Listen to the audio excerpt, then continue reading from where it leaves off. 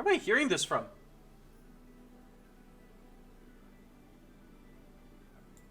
think I'm gonna. I mean, they're really cool looking sleeves. They're just, they're not super practical. Where am I hearing this from? Wait, what's going on?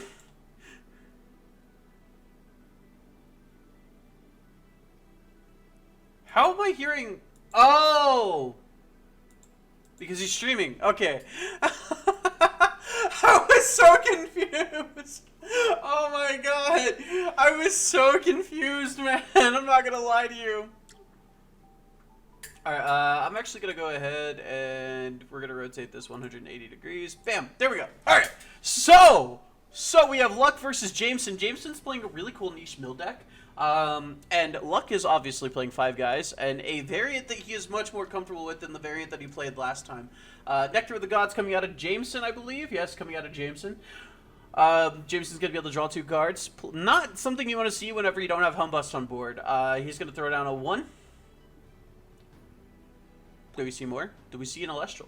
Do we see an Elestral? Does he expend a draw? What does he do? Starting off the game strong with the Nectar of the Gods, but that doesn't look like there's much of a follow-up, which is unfortunate. 2 face downs. The Pyro. Into Necrof. Okay, that's a play. A lot of players are playing Eruption right now, so this is actually a very good play to start off the game with, even if you're not certain that your opponent's going to be playing Eruption. I'm also going to go ahead and mute my desktop so you guys don't hear the music double. So this is actually a really cool situation to be in if you're Jameson. You have a back row and you have a Necrof supported on board. So you're really enjoying the situation here if you're Jameson. We're going to go ahead and see a Leviathan come on down, and we're going to be seeing a small Tuga hit the board. It's an attack mode. You know that, right? Look, like... Luck's going to go ahead and get the search out of Necrof. He has a small Tuga in attack position, which is confusing, weird. I'm not entirely certain what to call it, but it's a weird thing to be looking at, not going to lie to you. We see Earthquake. Okay, you see the Earthquake coming on down, popping off the Necrof. Necrof goes down. By the way, Small Tuga did add a Necrof himself, so Luck already has an Elestral to cast next turn. We see the Small Tuga going in for 1 point of damage, and it does look as though Jameson's just going to sit there and take it. Luck in a very heavy, has used a lot of removal on 1 Elestral, but what he doesn't know is his opponent's playing a very defensive and passive deck in the form of Mill, so he has a very good heads up against him. Honestly, if you're Luck, this is probably the best your turn's going to go. And then his opponent plays Nectar of the Gods again! Drawing to himself 2 cards, but this is burning a lot of resources when he has no tempo. If he can't regain tempo here, he's probably going to end up burning himself out, and that's not something you want to hear so early on in the game. Luck having 1 back row to support that Small Tuga. It's probably going to be some form of removal, probably Shield of Achilles. It could also be Tsunami, I believe, so we don't really know what he's got going on there. It is interesting to note that Luck is playing a lot of good cards. We'd say that much. We do see an Earthquake come on down for Small Tuga. Ooh, that is not something you want to see. That's not something you want to do if you're Jameson. If you can't out the Small Tuga, this Necrof that's coming down next turn is going to be a problem. Looks like Jameson's going to be using a Fire Spirit to play Hephaestus. The full art Hephaestus! Yes, that is what I'm talking about. That beard is beautiful and that body is bodacious. Full art Hephaestus hits the board and it's doesn't look like it's making much of an impact just by itself, but it is going to allow him to thin out the deck searching for his Hammer of Hephaestus. He's very low on spirits right now. He's used 6, 7, 10. He's at 7 now, it looks like. Looks like he's at 7. We do see a Tectoros come on out, which is kind of weird. Why did you pop the Small Tuga if you had the Tectoros? This may be an oversight on Jameson's part. Or he may just be so terrified of the back row that he wanted to make sure that that Small Tuga wasn't on the board much longer to be supported by Galaxia. Which is extremely possible. We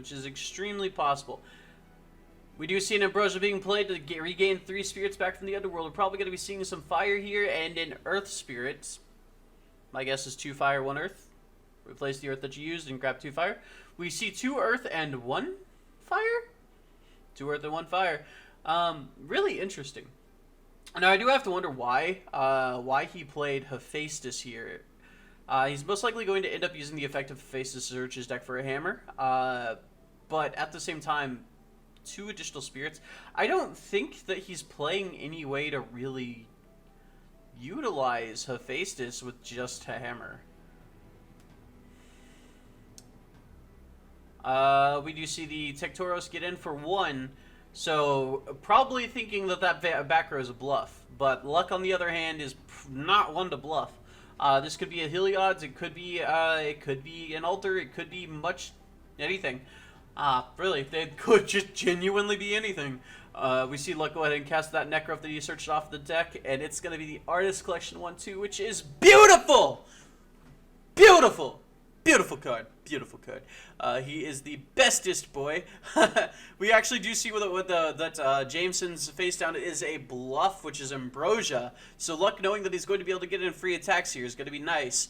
The Shield of Achilles will return the Necro to his hand, but there's nothing supporting that Tektoros now unless Jameson decides to search out his deck for the Hammer of Hephaestus. Truly a great thing going on for Luck over here. Luck is probably enjoying the situation that he's in at the moment. Jameson's over here, and Jameson's kind of taking control of the game, but I think that Luck has the ability to twist this around at any given point.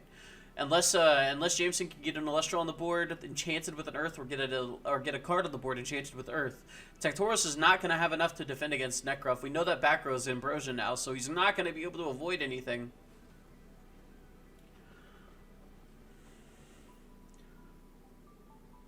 We see another Tektoros come onto the board, so now both Tektoros have 5 attack. If Luck wants to out one of them, then he's going to have to crash. He's going to have to trade if Luck wants to take care of one. Hephaestus' ability will activate. He'll disenchant from himself to be able to search his deck for an artifact rune. Look, yep, that's what's going on. I believe he's playing the Hammer of Hephaestus. He could be playing the Scythe of Demeter, but I think he's playing the Hammer of Hephaestus. Yeah, he's playing the Scythe, okay. He's playing Scythe of Demeter, searches his deck for Scythe of Demeter, is probably going to enchant it with one of his Tektoros, or empower it to one of his Tektoros. If that's the case, Luck's kind of SOL here. Luck does play ways to remove artifacts, though, so that's going to be a beneficial thing for him. He has access to, I believe it's Tornado, but I also think that's on the side, so he's going to be looking for an altar here and a way to be able to Nexus. An Earthquake here would also be very good for Luck. Being able to outblend Elestral just using 2 Earth Spirits, that would also be nice as well. Tornado is side. Are you listening to this stream?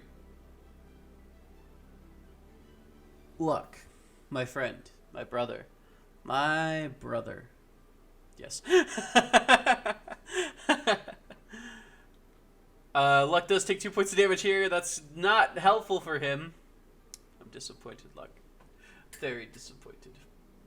Why are you not showing up on chat? There we go. Okay.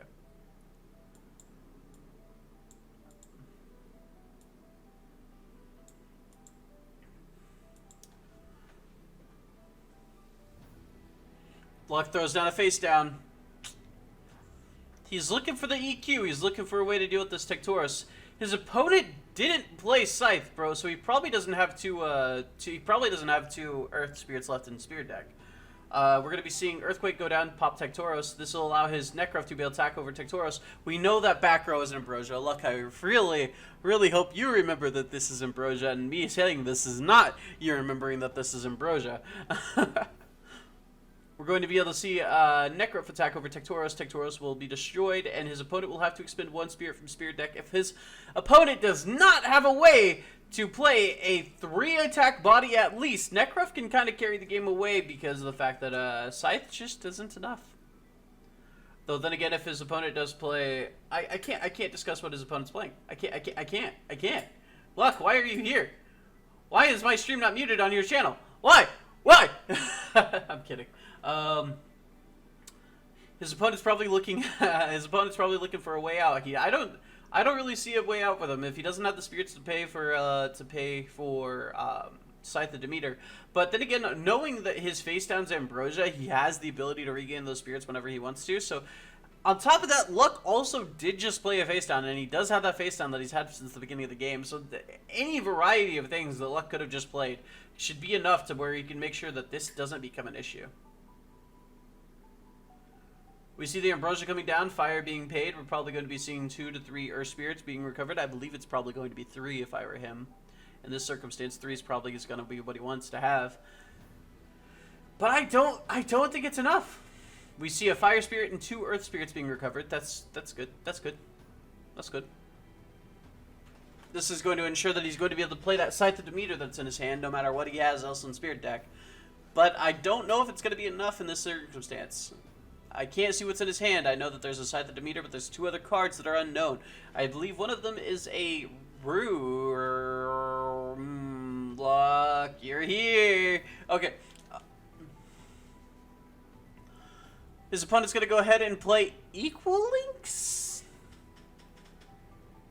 I think that's an Equal Links. You muted my stream? Okay, cool. I believe that is an Equal Links, and he does play the Scythe of Demeter onto the Equal Links, meaning that Nekruff no longer has a way to attack over it.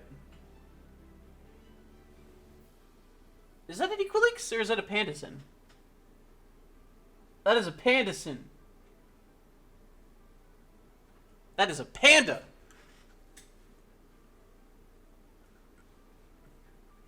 Panda is a beautiful card. Beautiful, beautiful card. Lovely card, even.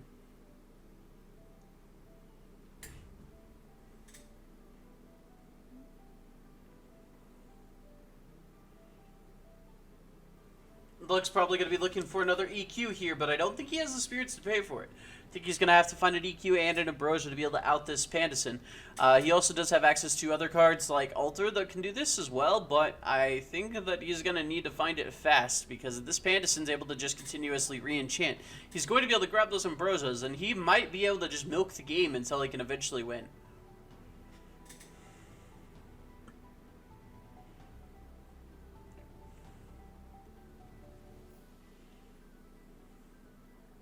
Luck throws another card face down. Is it going to be good enough?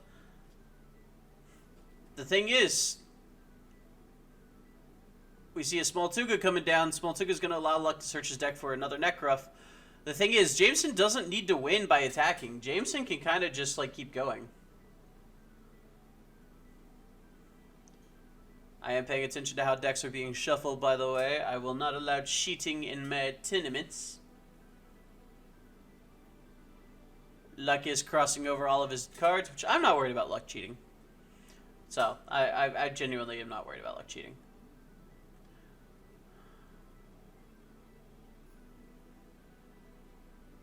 So, we see deck being cut and deck being placed back onto playmat. Alright. Luck has a Nekruff in hand and a Nekruff on board with the Small Tuga. There's not much going on right now. Like, genuinely, this is going to kind of be a snooze fest until eventually one of them has to break. And in all honesty, I think Luck is going to be the one that has to break this tempo, because if this continues to go on, it's just going to be a simple matter of re-enchanting and constantly re-enchanting this Pandison until eventually it just doesn't matter anymore. Sponsored by Monster. Not really, but it could be. DMA.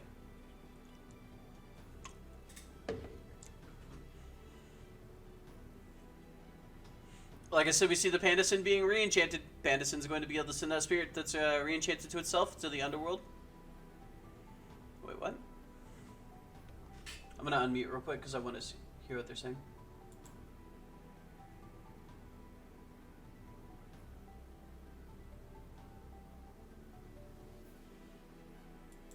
Oh, that is an Equal Links. I was right the first time. I questioned myself. So, Jameson's going to be able to slowly dwindle away at the opponent's back row. And this is going to be exactly the kind of tempo that he needs, making sure that there is no back row that's going to be able to stop him from being able to attack. We're going to be seeing Earthquake using the spirits on... Ooh, I don't know how much I like that play. You know that he just searched out another Necrof, and you just kind of got rid of the one way to be able to deal with that. You had all the defensive plays available to you, and you just sacrificed it. Luck seriously did not have a way to deal with that, and anybody who knows Luck's deck would know that. This kind of like shows me how inexperienced Jameson is with playing against Luck, because that was probably the best opportunity, the best position you could be in playing against Luck. The single best position you could be playing against Luck was in the position that Jameson was just in. The only thing that Luck had to deal with that situation was probably going to be a Altar of the Stars, because he does play a couple of those. So sacrificing that situation. Now we're going to be seeing a Water Enchanted Necrof hit the board. Water Enchanted Galaxia, actually.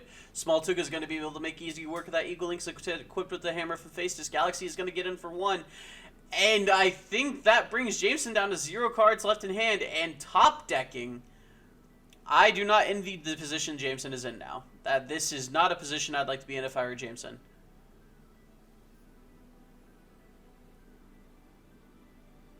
Alright, Jameson throws down the Gorgon's Gaze, says GG's, and it scoops it up, goes to game 2! Luck taking that in a very determined factor and in a very, like, expected manner. Not like, like the outcome was expected that Luck would win, but, and the board state that it was currently going, it was expected. Jameson did have a chance to come back on in there if he had just simply sat there with equal links on board, popping the back rows until eventually he knew that he could secure an attack. But I don't believe that he was willing to risk the opponent drawing into another EQ or another form of removal beforehand. So I can understand why he risked it, but I think that honestly you probably should have stayed in the board state you were in. That being said, while they go ahead and shuffle up, let's see if we can't get an ad break in.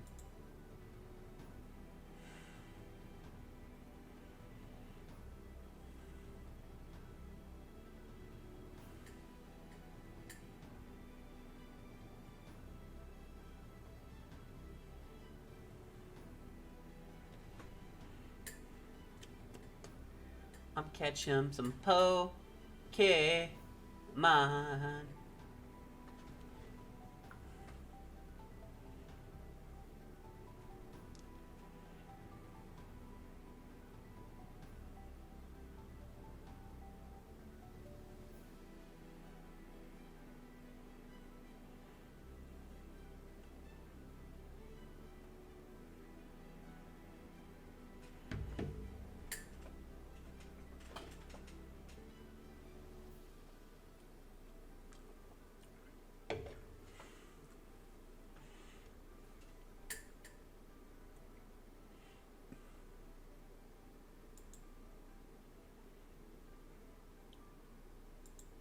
And we are back. Luck goes ahead and throws on a face down. Luck seems like Luck is going first. After is going to be enchanted to an Astrabbit. Astrabbit's going to be able to look at the top 3 cards, add a card from his deck to his hand. Will he be grabbing an offensive tool, or will he be grabbing a...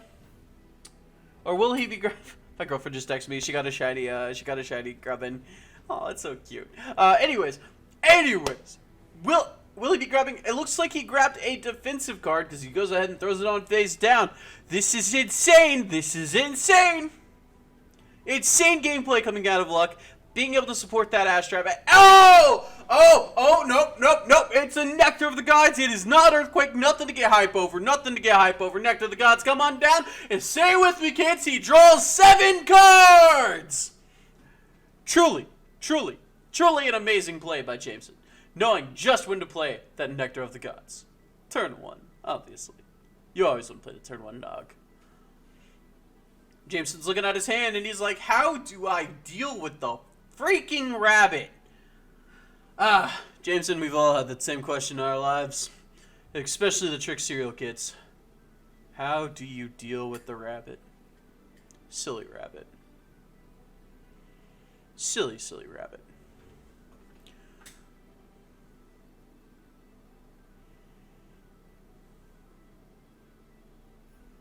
Jameson's looking at his hands, only set 1 face down right now.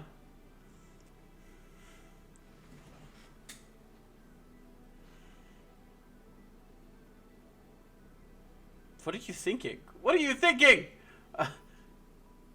Enchants the Tectoros with Earth. Does Luck have a response to this?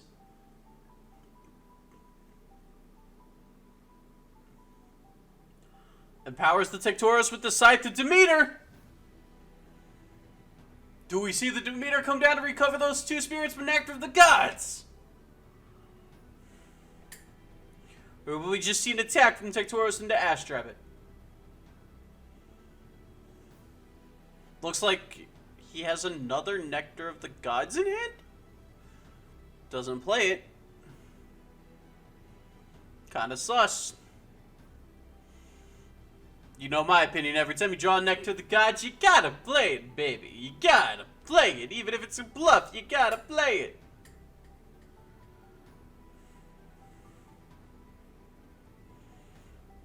He's looking at his hand and he's trying to figure out what he's doing. Shield of Achilles goes out and bounces Tectoros back to hand. This will cost Jameson a total of 5 spirits and 1 turn. If you're Jameson, you're probably not too happy about this exchange. You've lost 5 spirits. Your opponent has effectively lost 1 Shield of Achilles for 2 spirits. You're losing in the spirit differential, and you're not happy about it going into Game 2. This is a horrible way to start your Game 2 tournament run. Small Tuga goes ahead and hits the board. Small Tuga is going to be able to search out Necra for luck.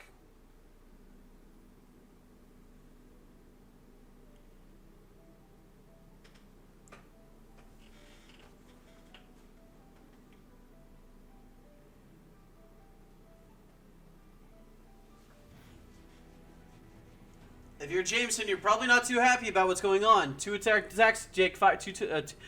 He takes 2 direct attacks, taking fire as his damage, and that's gonna end Luck's turn. Luck still having 2 back rows. It looks like 2 back rows. Yeah, it looks like he has 2 back rows face down. Cuts his deck. We see Small Tuga and Astrabbit on board as well. If you're Jameson, you're looking at the board state and you're knowing that you're gonna need to find a way out, and fast. It is interesting to note that Jameson is actually one of the 2 players who didn't register a side deck. Interesting to note that. Nectar of the Gods will go ahead and draw Jameson 2 cards from his deck to his hand.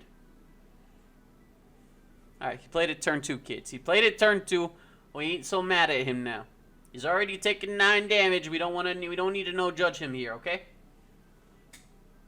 Jameson being at 11 spirits, probably not too happy with the situation he's in, especially considering Luck has only used 4 spirits so far. 11 to 16 is a big differential. He's going to need to make a big play to be able to keep up.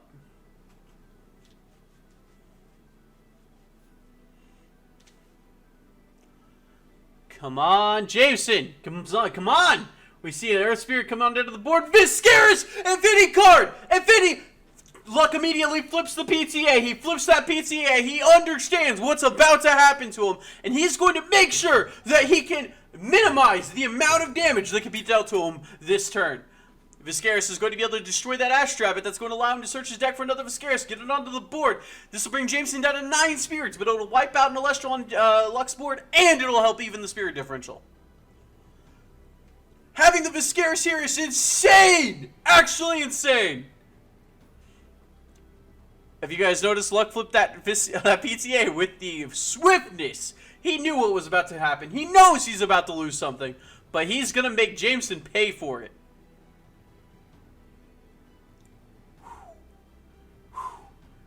I wasn't even thinking about the Viscaris hitting the board. If that face down is an Altar of the Stars, Jameson can do some real damage here to Luck's board. Jameson does play 2 copies of Altar of the Stars, so that very well could be an Altar of the Stars. If I were Luck right now, I'd be a little concerned with what's going on.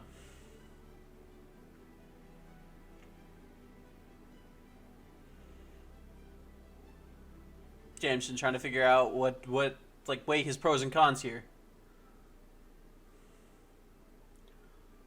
Luck just hoping to God that he doesn't have a PTA. Astrabbit goes down. No Viscaris search! There's no Viscaris search! Okay, there is a Viscaris search. Okay. I was like, what? Breza, I can't wait for you to be a part of the tournament too. If you'd like to go ahead and join the Discord so you can get updates on when that's going to be, go ahead and type in Discord, and you can go ahead and hop on into the Discord. Alright, so Viscaris is in defense position. That was not an Altar of the Stars. Galaxia does come down. Smoltuk is going to be able to attack into that Viscaris, be able to destroy it. Galaxia is going to be able to back it up with an attack afterwards. Yeah, but I don't run tournaments out of the main Discord. I was told I'm not allowed to do that out of the main Discord, so we run them out of here too. So Dan would rather keep that down to official tournaments only, which I'm okay with that. I don't mind doing it out of my Discord. It's fun. It's more fun that way. Anyways, so Viscaris does go down to an attack, and then so this is Luck on the bottom and Jameson on top. Luck is currently up spirits. Jameson should be at, like, I want to say 7 spirits now, roughly. I think it's roughly 7 spirits. And then Luck is at 2, 3, 4, 5, 6, 7, 13 spirits. Luck is at 13 spirits. James is going to go ahead and cast the hammer, cast Hephaestus. He's going to be enchanting it with probably 2 fire. I want to do 2 fire. He might just do 1 just because of his low spare count. Nope, he does 4? Do we see a Kinleo play here? Is Kinleo about to make a massive impact on the way this game is about to go? Kinleo. Twitch chat, can I get a Kinleo? Ambrosia goes ahead and comes on down. This is going to grab him probably 2 fire and 1 earth, considering what is 2 earth and 1 fire again? What? I'm so confused.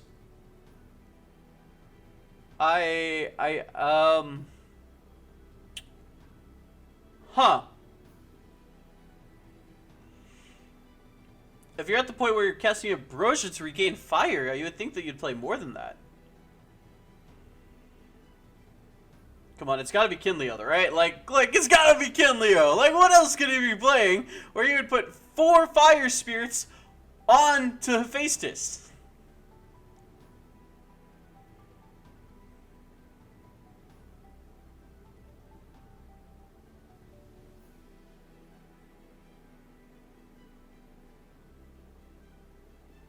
But why though?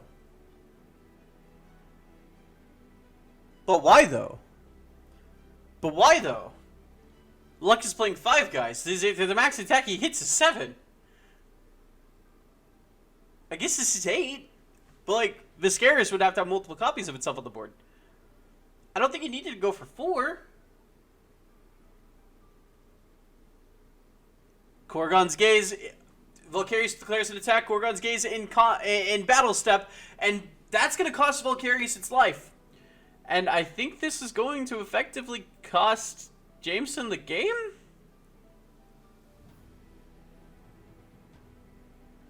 Because, like, Jameson shouldn't have much life left.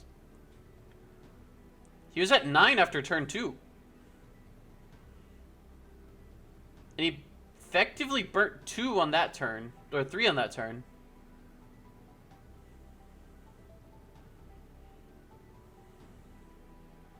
Jameson's at 2 life remaining. And Jameson concedes. Oh, no, he didn't concede. It looked like he was going for a fist bump kind of concede. I don't think Jameson has a way out of this without an Ambrosia. He cast a fire... He cast Necruff. Necruff trades here. Anything it attacks into, it's going to crash with. And then he's going to be forced to expend a spirit if he attacks into Necruff. Hephaestus ability, he's going to disenchant to grab a hammer. But I think Luck... Oh, okay, so he does have another Ambrosia! Okay, let's see what's coming. Alright. Let's see what's coming. Come on, let's see what's going on. We get 2 earth and a fire back. Does he have a way to deal with Luck's board? He's gonna need to minimize Luck's board, because if Luck comes back in with this Earthquake into Galaxia, Galaxia is gonna go down. Necruff's going to attack into Small Tuga, expending 1 spirit. This is going to give him control of the board if this attack goes through.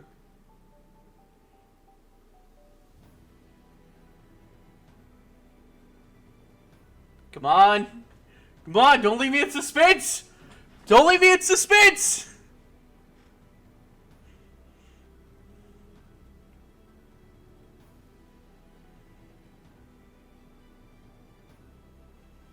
I'm being left in suspense. I'm being left in suspense!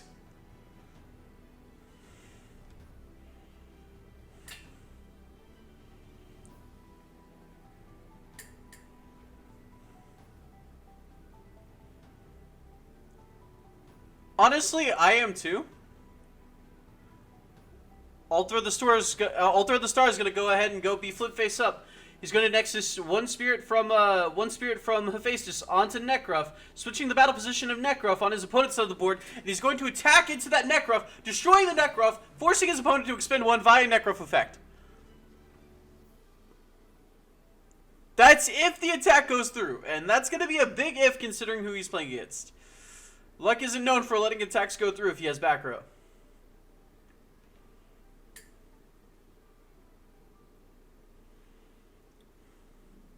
I'm honestly surprised there hasn't been an artifact search either. But then again, if he's been planning for that altar for a while now, then it makes sense. But Luck has a lot of spirits. He's going to be able to just kind of sit here. It is a worthy shield target, and considering his opponent only has 2 spirits left, a shield here would probably win him the game outright. He only needs 1 attack to go through to be able to bring him to 1. Nekruff hits the board. If a Nekruff trades, Shield Achilles happens. Nekruff goes back to hand. All Luck needs to do is deal 1 damage here for effective game over. I hate to say it, but it looks like Luck's just going to kind of win this game too, with a resounding one-sidedness.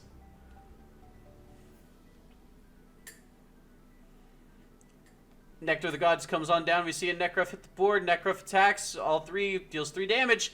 With only 2 spirits left in Spirit Deck, that's going to be game over. Luck takes game 2. That was a very quick round. That was a very quick round 1. Wow.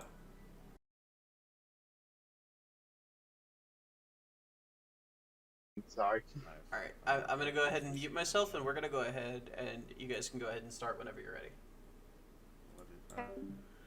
Alright, so today we have, wait, is Zadi side? Yeah, Zadi! God! Zadi, why are you so awesome and already having this done for me? Transform, rotate 180 degrees. Transform, rotate 180 degrees. There we go, okay. So.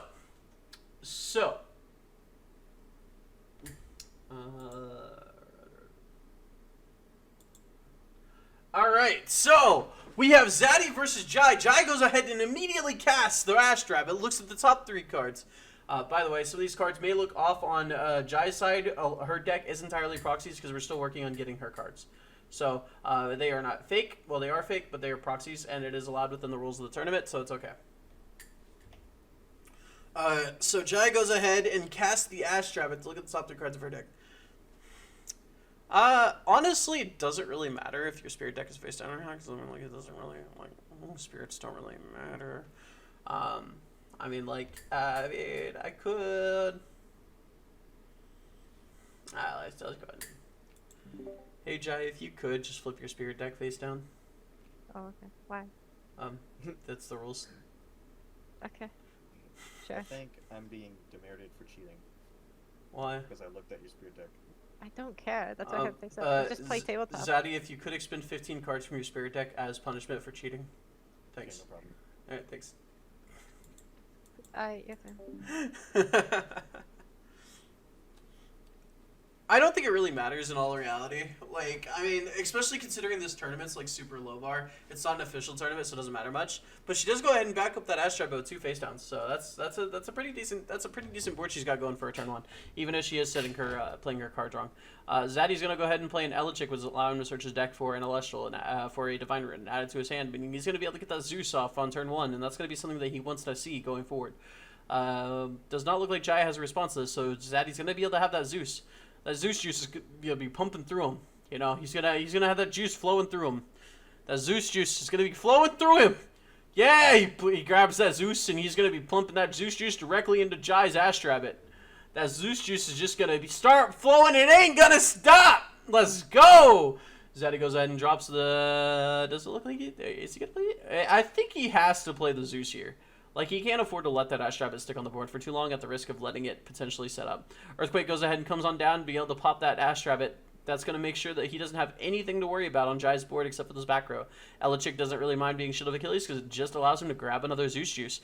Zadi Classic. Open up with the ElYouSeeKay and the Zeus juice Earthquake. The Zadi Classic.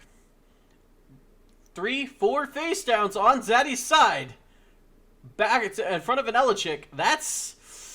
Yikes. If I were Jai right now, I'd be looking at this and screaming, why me, why me, why me? And that's why her.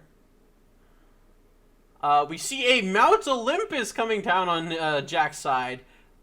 Interesting.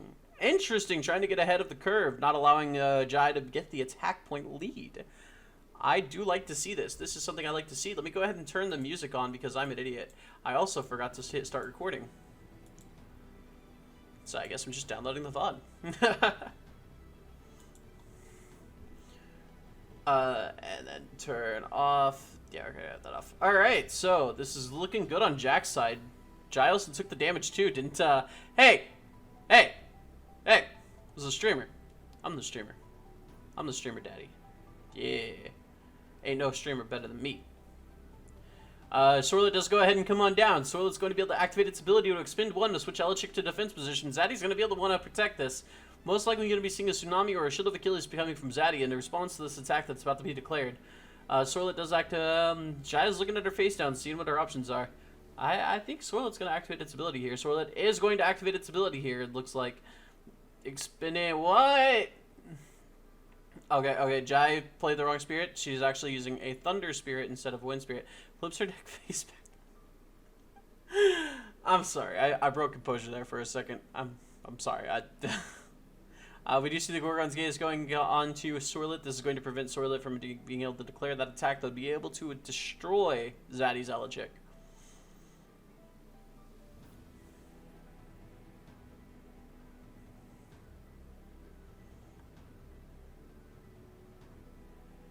Turns being passed, Spark, it's hitting the board. Oh, if I were Jai, I would not be happy right now. Out of all the things Jai could be looking at, this is probably the one that she's going to hate the most. Sorry, you guys are probably going to be hearing a fan going in the background. It has officially hit way too hot to be sitting in this room without a fan on. I am sorry. Sparket's effect is, we're going to be seeing Zeus being activated here. Sparket's going to be able to activate its effect in Nexus 1 from the Zeus. This will be able to rip a card from Jai's hand. Oh, I love this. This is amazing. I love this so much. This is probably, in my life, all that matters. Like, just seeing Sparket shredding a card from a child's hand. Truly a gift that keeps on giving. We do see the Gorgon's Gaze being flipped in response to this effect activation, though this is going to negate Sparket's effect and prevent it from declaring an attack this turn. This, however, does not prevent ElYouSeeKay from declaring an attack, so we'll probably be seeing the Zeus disenchant so that ElYouSeeKay can declare an attack directly into the Sorlet, which will... Honestly, I think that there's probably a Shield of Achilles face down or another Gorgon's Gaze, so we're probably not seeing this attack land with the ElYouSeeKay, but it is going to be a way the Zadi can bait out more back row. And really, in Zadi's situation, that's really all you want in this circumstance.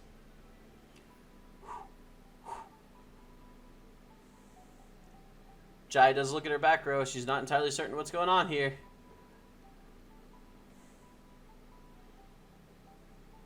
By the way, you guys probably see my glasses. I'm playing Pokemon Go right now. I'm just catching Grubbins. It's not like I'm actually playing. We do see the Disenchant coming from Zeus. This will turn Sorlet into a total of 3 attack. ElYouSeeKay has 5 attacks, so it's going to be able to attack and destroy that that pesky pig. Tsunami's coming face is being activated. This is going to switch the positions of all Elestrals currently on the field. Sorlet's now in defense position, but so is Sparket and ElYouSeeKay. This attack did not go through. Sorlet has the offensive pressure now. Jai is having the ability to take control of this game at this point. An altar here would probably help Zadi a lot. But it all comes down to if Zadi has the altar. Verte comes on down. Zadi's gonna need that altar. It is interesting to note that Jai actually does main deck 3 Verte. So, you know what they say, when in doubt, make Verte. Jai takes this to heart, and she made Verte. I don't understand what's going on right now.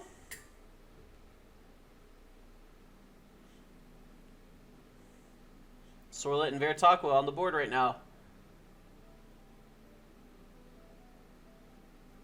Honestly, Elichik does have 3 defense at the moment due to the effect of Mount Olympus. I think Sparkit has 1 defense naturally, so it does have 2 defense. Sorlet into Sparkit, and then Verte into Elichik, which will be destroyed via card effect. Zadi's not having a good time today. Zadi's board is gone. 2 face downs that are obviously not going to be anything of use whenever it comes to battles, meaning that they are bluffs. That's why I'm the one commentating and you're not. Hashtag love you.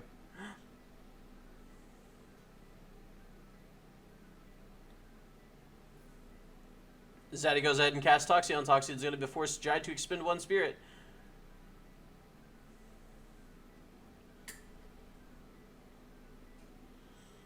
Jai is looking through her spirit deck for a card to expend, takes an Earth.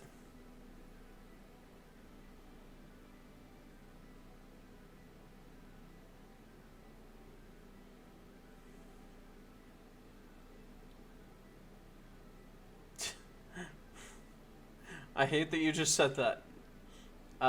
So, Disenchant from Zeus. This will activate Zeus's ability.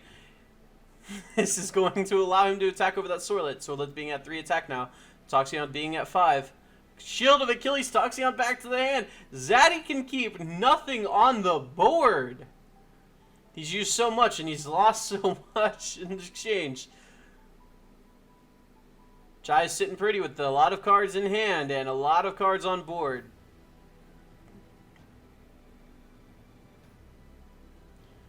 Jai draws a card. Sets a face down. Are we going to see an Elestral come out from Jai?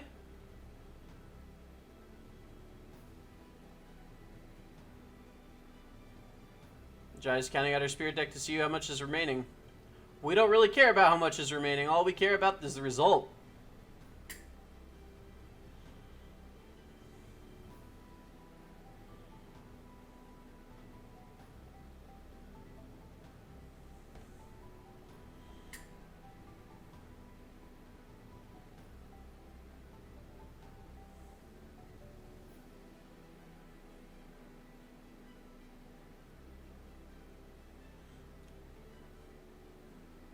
Jai expends the draw. This will allow her to make sure that she has a card in hand.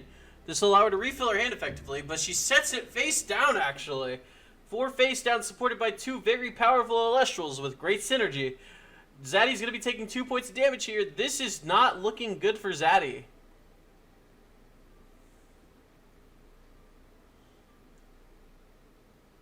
She just thumbs up. She just thumbs up the camera. Did you see that? She just thumbs up the camera. Toxion goes ahead and hits the board. This is going to force... Oh! And before Jai expends for the damage, she goes ahead and flips the PTA. Jai will still have to expend for the damage, meaning that she'll be expending 3 spirits this turn. That's a lot to expend, especially this early in the... this late in the game. I mean, I don't even think it's that late in the game. I think this is probably the mid-game range. But I think Zadi's lost so much at this point that it's basically the end of the game.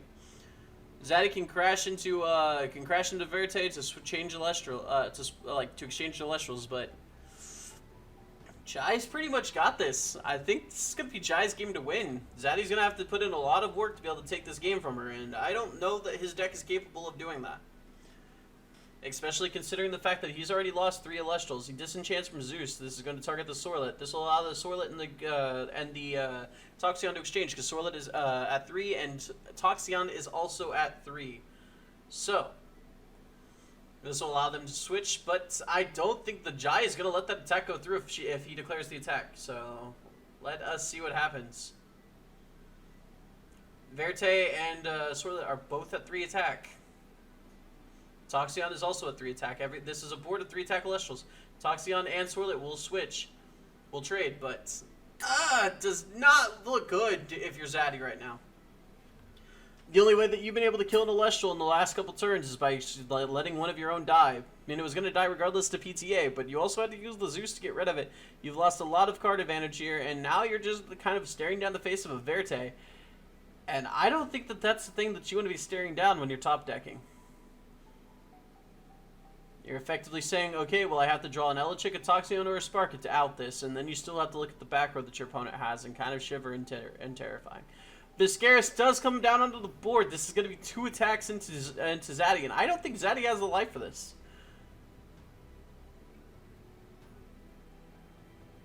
He has the life to take this attack, but he does not want to be taking this attack. He does not lose from this attack, but comes pretty close.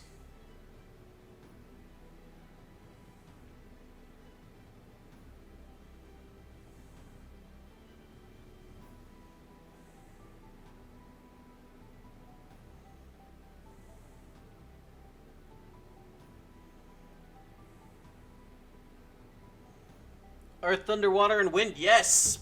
Yes! This is not 5 guys, but it is guys.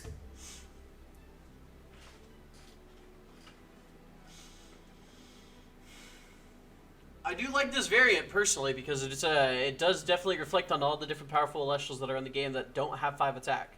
You have Viscaris, you have Vertaqua, you have just honestly a lot of powerful cards. And then you also are supported by 5 guys. We see Eruption coming down from Jai. That's going to end the game. So, we're going to be going up to game 2. I actually did not see how that went, how that last turn ended. I'm not going to lie to you. So, we're going into game 2. Jai's won game 1.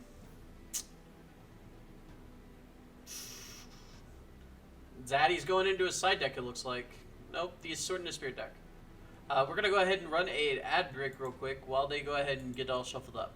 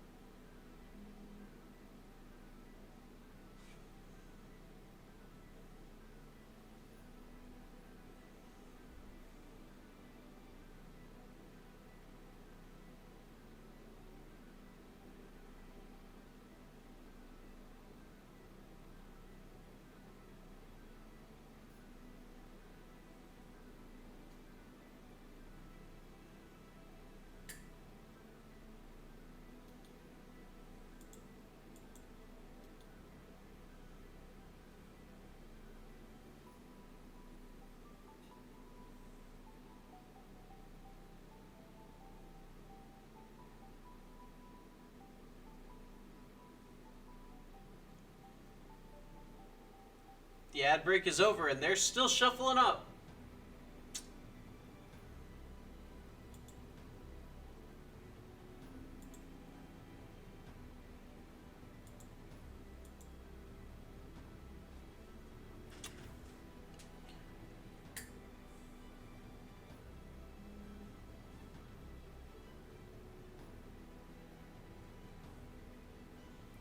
See, I'm gonna grab a drink after this round. Oh, I still have some left. Hey.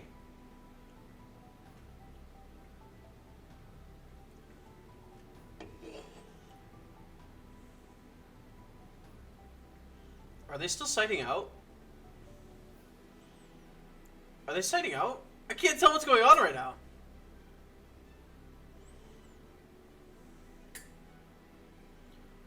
Bruh, Mingo, Loco, bro, it's all about the original.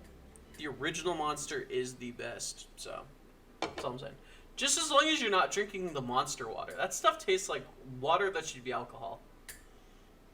Like, the fact that it tastes like that and it's not alcohol is wrong. Objectively wrong. Provably, factually wrong.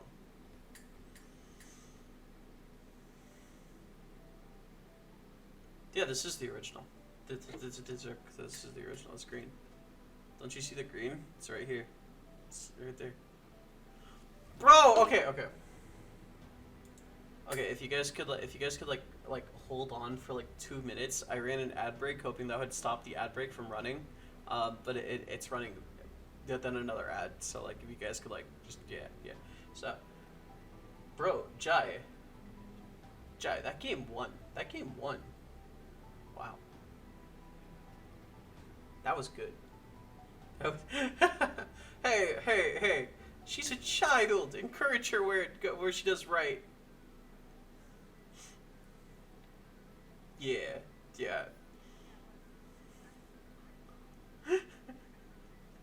See, that's the part that I hate about stadiums. It's just kind of like it's counter. It doesn't work. Like it seems like it should work, but it just doesn't work.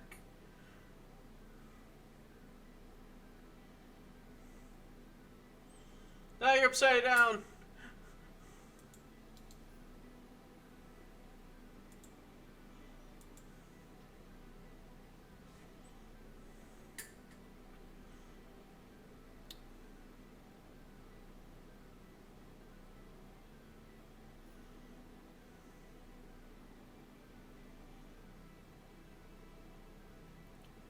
Well, I thought you did as best as you could have, Jack.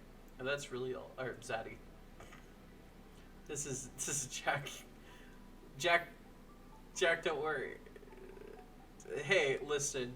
How were you supposed to know that your opponent was running Thunder Spirits inside their deck?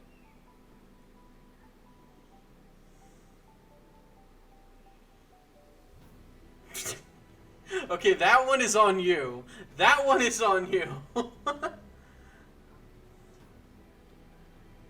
And your camera's dead. Yeah.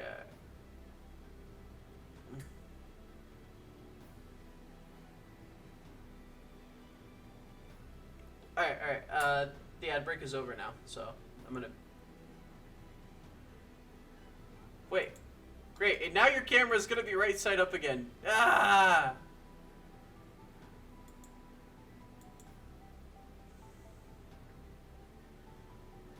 Well, I just rotated it so that it was... And now I gotta... Oh, wait. Now I gotta rotate... Wait. You and your fancy touchpad technology. It's fancy touchpad technology. Back in my days, we didn't have things like that. We had to rotate the camera manually. Okay. Well, we're gonna let you go back into game 2 now that the ad break is over. Alright, so we're back into the game now. Let's go! Let's go! This is exciting for me. I want you to understand, right? Zadi's a really good friend of mine. I have an autographed Zadi card. Where did I put it? It's over here somewhere. Ah, it's right here. I have an autographed Zadi card. Like, Zadi's really awesome, and I love Zadi. And so I am cheering for him. And in response to me cheering for him, he's gonna play that turn 1 Astrabbit! Let's go! God, I love this! I love turn 1 Astrabbit. Turn 1 Astrabbit's amazing.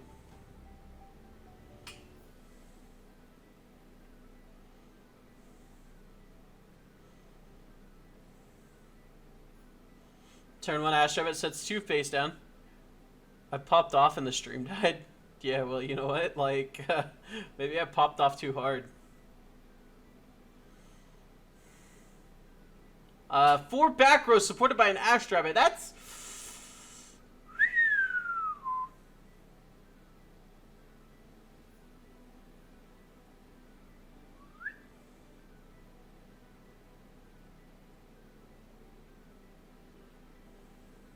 That's a lot. That's a lot. We see the Lycris come on down. We're going to probably see a Sorlet here. We do see the Sorlet. Sorlet's probably going to activate its ability to switch the attack, switch the position of that Astrabbit. Then it's going to go for an attack into the Ash Rabbit. Will Zadi have an answer to that, though? That is the question. Can Zadi answer it?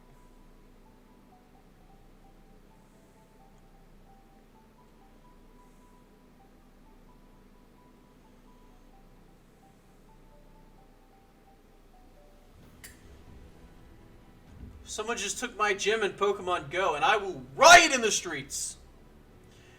Ash Rabbit's position is being switched. Jai is down 2 spirits because she had a mulligan, so she's looking at being at a 4 spirit differential right now.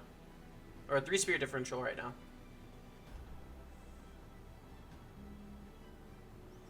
Zadi looking at the place he has available to himself.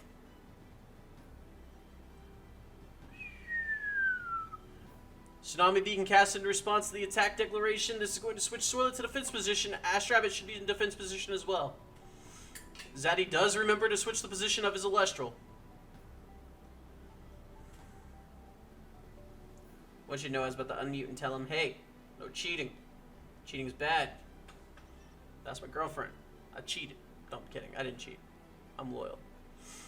Anyways. Swirlet is a 5-1. So Ash Rabbit actually is in the weird situation where it can declare an attack over the Swirlet if it wants to. Meaning that if Zadi has another Elestral here, we actually see a Jolton come down. What we have is special, Alien. What we have is special. It's a special friendship.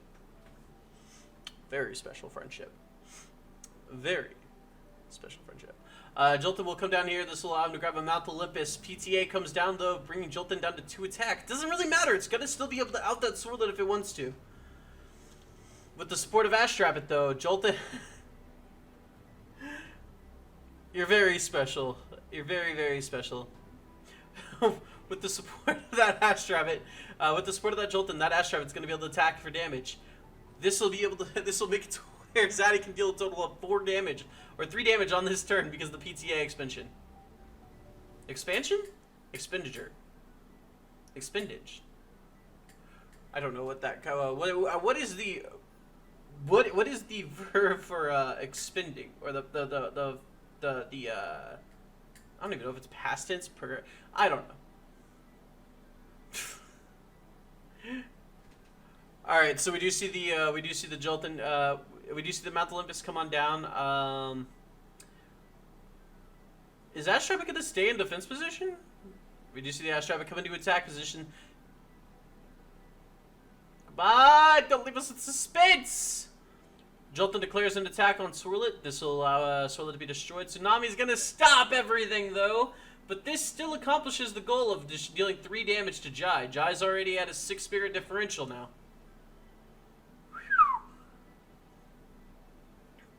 Jai's taken 6 points of damage now, not counting the spirit on her board, which is Swirlet. So she's taken 7. This is bringing her to a total of 13. Zadi's in a pretty good spot, too, board-wise.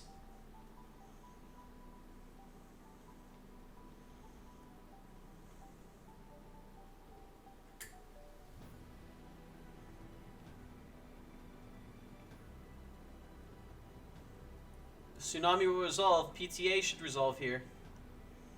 Nope. Oh! Altar of the Stars activates. This will allow Ash Rabbit to be able to Nexus to itself. It'll get to look at the top 3. Add a card! Yo! What? That is insane! The Altar for the play. Swirlet's going to be able to go down here. Zadi debating on what battle position he wants to switch. Jolton's gonna die one way or the other. If this forces her to activate a shield, I would probably switch that Jolton's position.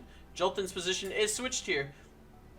Now if Jai wants to be able to keep her Swirlet, she's gonna have to bounce that Jolton back to the hand. Ash Rabbit should resolve here, allowing him to look at the top 3 cards of his deck and add one to his hand.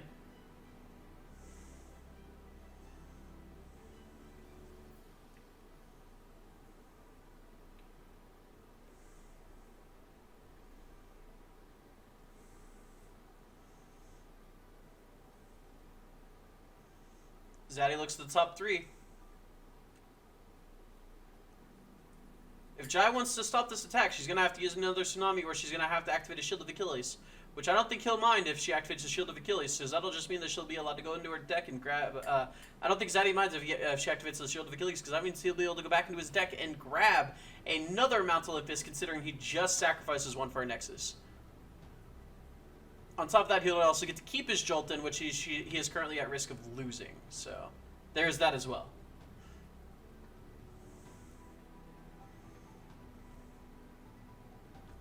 Zadi's looking at his hand, uncertain of what he's going to be keeping. By the way, Zadi's hand is on the screen, but the way the camera's cut off, the way the image is cropped, it doesn't show. So it is there though. So, in case you're wondering, which I don't think anybody was, but if you were, it is. It's just that OBS is not large enough for me to put both of their boards. Something had to be cut, and that's in that area tends to have the most like show, the most no show. So Jolton does take out the Sorlet. Sorlet PTA will take out the Jolton.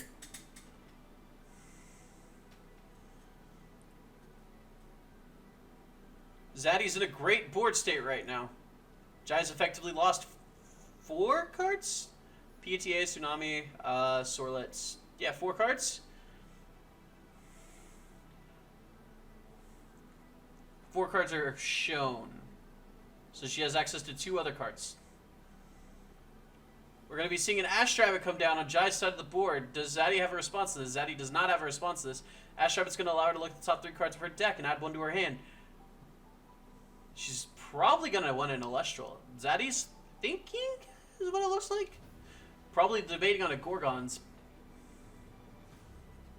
I think there's probably better things you can Gorgons here though, Zadi. I don't think you need to Gorgons this.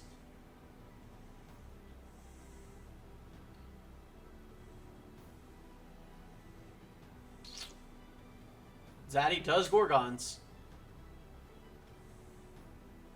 Nah, he wouldn't have debated about a PTA, because Ash Rabbit's too hard to out. He would have just flipped it. He wouldn't have tried to even debate about how he was going to go about it. He would have just flipped it and paid for it. Ash Rabbit has such a big body, and on top of that, it's also benefited from Mount Olympus. So even if he plays a Mount Olympus alongside a 5 attacker, he's not going to be able to get out of it easily.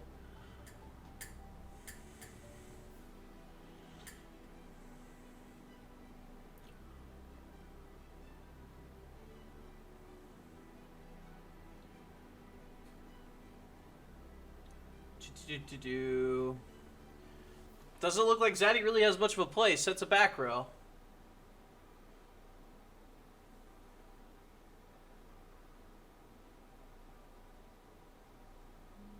That it out's impossible to deal with the Elestrals like Ash Rabbit? Yeah, no, not many people think about that. Ash Rabbit goes ahead and comes down on Zadi's board. Do we see a Gorgon's Gaze or a PTA from Jai? We do not. Zadi gets to look at the top 3 cards of his deck and add 1 to his hand. Probably digging for an Earthquake right now to deal with this Ash Rabbit on Jai's side of the board.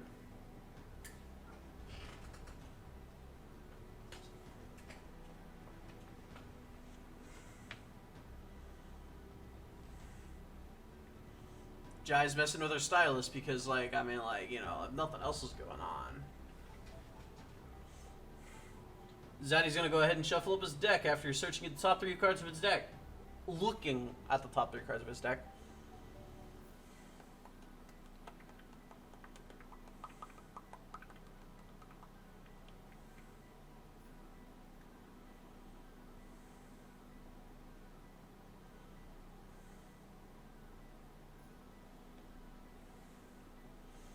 Alright, turn's going to go ahead and get past Tyson Thea. Turn's going to go ahead and get passed over to Jai. See what Jai's got going on for her. What does Jai got going on for her?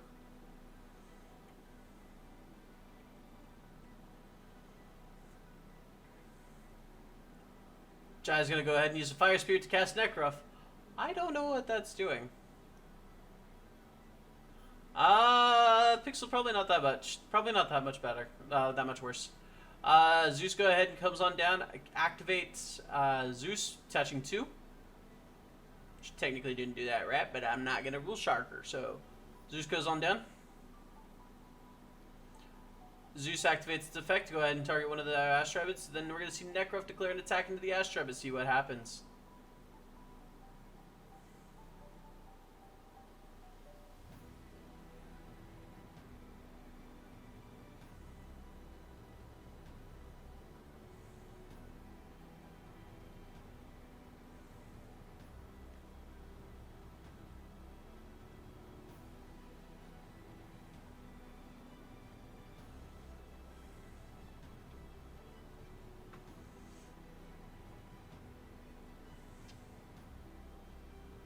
Nothing's going on right now, so I'm being silent.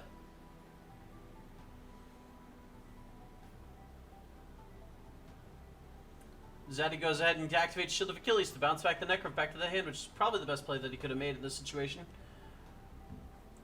He's already wasted one of the Zeus charges. He's already wasted some of the Zeus juice. Go ahead, waste as much as you can to make it to where she can out a single Elestral.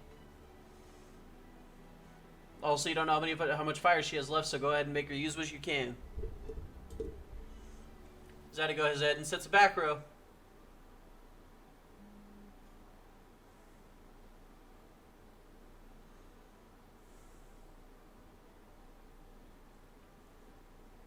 We see a Thunder Spirit being attached to the Ash Rabbit. This is going to allow him to search the top 3 cards of his deck for an Elestral and add it, or search the top 3 cards of his deck for a card and add it to his hand. Jai is probably thinking internally, God, where's my GG? God, where's my GG? God, where's my GG?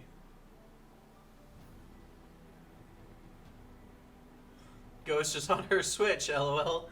Hey, listen, okay, kids nowadays have ADHD, alright? I'm not gonna judge. As long as she's paying attention to the game, that's all that matters.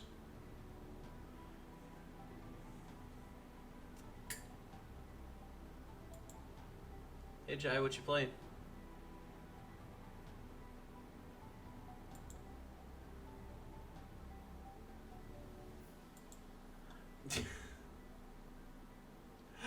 She's playing Pokemon Violet right now.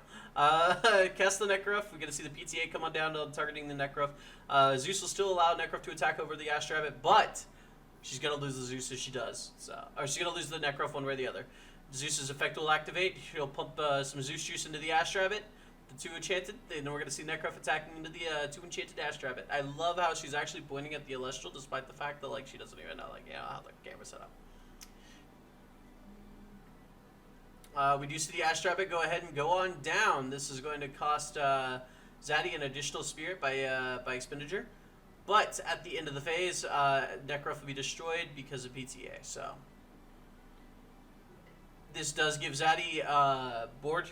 No, not even board control. Don't even think he has hand control. I think they're literally even.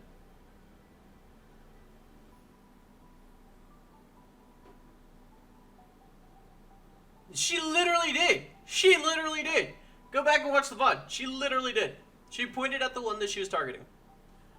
She didn't even know she was pointing at the one she was targeting. She just pointed at the one that she's targeting. So, yeah.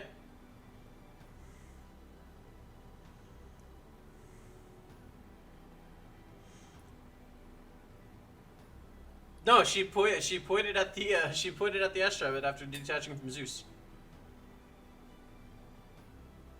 Zadi goes ahead and throws down a face down. Does he have an Elestral to go ahead and play? We do see a Terratlas come onto the board. Is this a Viscaris? We do see the Viscaris! We see the Viscaris! Does Viscaris have a way to deal with this Ash Rabbit? Jai is not happy, and you can tell that she is not happy. If you're ever looking at a Viscaris, you know what they say. You're never happy. Never in a good situation if you're looking at Viscaris. Doesn't seem like Zadi's able to do anything with that, though. We do assume when Elestral coming on down to the board, there's probably going to be a Sorlet. Sorlet's effect will activate. We can allow him to switch Viscaris to defensive position, and then we'll probably see Sorlet attacking over Viscaris. Yes, he does still need the second one to get the upper hand, but I don't think Jai's going to just let him have it. I think he's going to have to work for it if he wants to keep this Viscaris on the board. Zadi looking at his back row, not entirely certain about what he's going to do.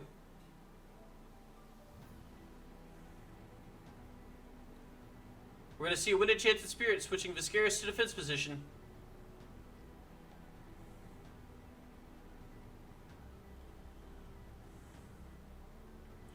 So let's go to attack into Viscaris. Viscaris does go down! Zadi's not keeping that Viscaris on the board.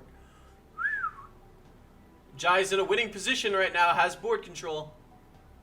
I think Zadi's actually top decking at the moment. If Jai can draw one more Elestral, she's basically in the go. And if she has a Wind Spirit, she's definitely in the good go because she can take out that Ash Rabbit. We do see a card being flipped up. I think that's Heliod's. That is Heliod's Chariot. Zadi is going to be making a play to take the game. Earth Spirit hits the board. Viscaris on the board. Do we see a Zeus? Do we see a Zeus? Is there a Zeus coming out of Zadi? This is probably make or break turn for Zadi. If he does not out this Sorlet right now, he cannot win the game. Does he sacrifice the Viscaris to get another Viscaris on board? Or does he have the Zeus to deal with this Sorlet? We see Viscaris crash into Sorlet, both die.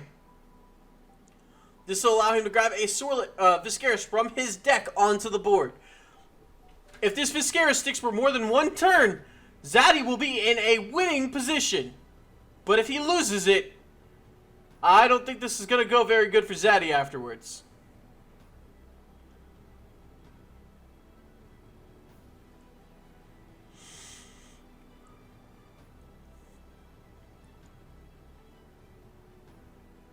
It is misenchanted, so it has 4 attack.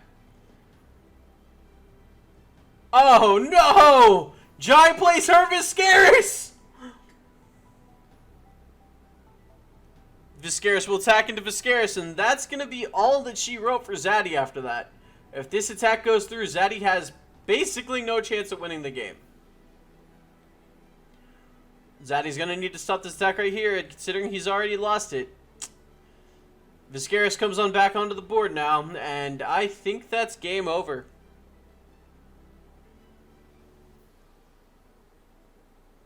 No, you kill the Visk first.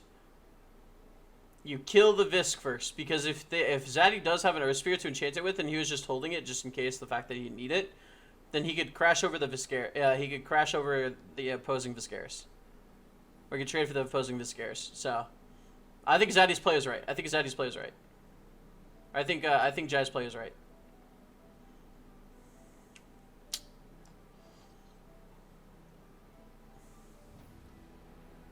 I don't think there's another way for Zadi to win this.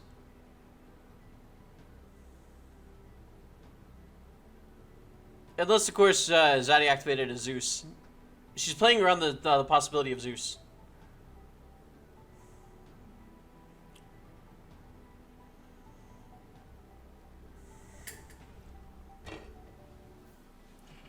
Misenchants the Earthquake for game. Quite unfortunate to be Zadi, but hey. Sometimes the game just does not go in your favor. Jai also did have the back row to be able to do things, so did not matter much. Did not matter.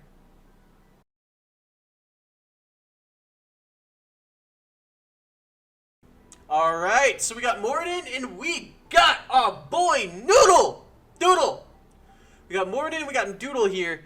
This is going to be really awesome. I'm going to enjoy this. We see Morridan go ahead and cast the Ash Rabbit. This is going to allow him to look at the top 3 cards of his library and add one to his hand. This is a very, very amazing effect that we have seen multiple times throughout this tournament today.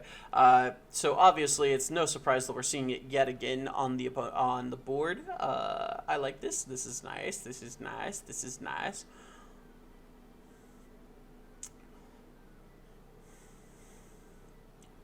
Doodle's gonna go ahead and grab one of those cards to his hand, shuffle it up his deck.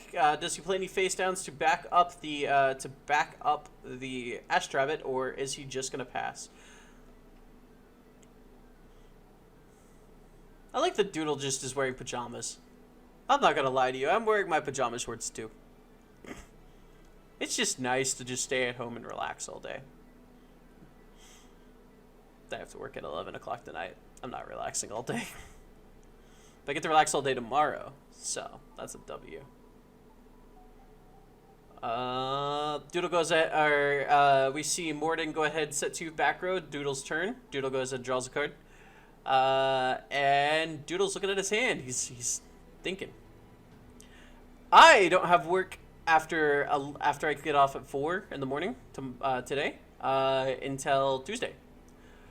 Bro, no, snooze the ad break. Snooze the ad break. Ads are snoozed for 5 minutes. Apparently, that does not make it to where that doesn't happen, so that sucks. We go ahead and see the Humbus coming down on Doodle's side of the board.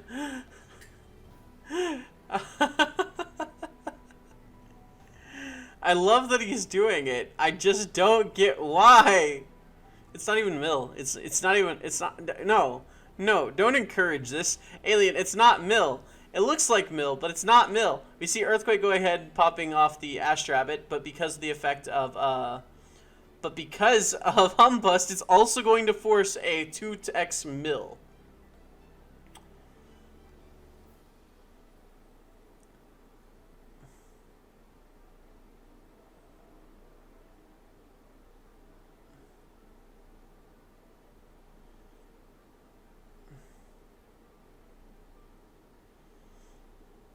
We see an Olympus going down. This will force Morridan to mill yet another 2. We see a Hydrake, and we see a proxy. Okay. I do have the proxies all saved on my phone. I just don't remember what that is. It will matter. This shouldn't matter. I wouldn't even call it half mill. I would probably call it a quarter mill, if that.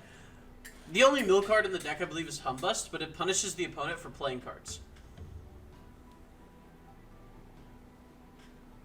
Maybe just a 10th mill, because it's literally just Humbust. There's 3 copies of Humbust.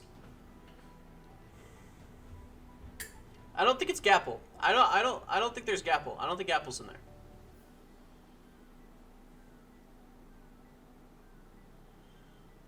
Or Cinder. PTA, go ahead and cast onto the Hydrake. This is also going to activate Humbust effect, milling 2 more. You can see Morridan's irritated.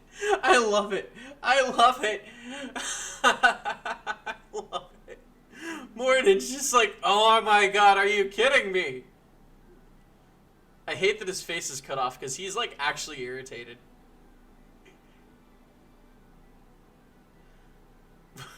We see the Earthquake being activated. I think that's Earthquake. I want to say that's Earthquake. That's Earthquake.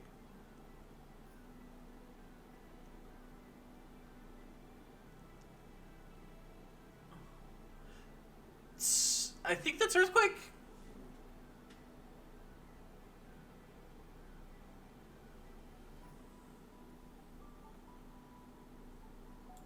Yo. What's up? Humbust. So, Humbust and Earthquake. Earthquake should resolve first. Humbust should be sent to the graveyard before it gets the opportunity to activate its effect. Okay. Alright, cool. So, those 2 Earth... Same for Gone.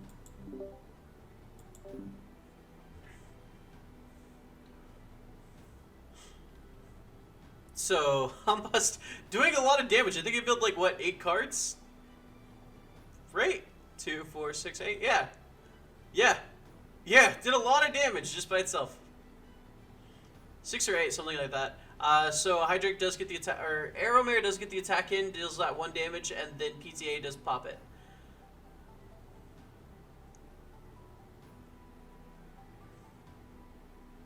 These cameras don't focus. So we do see Ash Rabbit go ahead and come onto the board. Ash Rabbit's effect is going to activate. He's going to get a look at top 3. Then we see the PTA being flipped up instantly. There is no second doubt. When you see Ash Rabbit hit the board, you flip that PTA because it is a pain. What do you mean Humbust 2? No, there shouldn't be Humbust 2. Humbust shouldn't be on the board to resolve its effect. Right?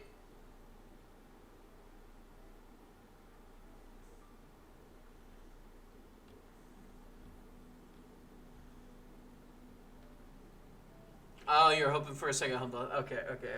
Okay, I see what you. I thought you meant Humbust Mill too. I was like, that's not a thing. That's not how that goes.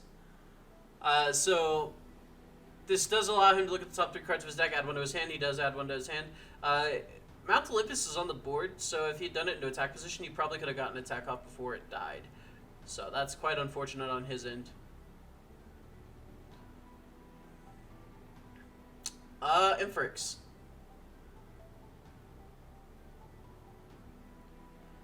I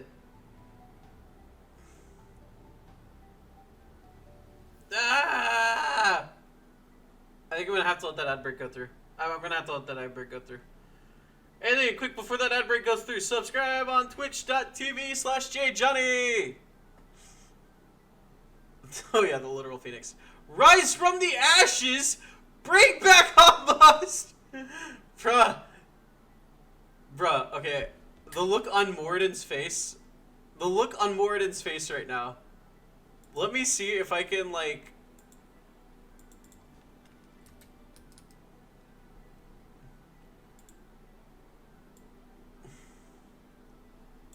The look on his face! The look on his face! The look of, are you kidding me right now? Oh, man. Morridan, I am sorry, my guy.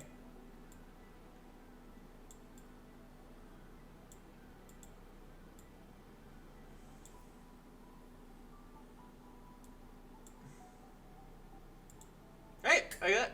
Yeah, there we go. That's good.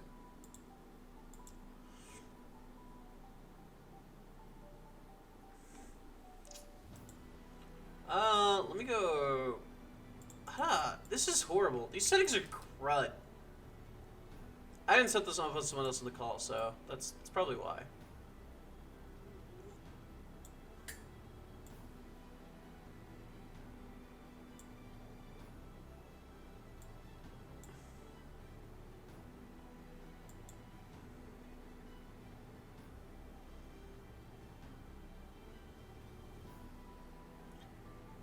Why'd they rise at them? What do you mean?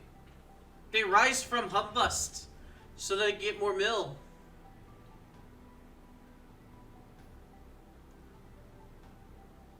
I honestly think it was just an oversight on expenditure. I don't think that they are thinking about how much damage they're dealing to themselves. We're going to see Sparkin attacking over the Humbust, and that's basically... I think this is going to spell the game for... I think this is going to spell the game for Morridan.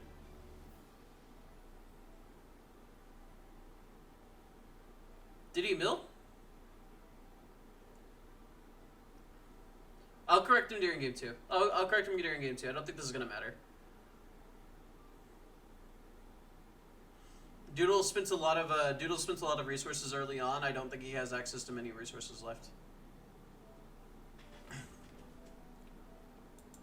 So we can't we can't rewind it, but Morridan, did you mill for Humbust effect off of Rise From? I thought they didn't work like that. No, you don't have to. The Twitch No, chat, the Twitch chat's saying that he did, so I'm just checking. No. Okay, cool. Yeah. I made sure to check before I did that. Yeah. See, Twitch chat, you're wrong. Thank you guys. No, I was confused why you did that. No, I didn't. He didn't. You didn't. He didn't. No, like why you ride the Humbust in general. Oh, yeah. Never mind. We'll talk about that later. That's Yeah. okay. I have that question on the back burner. My bad. You guys go back in the game. That's on us. My bad. I feel horrible. Yeah. See, Alien. This is why you clarify. God. I'm pretty sure he just did it to supply the pressure. He's already forced his opponent to mill. He knows that he has lost the offensive pressure due to the deck that his opponent's playing. I think it's just a matter of, like, the worst... It's the best outcome he can do in a worse situation. Viscaris comes onto the board. I think that is a altar? Yeah, that's an altar. Or shield, that's a shield, okay. He's lost so much pressure. He's lost so much pressure. I think the game is just over. Yeah, I'm probably not going to run ads because I think that's all it's doing is swapping pre-rolls. So, that's... Ambrosia's gonna go ahead and allow him to recover 3 spirits. I'll explain afterwards because the ads suck.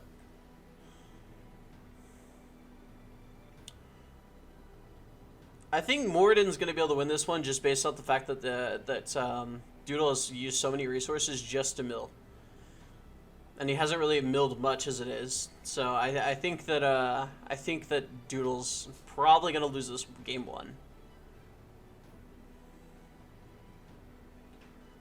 It grabs Lycoris, Zaptor, and Tyratlis, I think is what it was. I'm not entirely certain because of the lighting. Lighting makes that difficult. Okay, Ambrosia recover Zapdos, Zaptor, Lycoris, and a Tyratlis. Then there was also a Viscaris on board that was Shield of Achilles. And then Morridan's gonna go ahead and sit 2 back row. And he played, or sit a back row, and he played an Aeromare. And now you're all caught up. You're all caught up. So Doodle's option right now is to go ahead and replay the Viscaris, risking being outed by the back row.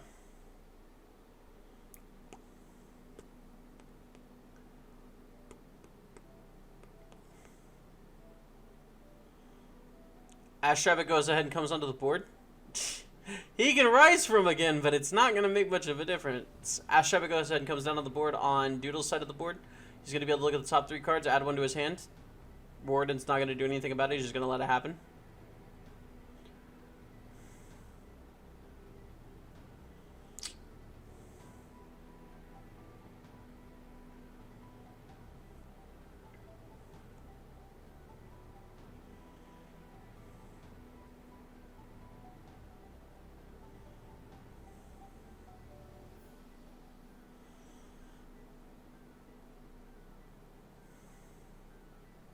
Morridan goes ahead and, or Doodle goes ahead and adds the card to his hand.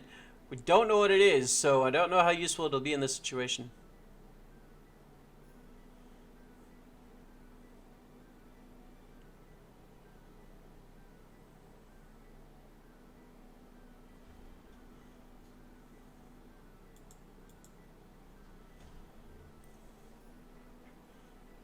Two spirits. He's going to go ahead and cast Drops of Leaf. This will allow him to shuffle back any amount of cards in his hand back into his deck.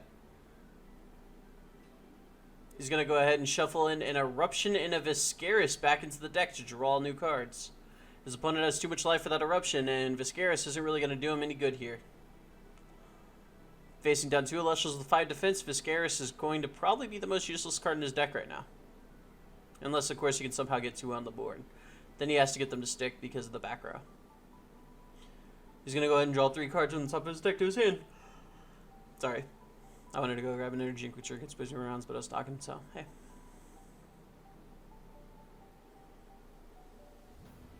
Totally drawing the back now. That'd be really funny. Goes ahead and passes the turn.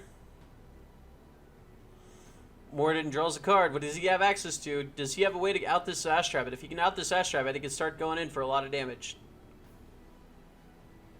I can't tell what that is. I cannot tell what that is. That is light. That is an Ashrabbit. Ashrabbit comes on down to the board. He casts Light! Yagami! Death Note. My opponent's name is Doodle. He's dead. Could you set them to kill the enemy Ashrabbit? Opposing Ashrabbit is his name. Writes it into the book and eats a chip.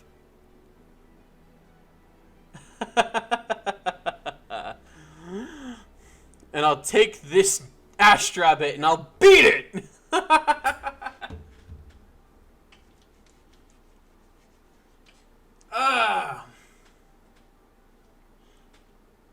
I think he's realizing that it's not discernible. It's fine. We know what it is because he looked at the top 3 cards, so that's all that matters as long as we know what it is. So with a board full of 5 costal, with 5 defense Elestrals, there's really nothing that Doodle can do at this board. Unless, of course, he like doubles or triples Eruptions. I mean, like, he's going to be looking for ways to be dealing direct damage because he can't deal with the board. Even if he plays Viscaris, he's going to need a second Viscaris to back it up. Opposite Day Tsunami. Opposite Day Tsunami would work. Instead, we see Quackle coming on down to the board. That's right. He's playing the good old Quackle Tackle, if you get what I mean. Back in the olden days, Quackle was viable. And he bringing it back. It's a classic. I want you to understand that if Doodle top cuts, Quackle will have more tops than Voltempest. I want you to get that. No, I'm kidding. If Doodle wins, Quackle will have won more tournaments than Voltempest. I hate this.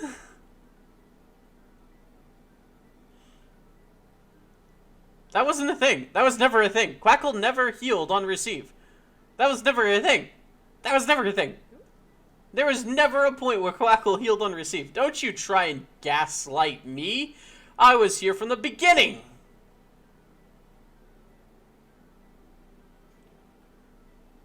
I think that's an arrow mare?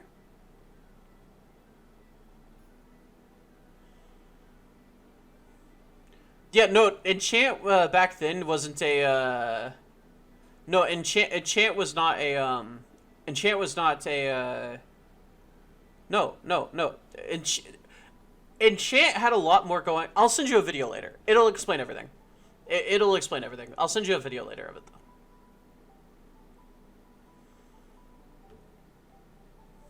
Actually, I'll just go ahead and send that now, since there's literally nothing going on in this game.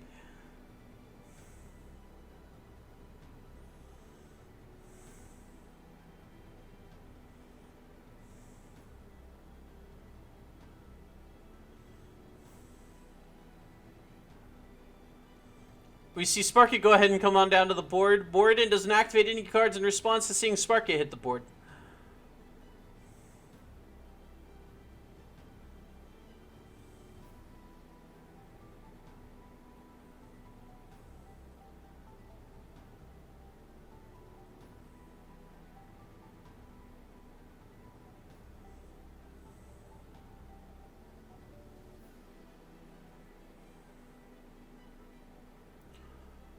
See Twindra getting discarded after a Nexus on the Astribit.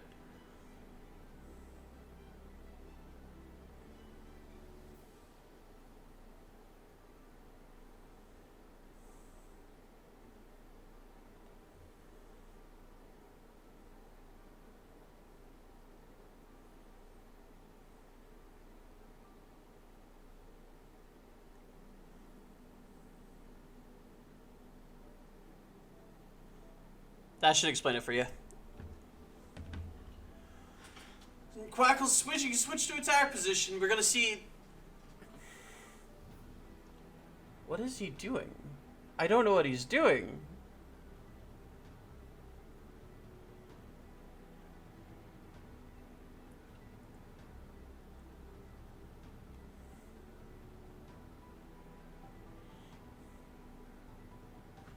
I can't tell what this board is.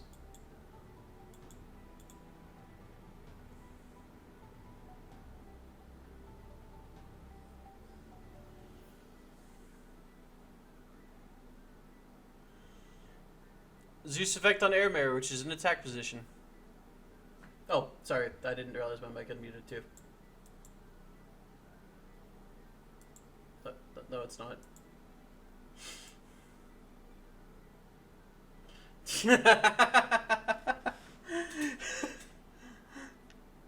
My mic unmuted in the call.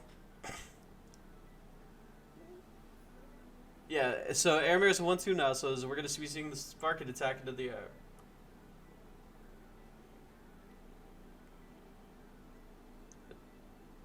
Tsunami's going to be able to negate all the attacks on the board, and that's... I don't think that's game, but I think it's damn close.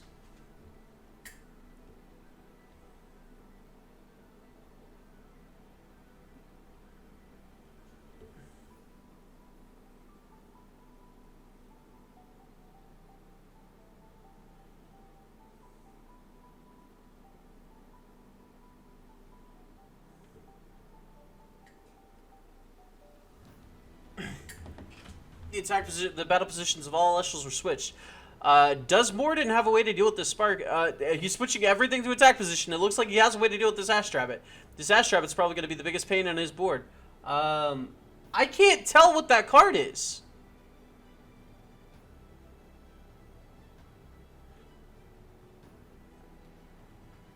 I can't tell what that card that Morridan has is.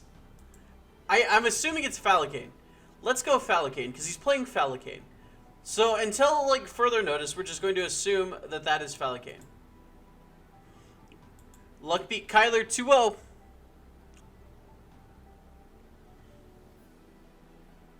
And Bros is going to come out on the field of onto Doodle's field. He's going to be able to recover 3 spirits. I can't tell what's going on over on Morridan's board. Unless that last spirit is a fire spirit and he recovers 3 fire spirits and has 2 eruptions. Yeah, this is still game 1. And I can't tell what the f is going on, if I'm being honest with you. That light is making everything harder to see.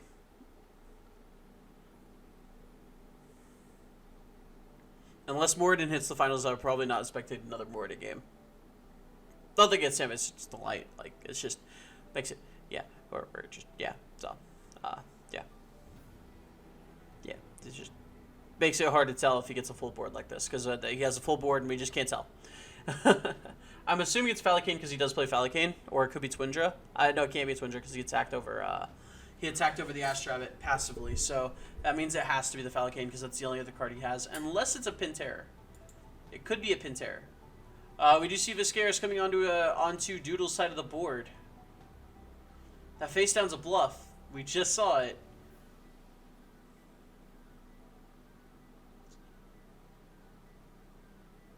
Pintera, we see the Viscaris attack into the Ash Rabbit. This is going to allow Viscaris to search his deck for a card and add it to the board.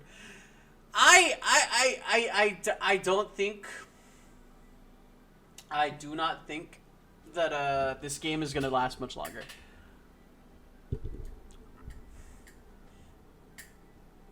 Aramare can attack over that Viscaris, Falcane can attack over the other Viscaris, and then he's just going to attack for game, so the game is pretty much over.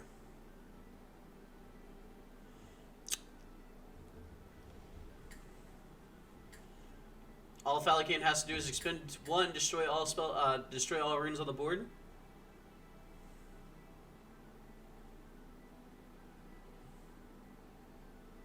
That's what we're seeing happening. Morridan's going to go ahead and use a rune to make sure that he has access to his other runes.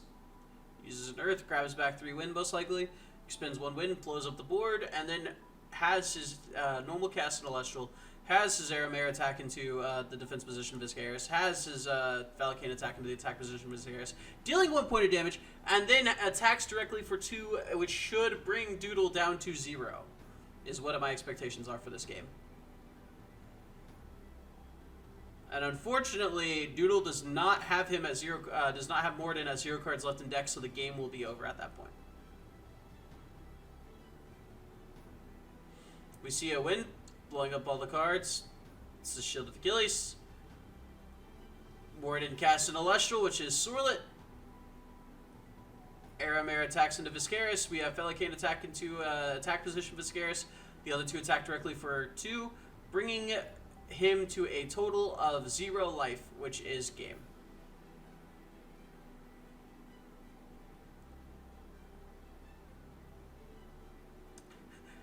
Doodle tries to redirect the attack over to the other one, but it doesn't work.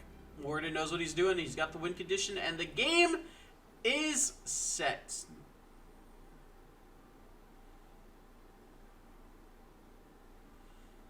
And they are going to game 2, boys.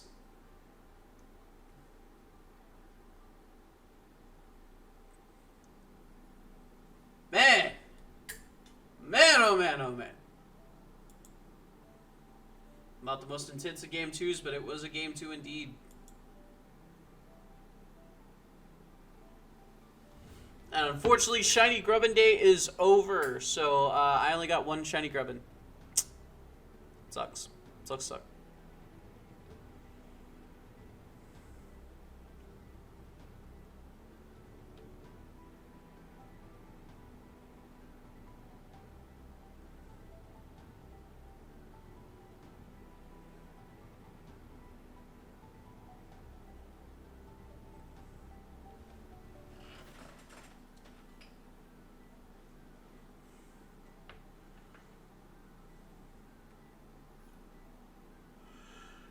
Alright, so while they side deck. Well, this side deck, let's go ahead and clear out this notification, make sure that that's the only notification that was there. Look over at 2-0. Yep. Okay. This is still game 1. And I hate to say it, but I think that Morridan is playing too much of an offensive deck to lose to Doodle's deck. Unless Doodle makes some drastic changes going into game 2, then I don't see Doodle winning. I think that the power level between the two decks is just drastically apparent. Mill is just not a good strategy in set 1. Just not. So that's my take on it. Probably not the best take, but it's my take.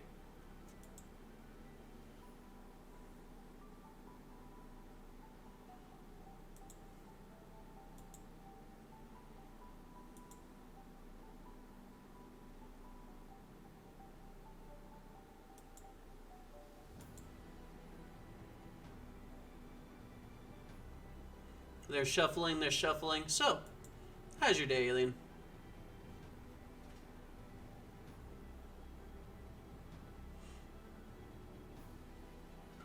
No, I think an annoyance is honestly a good thing. Cause it makes your opponent do things that they really don't want to do, like having to EQ a humbust. Yeah, no, like I said, UK is just not getting cards because Kevin said you guys aren't allowed to have cards, so yeah. Sucks, man. Sucks.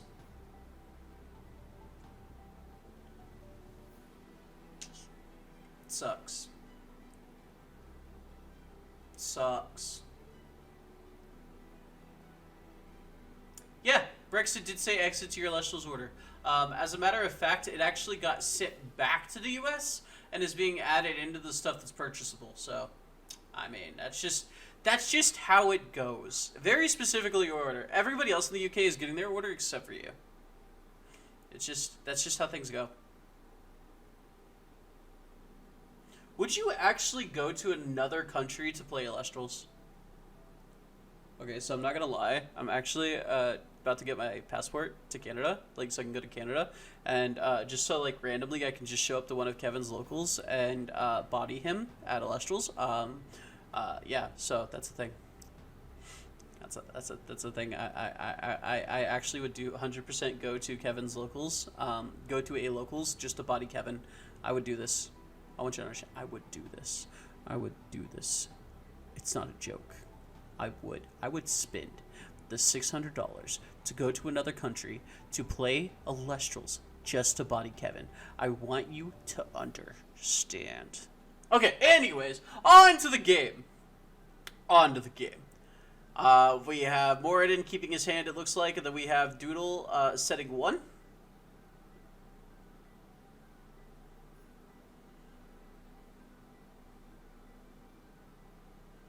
Two. Using a Thunder Spirit, casting Ash Rabbit, looking at the top 3 cards, adding 1 to his hand. No, I agree, Alien. I agree. Like, for an actual tournament, it basically would be an A-Drive, like, fan meetup. I agree. For me, I would be there for the tournament. Sure, seeing Dan would be cool. Hanging out with Tim and them would be awesome, too. But, like, I mean, I would go for the tournament. Everything else would just be a plus. Like, let's be honest. Like, for me, everything else would just be a plus. I don't really care about Dan as a content creator. So, like, it's like, I can respect it, but I don't really care about it. Okay. I can get my leaks from him, or I can get it from Austin John Plays. I don't really care who. We see ElYouSeeKay coming onto the board. This is going to allow him to search his deck for a Divine Rune and add it to his hand. We'll be seeing the Zeus turn 1. Will we see Doodle stop the Zeus search turn 1? We do not see Doodle stop the Zeus search turn 1, so we're going to be seeing Zeus come out of the board. Zeus's effect will activate, allowing him to attack over the Ash Rabbit. Death. Death. Top is Morridan, and bottom is Doodle, the Eruption guy. Well, welcome home, my friend. Well, that's good. Wait, is that an Aeolus? Did you just search out Aeolus?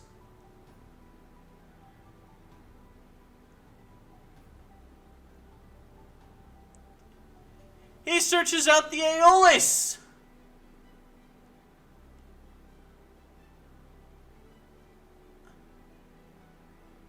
Aeolus effect, he gets to search his deck for an Elestral and add it to his hand.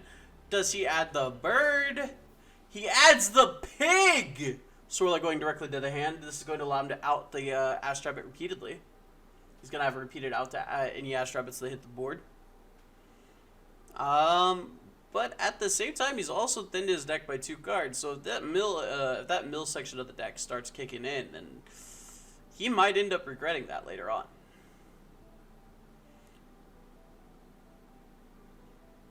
Will Morridan back this up with a new back row? We see Earthquake coming onto the board. This is going to be 1 out to that rabbit. 1 out to that pesky, pesky rabbit.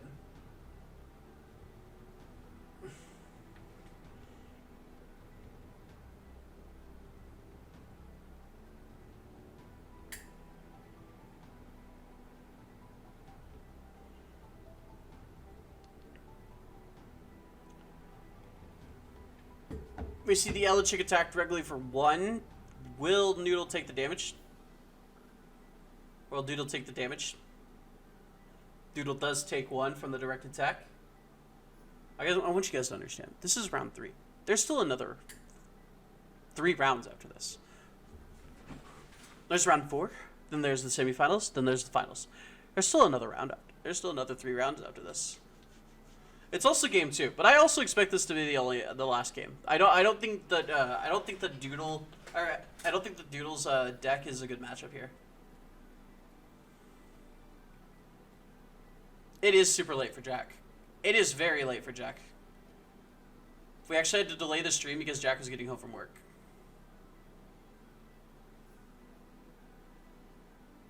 Kyler, how did you lose to luck? You were on a streak, my guy.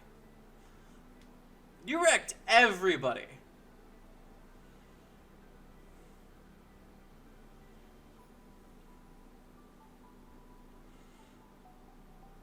We see Laurel's being cast. This is going to pop the Elechick.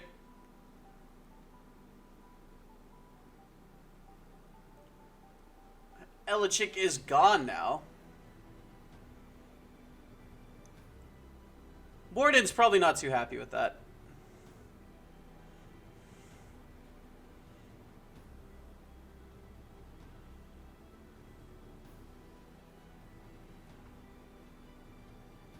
Toxion's being casted. This is going to force Morridan to expend a spirit.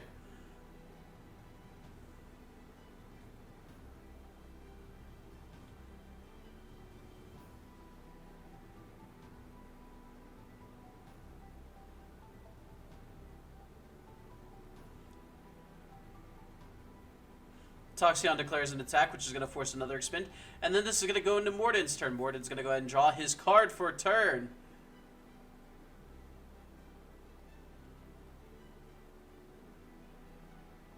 We're at 3.5 hour stream, by the way. Swirlet gets cast. Any response coming from Doodle? We do see a PTA coming from Doodle. This is going to make it to where Swirlet now has 3 attack. It has to activate its effect if it wants to be able to out this Toxion, which we'll probably end up seeing happening here. Is we're going to be seeing it happen. We do see the wind being expended to switch that Toxion to defense position. Then we're going to see the Doodle attack. We're going to see Swirlet attack into that Toxion. Toxion will go down here. And it will go over to Doodle's turn. Doodle will expend another spirit to pop the Swirlet. And Swirlet goes down!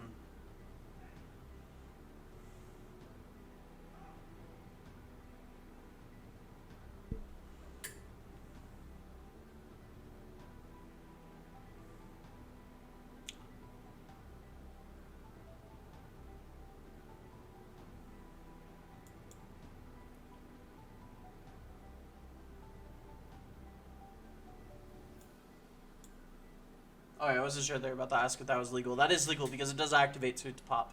It is a lingering effect that does trigger during the end phase, so it will cause the stack to happen. So yeah, it will cause a chain. So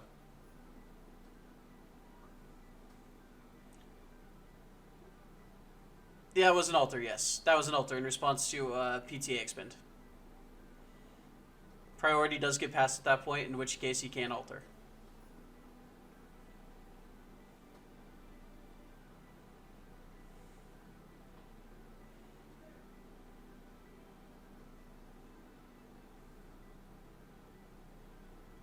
Did he just... Alright, so Doodle's gonna go ahead and... I don't know what's going on here.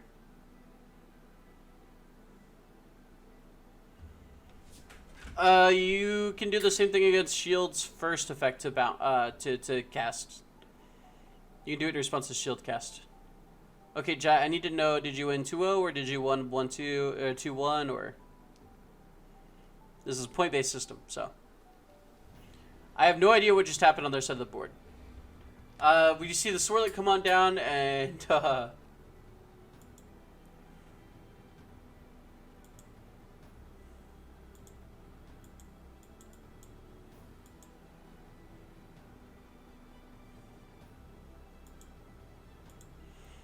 Swirlet's going to go ahead and declare an attack. This is going to force him to expend. This is going to be the turn...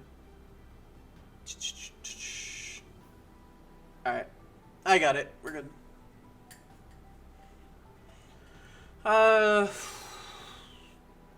Sorry, this is a very boring match for me. I can hardly see one side of the board, and then the other side of the board is just kind of like not really doing anything. EQ comes down onto Swirlet. Swirlet goes down.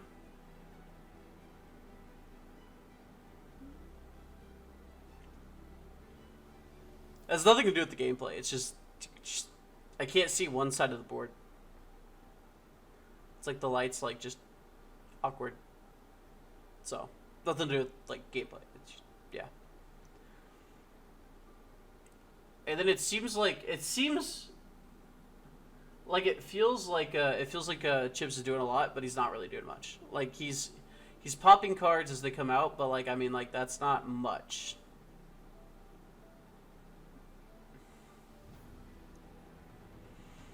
Alright, so it's going to be Morridan's turn. Morridan's going to go ahead and disenchant from Aeolus, the 2 from Aeolus, to search his deck for an Elestral and add it to his hand. I would grab P-Gust. I don't think he's playing it, though.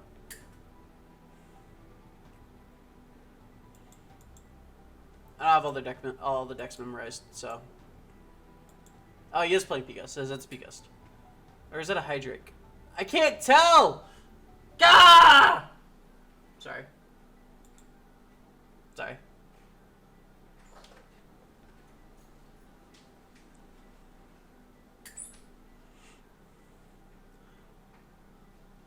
I can't tell. I think that's a Hydrake. That's a Pikas. Hey, some of these people register their deck literally 2 hours before the tournament, okay? Like, I want you to understand, I was very lenient on registration. Alright? Like...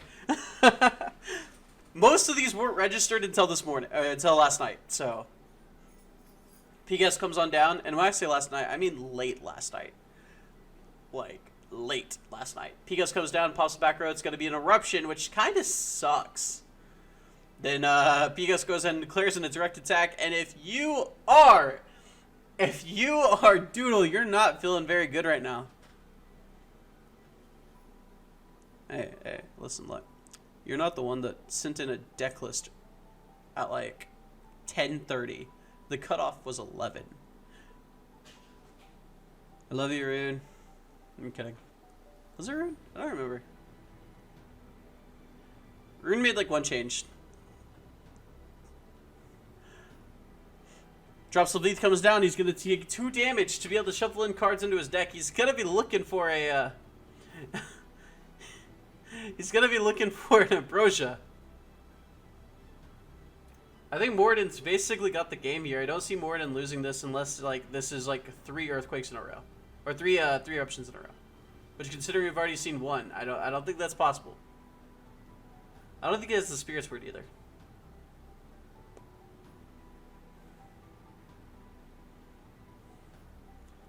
Re-enchant Pigas pops the last back row, so he's going to need to throw down face downs if he's going to want to be able to do anything here.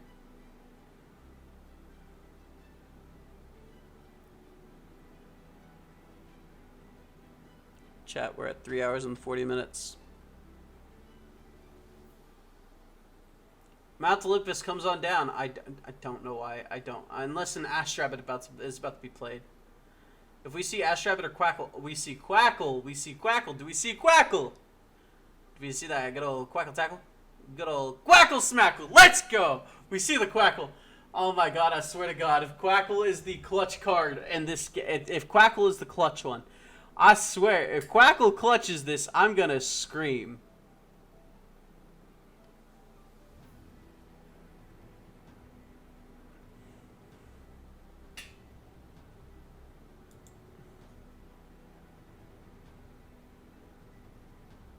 There's no way Quackle wins this. Quackle beatdown. Did I send you the vid again? I don't think I sent you the vid twice. Oh, I don't know. I don't know why I sent twice. We can see the tsunami. Go ahead and stop that Quackle Tackle, though. That good old Quackle Smackle is no longer.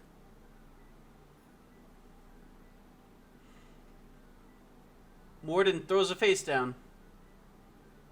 No, it doesn't throw a face down. You put your face down in, you take your face down out, you put your face down in, and you shake it all about. Do the face down pokey, and that's what it's all about.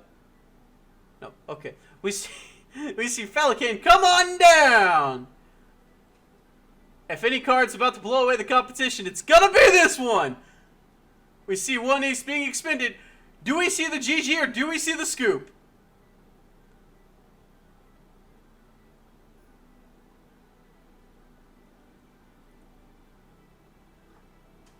Let's go! Falicane for 4! If any moment in any tournament has ever been hype, it's right here, right now!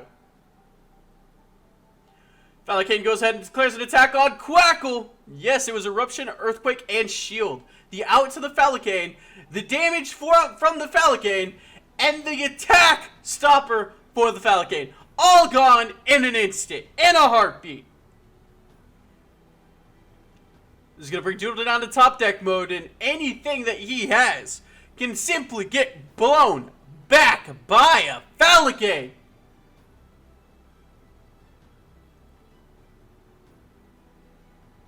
Yes, that's why people are scared of Aqua Mushroom in set 2. Exactly because of what you just saw. Now imagine that turn 1, thinking you're playing into a Sparkit. Incremental, a new card got brought back up again, and it's called Cerebral. And what it is whenever it's played, it checks all face downs and then blows up all non-counter runes. Yeah. And what you just saw was a 2 for 1. In that circumstance, it would have been a 2 for 1. In Falicane's circumstance, it was a 3 for 1. Or it was a 4 for 1 in Falicane's circumstance. No, it's not a nickname part. It's literally the name. The name just got released the other day, so.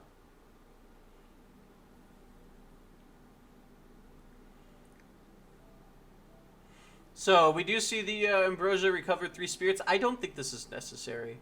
This isn't necessary.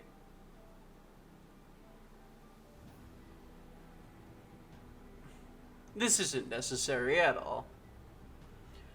So what made Titan stock good was that you got to see your opponent's face downs in the order that they set them.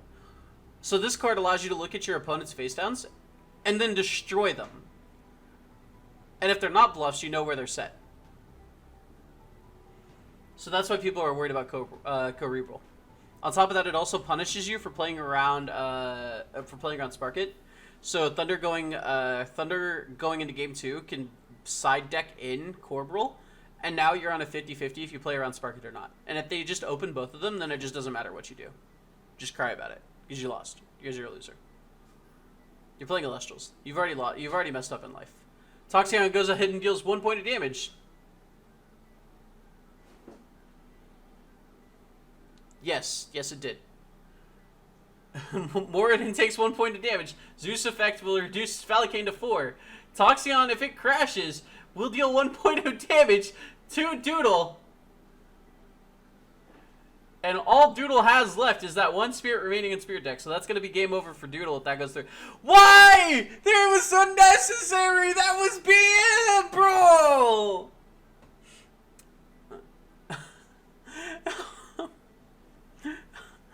Morridan declares a direct attack for game.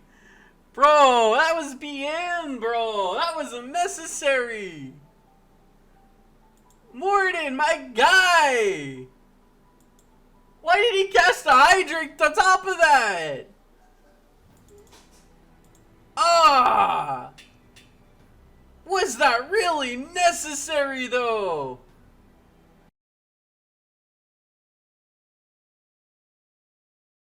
So these are actually two of the most talented players that are in the community, in my opinion. I think Jack is like one of the top players in general, and then Kyler is actually like one of the youngest talented players in the community.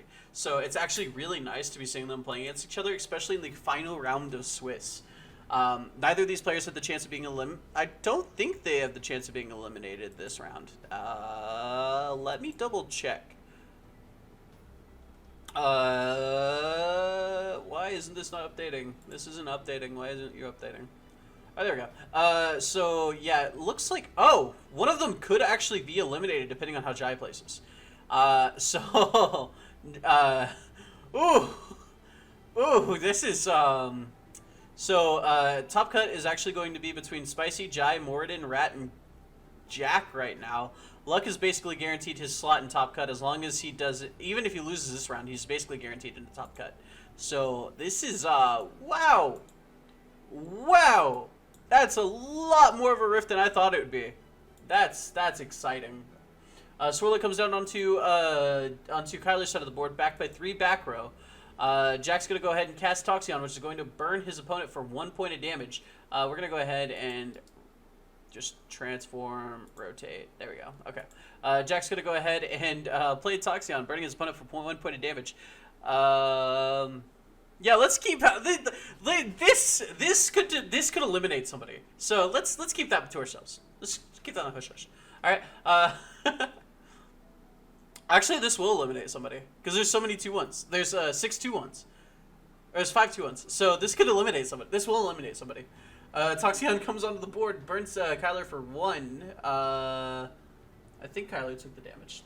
Pretty sure Kyler took the damage. Kyler's going to attack with Sorlet. Tsunami's going to be activated, switching Sorlet to defense position. This is going to make it to where it's Jack's turn now.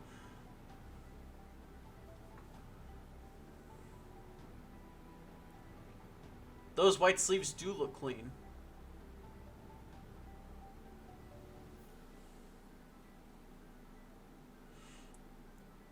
Jack's going to go ahead and cast Spark It. This is going to enable him to be able to be a pain in Kyler's Tukis. Kyler flips the Ambrosia on accident. A lot of flipped Ambrosias on accident, and a lot of bluffs that are clearly being played on turn 1. Corporal. We're going to be seeing PTA coming down onto Spark It. Spark It's probably just going to activate its effect. Nexus over to Toxion, burn for 1, and then Shred. That's exactly what we're seeing right now. Going to Nexus on the Toxion. It's going to shred a card from Kyler's hand. Does Kyler have the GG? Nope, Kyler does not have the GG, so he's going to get to the target from Tadpuff or Ambrosia. In this case, I'd probably would have targeted the he does target the Tadpuff, gets rid of that Elestral that's in his hand. Toxion's effect's going to activate. It's going to burn his opponent for 1, and then Jack is going to have a clear shot at that Sorlet with only 2 back rows being supported. We're going to be seeing Zeus being casted with a total of 3 enchants on it. So that's going to be super massive. Why is he activating Zeus? Okay, he didn't activate Zeus. We're going to be seeing Toxion come to attack position. Probably going to attack on the Sorlet. Sorlet's Toxion's probably going to get bounced back to the hand here. So I don't think this attack is going to matter much, other than the fact that it's going to get rid of the 2 runes that are on the Toxion. Yeah, altar face down. It's totally projected, unless of course he's trying to bluff. But I don't think that really matters much if he bluffs. Tsunami's going to be casted here. It's going to switch Toxion to defense position. We know that altar is face down, so I don't think this is going to be much of a big deal. It's going to be Kyler's turn. Kyler's going to be able to draw a card from his deck, and we know he has no Elestral in hand, so if he plays an Elestral, it's going to be this card in his hand, meaning that we have the Ambrosia as his last remaining card. Kyler's looking at the board state, uncertain what he's going to do. He's going to attack. That is actually an altar. That is an altar, so we're going to be seeing Jack's last altar is in the mail, and it was not delivered on time, which is why we're allowing proxies, because people are still getting cards, and I'm not going to be that guy. So we're going to be seeing Sorlet being switched to defense position. Toxion's going to burn for 1. This is basically just Toxion abuse right now. No, this is basically child abuse right now. That's what we're watching right now. Jack is hitting a child over and over and over and over again. It's Jack's turn. Jack's going to draw a card. Yeah, Jack already drew a card, so he's going to go ahead and look at his hand, see what he's going to be able to play. No, he hasn't drawn the card yet. Okay, Jack's going to draw the card. There we go. Now we're all on the same track. Jack's going to go ahead and... a Sparkit would be sick right now. A Toxicon would also be pretty good right now, too. And another Toxicon would also be pretty cool. He's actually going to expend a draw to draw a card. He probably doesn't have another Elestral in hand, which kind of blows. You already have control of the board, so not having an Elestral is kind of a bad thing right now. We're going to see Toxicon come into attack position and attack into that Swirlet. Swirlet's going to be protected by a Shield of Achilles. If you're Jack, you're just kind of, like, mildly annoyed at this point. Like, it's not the biggest deal, but, like, if you could stop, that'd be nice. I want to kill that Swirlet, so let me kill that Swirlet is probably the thought process going through Jack's head right now. Then again, another thought process probably going through his head right now is I've used a lot of spirits, and I have no way of recovering them, because Jack does not play Ambrosia notoriously. So, we're going to be seeing an Ascension happen. We're going to be seeing Falcane hit the board. Falcane is now on the board. He is live. Kyler's going to go ahead and expend 2 Wind Spirits, which is going to blow up Jack's entire board. Nope, Gorgon's Gaze comes on out, and that's why he's one of the top players. Yeah, he's the top player and doesn't run Ambrosia because he doesn't need it. You don't need it to recover life if you just use your life properly. That's the motto he goes into it, and it's worked out for him so far. Earlier today, the other day, Dan and I were talking, and he was like, "What's his philosophy?" And I was like, "If you just don't misplay, then you're just fine." And that's it. The downside is it's not another card. It's Ambrosia. It's not a different card. Gaining life doesn't matter much to Jack because as long as he doesn't play his resources poorly, then he'll be fine. Ambrosia goes ahead and gets activated. This is going to allow him to return 3 spirits back to his spirit deck. Jack's probably thinking to himself, I don't have the ability to activate Laurels right now.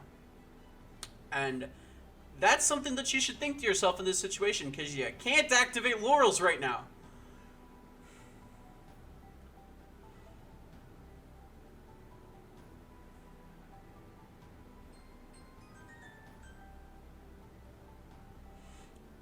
I don't know what's going on right now. They're just not doing anything.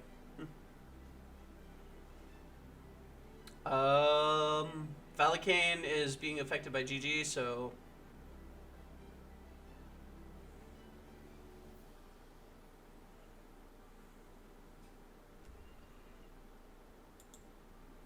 if you guys don't mind pausing real quick, just for like 2 minutes, There's just an ad. Yeah. Kyler played Falcane. You played I didn't even notice you were main decking Falcane. I'm not gonna lie to you.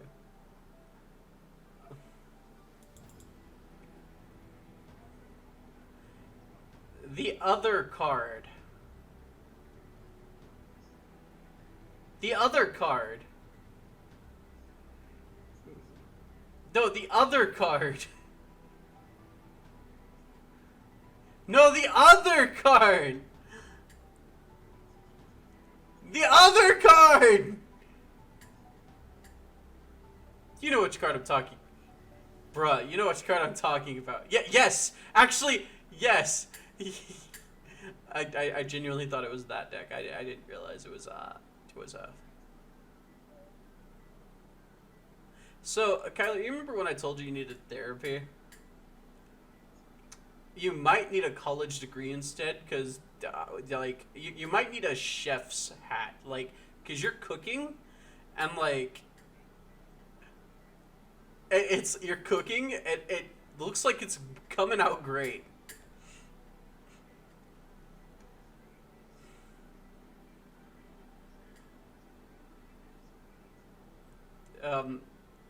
Can someone get this man his chef's hat?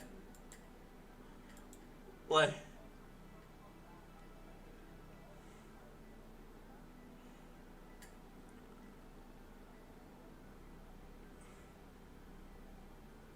Kyler, if you beat Jack, you're the best Elestrals player in the world. Yeah, playing if you beat Jack using this deck, then you'll be officially the best Elestrals player in the world. It'll be official. Yeah.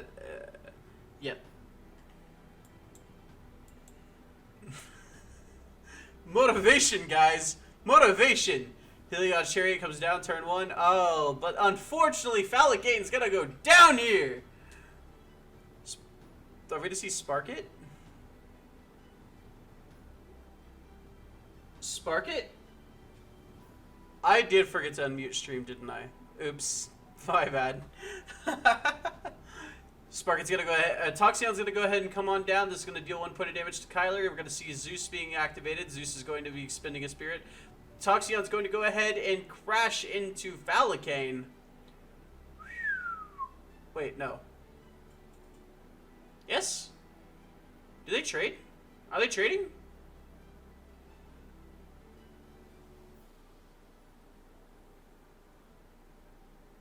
Oh, they double Zeused. Okay, cool. Jack double Zeus on the Falagane. This is going to reduce Falagane down to 1. Toxion attacks over it. And suddenly Kyler's impressive board state is not looking so hot. Here's the thing, though. He's forced Jack to use a lot of resources, and Jack doesn't really have ways to recover resources. So if he can keep this up, Nectar of the Gods coming on out of Kyler's side, draws 2 cards. Does he draw an Elestral? Do we see something hit the board this turn? If we don't, this game is pretty much as good as over. Jack goes ahead and draws his card, goes ahead and casts another Elestral. We see Astrabbit hit the board! A card that we have seen way too many times this tournament. Astrabbit will, however, be impacted by GG. I don't think Toxion really cares about that, though, so we're going to be seeing a direct attack coming from Toxion. Kyler's going to take 1. Kyler's no longer in top deck mode due to that Nog, but I don't think that's going to matter. Yeah, the amount of first turn Astrabbits has been kind of insane. Just slightly. And the amount of times somebody would have gotten blown back by Co-Reroll is even more insane. We see Swirler coming onto the board and attacking over the Toxion.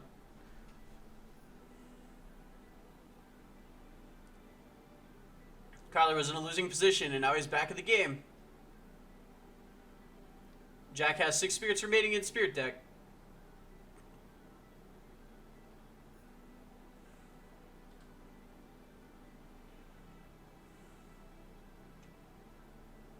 Sparky comes on down to the board.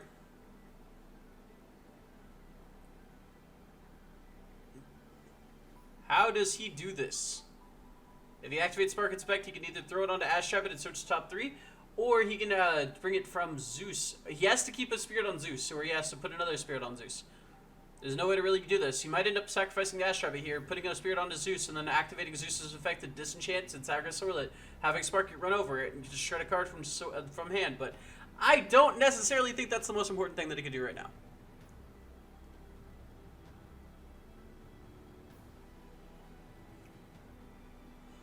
I don't think the hand rip is the most important thing going on right now. I think right now it's just getting rid of that Sorlet. Disenchanting from Zeus and having his Elestrals attack into it, spark it, and then Astrabbit is probably the best way to go about this. That's what he does. He goes for it. Disenchants with Zeus. He's going to have Spark it attack into a Sorlet.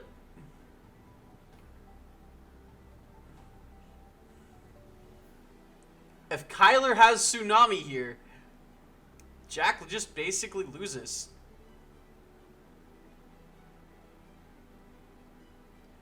Nope, Sparky takes out Sorlet. Astrabbit goes ahead and attacks directly for 1.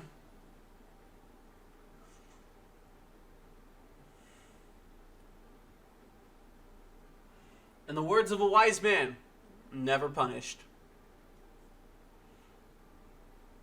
We're going to be seeing a Sluggle come on. Sorry, that was just abusing me. Sluggle comes onto the board and covers 3 spirits.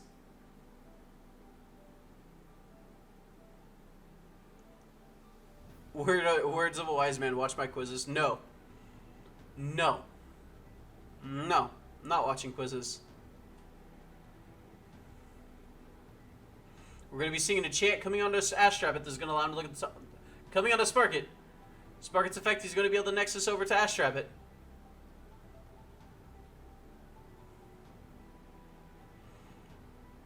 This will allow him to look at the top 3 cards. Shred a card from hand. We have 2 foamies.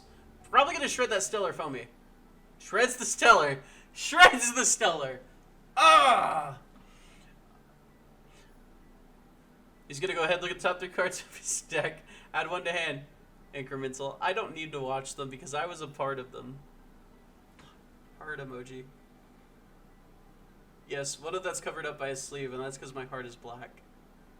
Only on half of it, though. The other half is my girlfriend, and she's over there on this half that's not black. Yeah, she smiled. We're good. Jack goes ahead and throws down another face down. In this situation, Kyler's not having a great time. He's probably out of the game. If even a single one of those are a counter rune, Kyler's done for. And the odds of one of them not being a counter rune is very low. Kyler goes ahead and plays the foamy. What? Ah, he's going to have to have it attack the Sparkit. Shield of Achilles is going to be popped right here. Shield of Achilles will win Jack the game. Does he have the Shield of Achilles? He has the Shield of Achilles. Jack has won the game. Nothing Kyler can do at this point. Kyler has 1 spirit remaining, and that's going to be GG. Yep, they pick up the cards, shuffle up, and they're done. Going to game 2.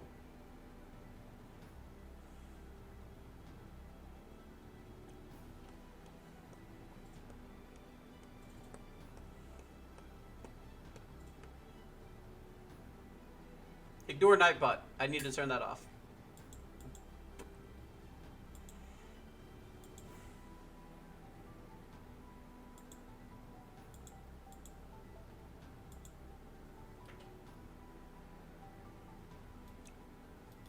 Going into this, I think both of them should be pretty confident in how they played. Jack just having the answer to Falicane kind of sucked. But I think that Kyler can come on back into this, so...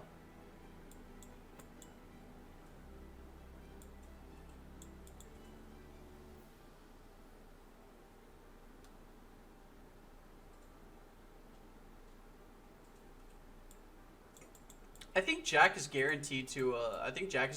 Advance. Maybe. No, because I think he can still lose to Kyler. If he loses to Kyler, that should mess up the ratio.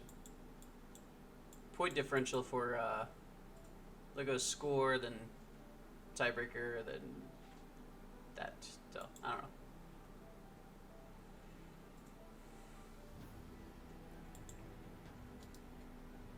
If you guys would like to go ahead and keep up with how this tournament is going, here is a link that you guys can follow to be able to see what the bracket is looking like right now.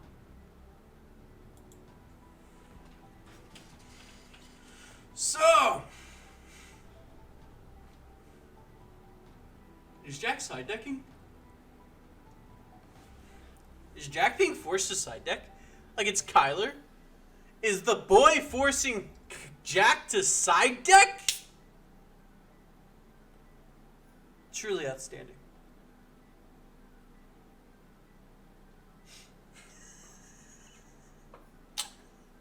She's just roll her eyes at me.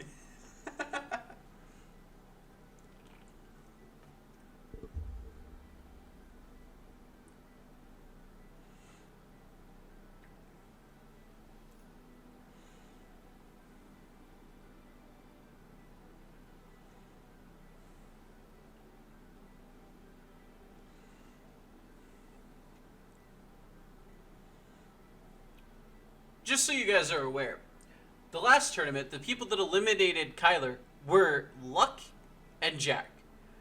So if Kyler can go ahead and get the crack back, just get the revenge against Jack, that'd be amazing.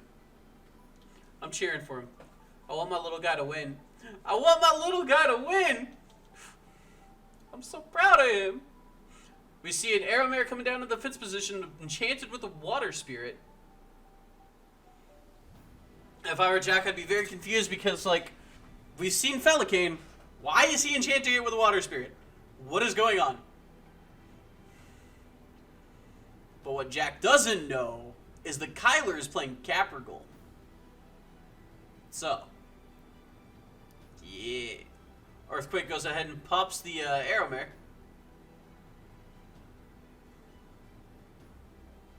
How do you know that he's playing Capricorn?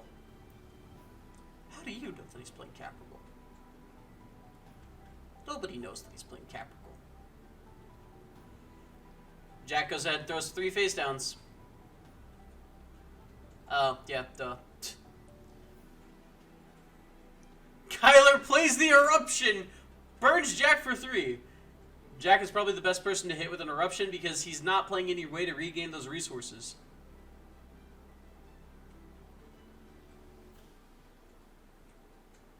What did Jack side deck in? That's a question. I want to say Pandora's Box.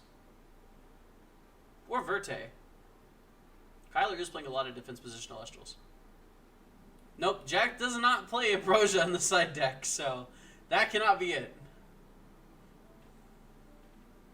Neither player is playing Elestrals. They're playing runes. Jack expends a draw. First to get an Elestral first actually gets to do something. Jack has 5 cards in hand, 3 on board. Kyler goes ahead and plays an Elestral. It is a water enchanted, or it is a wind enchanted Sorlet. Sorlet comes onto the board properly enchanted. It's going to be able to declare an attack this turn. Jack will take the 1, is what it looks like.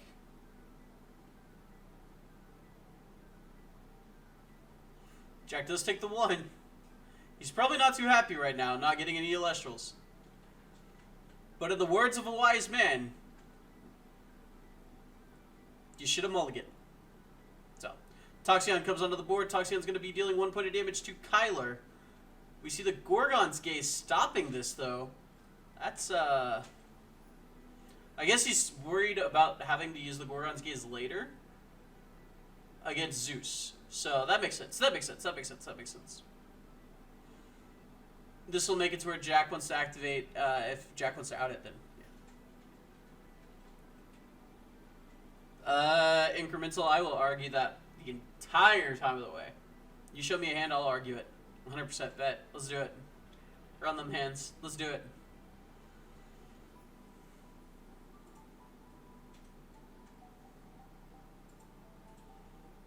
Kyler goes instead of sets a card face down, instead of putting it into his hand and trying to like mix it up with his opponent, he just sets it face down, so we know that he's not bluffing a having a card in hand already. We see the Ambrosia being casted. This is going to allow Kyler to recover 3 spirits back from his underworld to his deck. This is going to grab 2 Vapyros and a Lycoris, is what it looked like. We're going to see a Leviathan being casted with Sluggle. This is going to allow him to regain 3 water spirits. Kyler is now full Indian control with the differential. Sorlet's going to probably attack into this Toxion. Then Jack's going to have to activate a face down. If he wants to keep the 1 Elestral, he's drawn all game.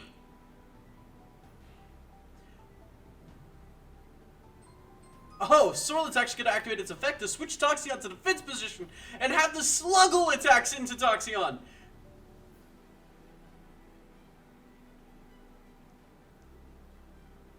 Oh, Toxion is a 4-2.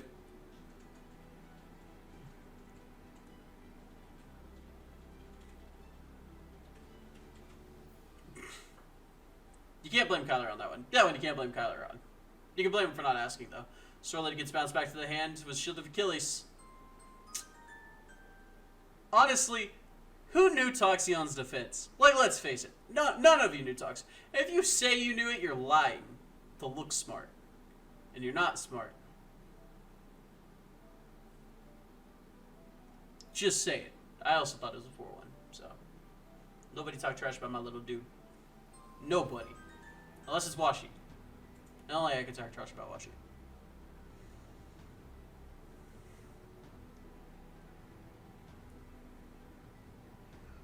Bro, I would argue against an unkeepable hand with the sole intent of making you think that it was keepable, okay? I want you to understand. I want you to understand. That would be the worst game for you to play.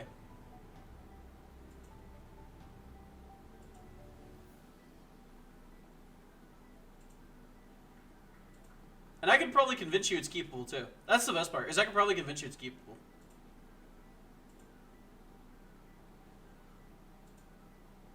As a reminder, Jack kept a hand of nothing but counter runes. Or they kept a hand of nothing but runes. And this is what the board state looks like, so.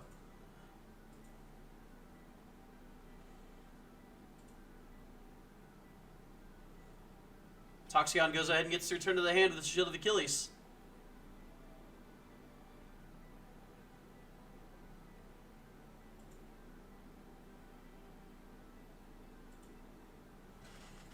We're gonna see a Sorlet. We're gonna see the Sorlet come back onto the board.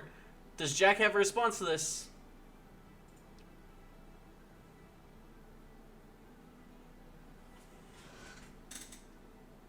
Honestly, it's not the worst hand. Depending on what the rest of the cards in the deck is. You'd have to reveal the rest of the cards in the deck.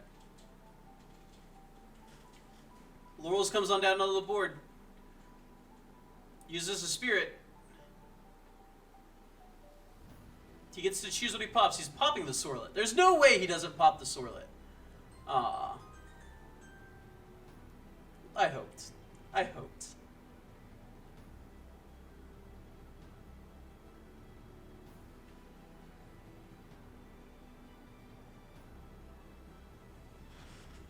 Toxion comes on down to the board.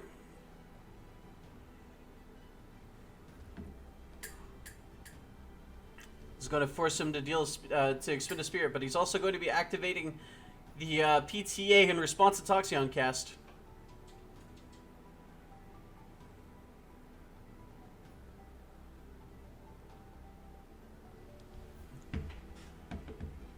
Now the question Jack's asking himself is, does he really want to use a Zeus ability to destroy Sluggle? The answer is no. The answer is always no, by the way.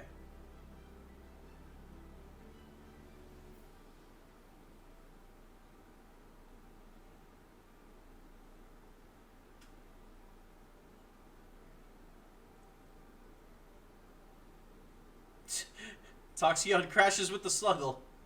That's a feels bad if you're Jack. You've gotten one Elestral all game, and you just had to trade it with the Sluggle.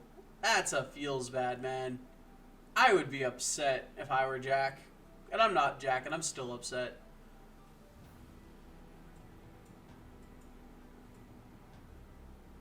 Ash Driver comes onto the board. Jack's going to deal the top 3 cards of his deck and add one to his hand.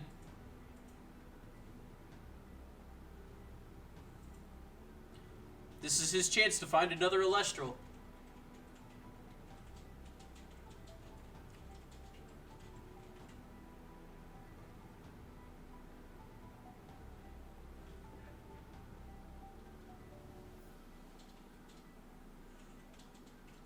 Ash Trap is going to go ahead and declare a direct attack onto Kyler. Kyler's going to take 1 point of damage. No. No, he's not. Wait, what?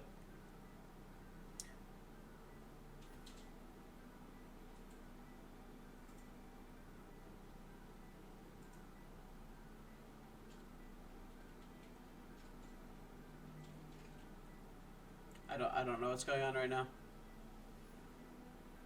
Zeus enchanted with fire?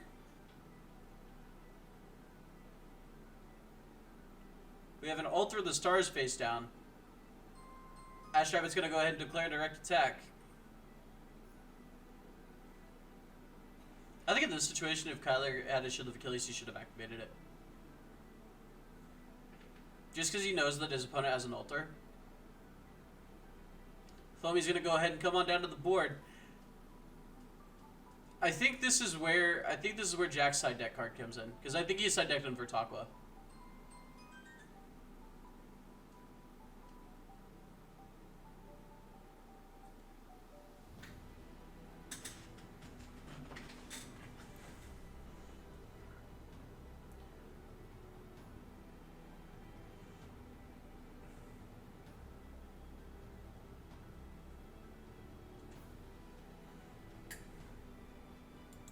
Hey Jack, how many spirits are remaining? 2? Okay. I thought it was 2, but I wanted to make sure. Kyler doesn't need to win. He just needs to stall. Jack has 4 spirits remaining in total, and he has no way to recover spirits, and Kyler knows this.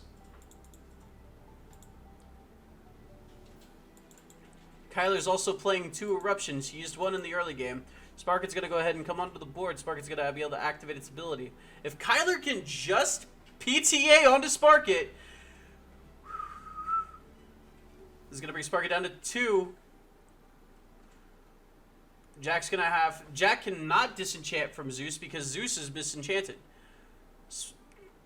Jack's going to Nexus over to Ashtrabbit. Ashtrabbit's effect, he's going to be able to look at the top 3 cards, add 1 to his hand.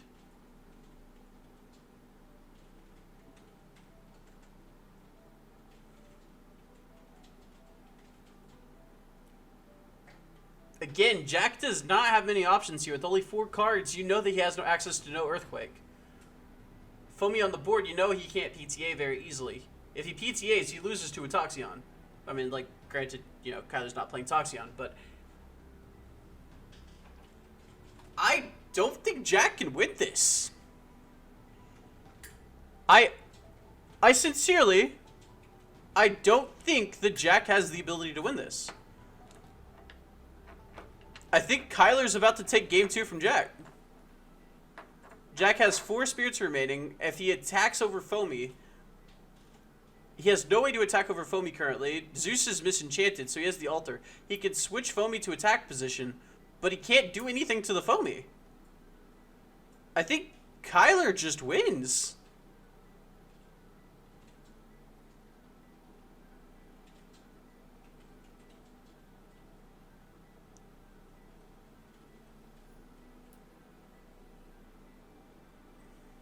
We see Falakin come on down to the board.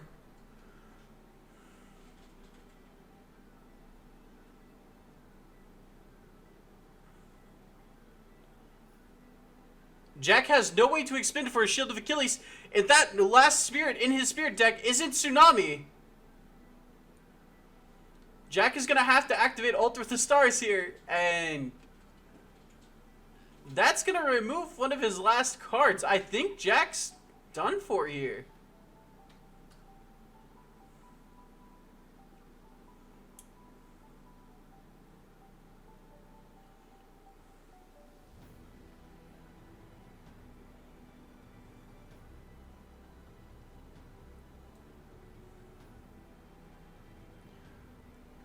Falakin has probably declared the attack now. Jack looking for how he can get out of this and still not lose. I believe Falakin has 2 attack, or 2 defense if I'm correct.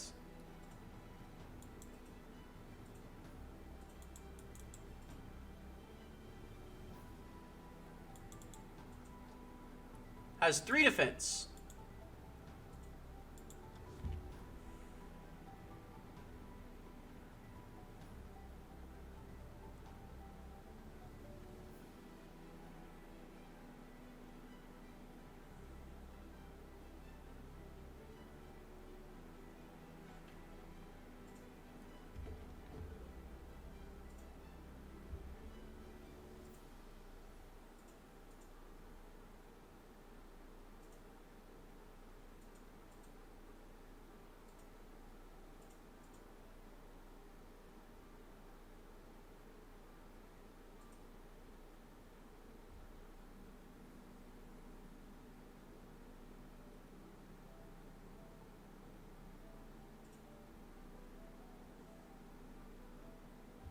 Alter Ashtrabbit, Spirit onto Zeus. Ashtrabbit, Falakin goes to defense position.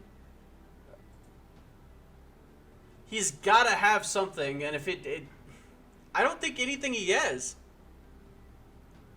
No, because if he has Spark It and he gets bounced back to hand, Jack still loses. Okay, if this gets outed right now, a PTA, a shield, a tsunami, anything that could possibly happen, if it happens right now, Jack loses. If that counter rune exists, that's game.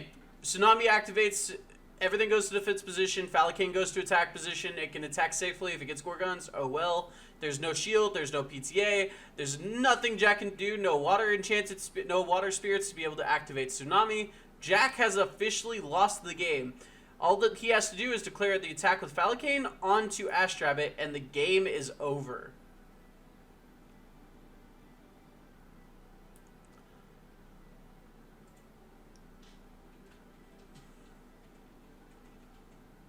Alter switches Falcon to defense position. Okay, he's still in this. He's still in this. If Kyler has another counter rune, though, it doesn't matter. If that is another counter rune on Kyler's side, it doesn't matter. At that point, the only thing that could be cast would be Jigoron's Gaze. Hi, Milky!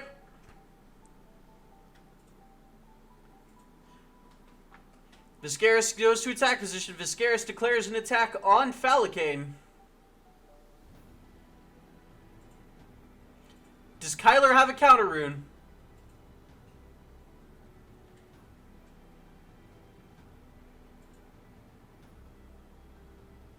The Shield of Achilles to bounce the Viscaris. That is game, set, match. Going to game 2! Well, it's not game, set, match because I guess it's like, you know. Going to game 2! That's my boy Kyler! Let's go! Both the kids are taking a game off of Jack. I am loving this! Both my boys are making me proud. I doubted them. I doubted them for like half a millisecond. I doubted them. These are my boys. I'm so proud.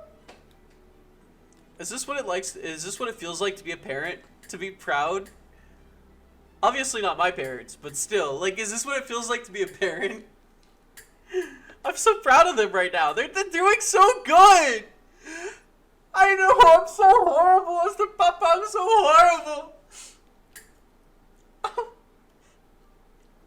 This is probably the most amazing moment in my Elestral's career, is seeing these two kids all grown up. Taking on Jack. Oh, it feels so good.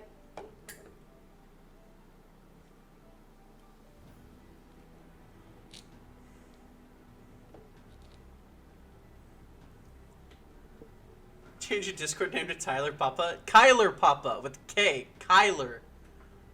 Kyler Papa. No, that'd be weird. Kyler's a kid. I'm not doing that. That just sounds wrong.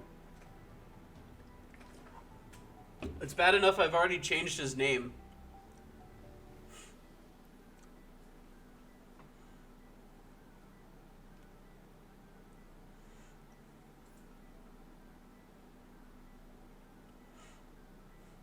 Now, if everybody could just change their name in the Discord to Let's Go Kyler, that'd be awesome. Just like change your name in the Discord, change your nickname in the Discord to Let's Go Kyler, for no particular reason whatsoever, and I'm not biased in any way whatsoever. Just you guys could do that. That'd be cool. Be a cool thing you guys could do.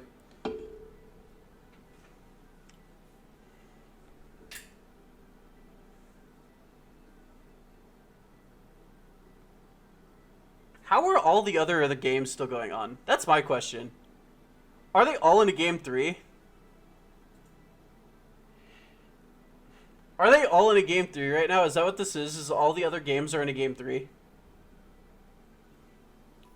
Astrabbit, go ahead and come down on the turn board. Turn 1. Ah, this turn 1 play. Who would have known that a pot of duality on legs could be so good?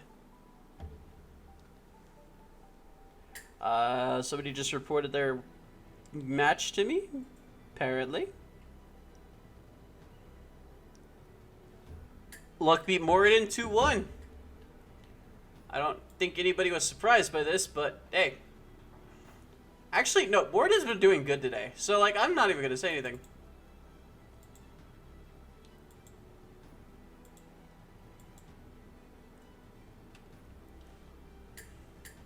We see Nectar of the Gods coming down onto Kyler's side. He's going to be able to draw 2 cards from his deck to his hand.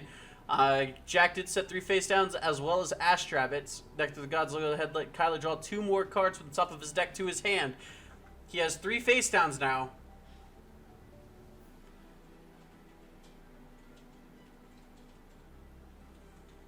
Does that spirit under Astrabbit look blue? Or am I just crazy? Nog lets you draw 7 cards from the top of your deck to your hand. Okay, it's just the gray box. We see Swirlet activate its effect, switching Astrabbit to attack position. Swirlet attacks into Astrabbit. We're going to see Tsunami being casted here, switching both Elestrals to defense position.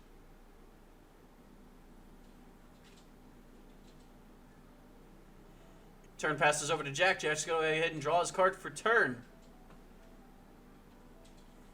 As a reminder, Jack will never understand the feeling that comes with casting a first turn Nog, because he doesn't play Nectar of the Gods.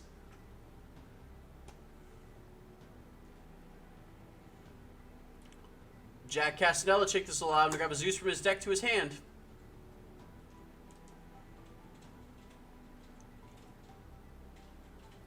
Kyler debating on his plays. Doesn't do anything. Jack grabs the Zeus to his hand. He really doesn't, because he doesn't play Ambrosia, so he doesn't have the ability to continuously regain spirits after using them. We were talking to Coda the other day, and Coda said basically the same thing. He just doesn't have the ability to play Nog if he's not playing Ambrosia, which is fair, because instead of playing consistency cards, he's playing cards that, you know, like you would search off the consistency cards. So makes sense. Or you dig for off the consistency cards.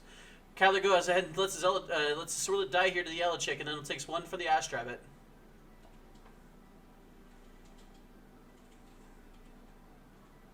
Sets a back row. So Kyler has a full back row now. Goes ahead and uses his Wind Spirit to cast Swirlet. Swirlet is a card. Swirlet's probably going to declare an attack into, I want to say ElYouSeeKay here, because then it'd force the Astrabbit to crash, right? Yeah. So declares an attack into ElYouSeeKay. That way, if Jack wants to destroy Swirlet using Astrabbit, he has to sacrifice the Astrabbit and use a Zeus. So using some of the Zeus juice on a Swirlet's not always like something you want to do. Man, there's better targets, but eh. Sparkin comes on down to the board. No responses from Kyler.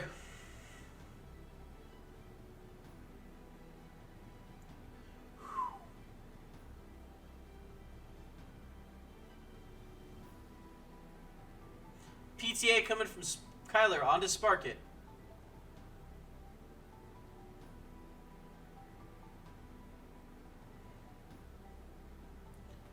I mean, Sparkit, if it still activates Zeus's, like if you still activate Zeus with Sparkit, then you can still like attack over Swirlet, or you can still trade into Swirlet.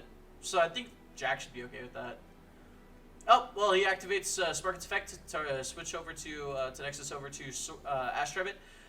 Sparkit effect gets to shred a card, so the options are Carry On and I think that's Sluggle. Yeah, it's Artist Collection Sluggle. Artist Collection Sluggle going to be discarded here. Sparkit's going to Astrabbit's going to let him look at top 3, so he gets to search his deck for a card. He's probably going to grab an Elestral, considering he just let one of his only ones die.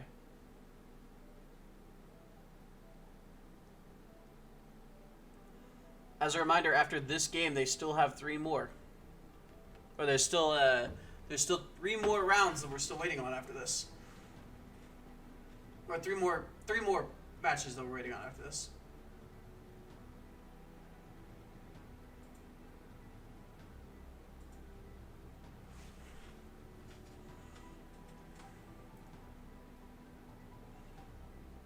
And then 2 more rounds, yeah. It'll be the semifinals and then the finals.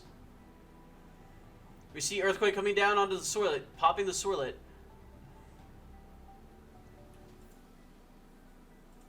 Bruh, it's 6:30 for me, and I have work at 11. So I feel you. Sparkita goes, Astrobit goes in and declares a direct attack. Gets Shield of Achilles back to the hand.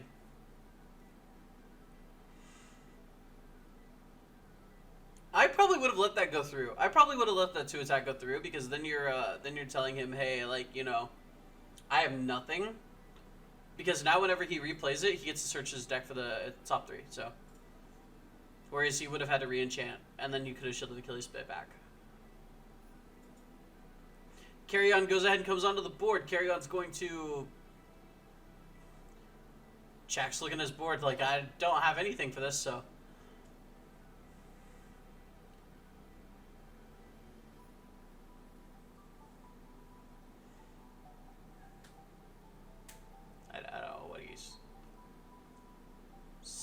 Tyratless Carry On declares a direct attack onto Jack. It's Jack's turn. Jack draws a card. We know he has Zeus. We know he has the Astrabbit.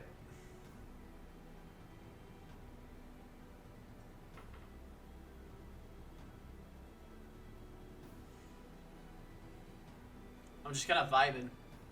This music's banging. This music's really good. Zaps are coming down and chance to do a Spark Hit. We're going to see a Zeus being casted here.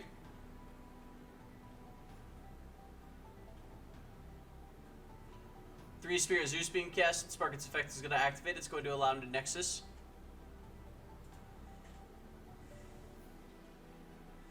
Gonna Nexus 1 onto Spark Hit. Spark Hit's effect is going to activate. He's going to get the Shredder card from his opponent's hand. What does his opponent have?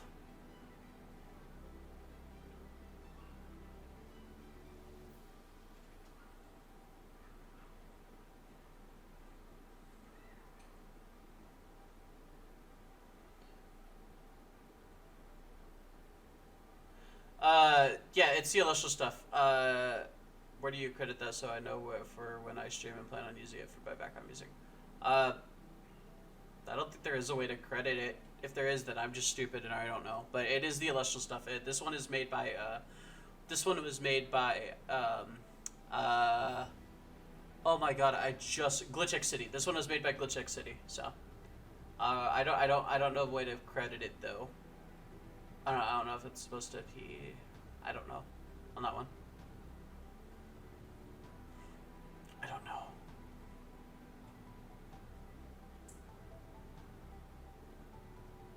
Okay, Shield of Achilles happened, bouncing Spark It back to the hand. We see Carry On attacking, I think. Did he just Gorgon's Gaze Carry On? Oh, he Gorgon's Gaze Carry On during the main phase. Okay. Okay, so he couldn't ascend. Right? What? I have no idea what just happened. I'm pretty sure he just Gorgon's Gaze Carry On during the main phase, and then Kyler had to pass because he couldn't do anything. Spark and effect, he's going to Nexus 1 onto itself. Gets to look at the hand and shred a card.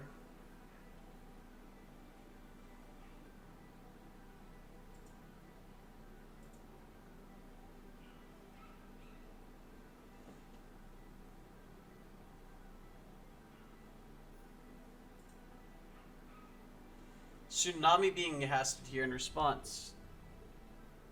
Why didn't a card get shredded? Did you just not have any cards?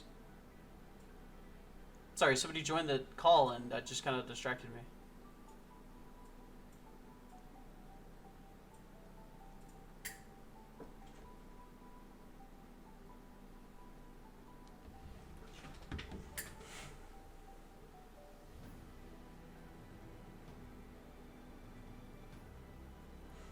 Bro's just gonna activate, getting 3 spirits back. Jai just sent me a message, Dan's response to the Zeus Juice meme. He said LOL, so yeah, I'm funny. What's up? I'm kidding, somebody else made that meme. I said the Zeus Juice thing. Somebody else made the actual like visual meme.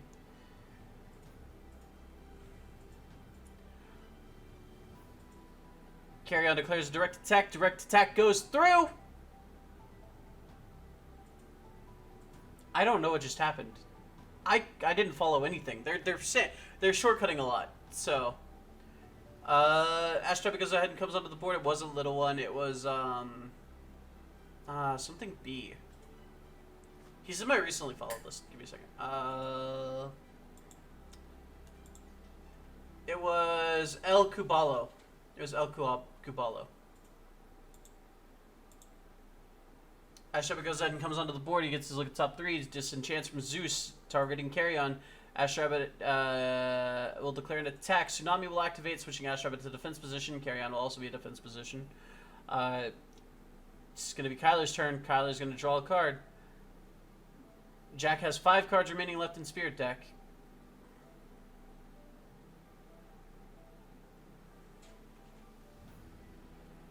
Kyler goes ahead and casts a Foamy in defense position.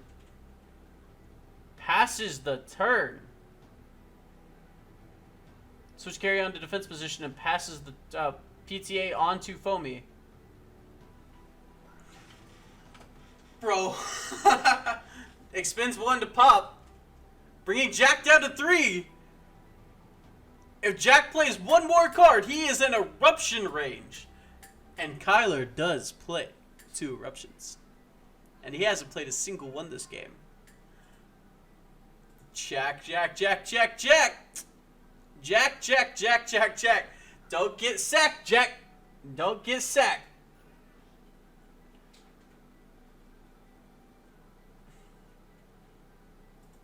Both of them will trigger on the stack at the same time, so Visk will get to search. Kyler will gain control of Visk.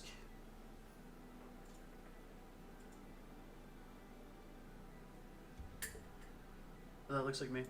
Alright, so what'll happen is both effects will go on the stack at the same time. So, or will go on the chain at the same time. So Viscaris will come down into the position, but Kyler, you will control the current Viscaris.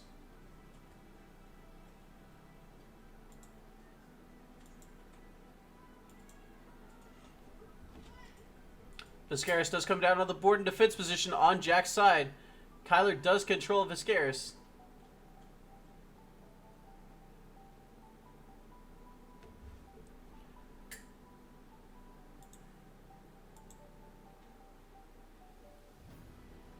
End phase, Viscaris goes back to the board.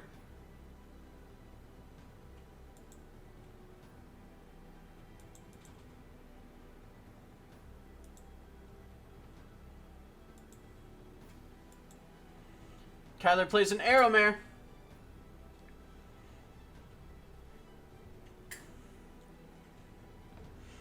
Arrow Mare is going to attack into the Viscaris, is what it looks like.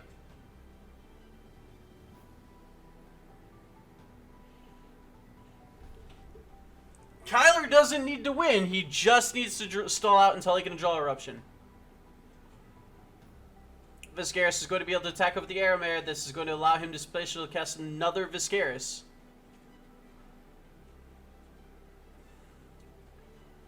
Jack has 2 spirits remaining left in Spirit deck. Or no, 1 spirit remaining in Spirit deck. Jack's not going to special cast with Visk. This is getting kind of risky for Jack at this point. If Kyler draws into a 5 defense Elestral. Or if he draws into an Eruption, he just wins the game.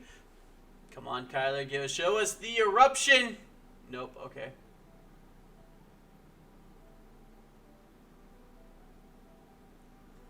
Kyler plays 2 Eruptions.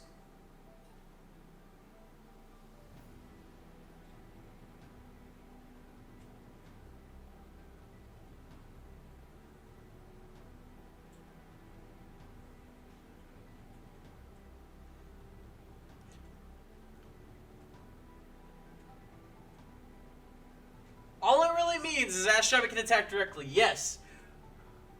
But if Kyler plays a 5 defense body, then Viscaris and Ashrabbit will attack directly for 2. If Kyler can keep 2 fires and draw in the Eruption,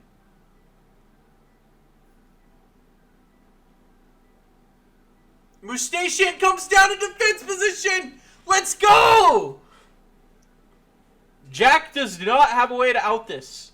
I'm pretty sure Jack does not have a way to out this.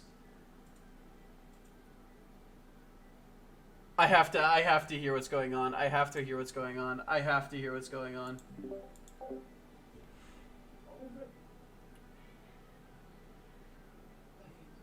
Alter will use his last spirit remaining in spirit deck, though.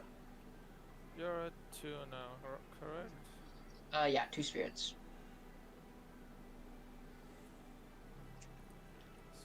Zeus target my station. The station is -3/-3. Viscerous open my station, Astral direct. Okay, take 1. Here you go. Alright, if he gets Ambrosia here. Ah! Kyler concedes! No! No, the Zeus. It was 2 cards away! It was 2 cards away!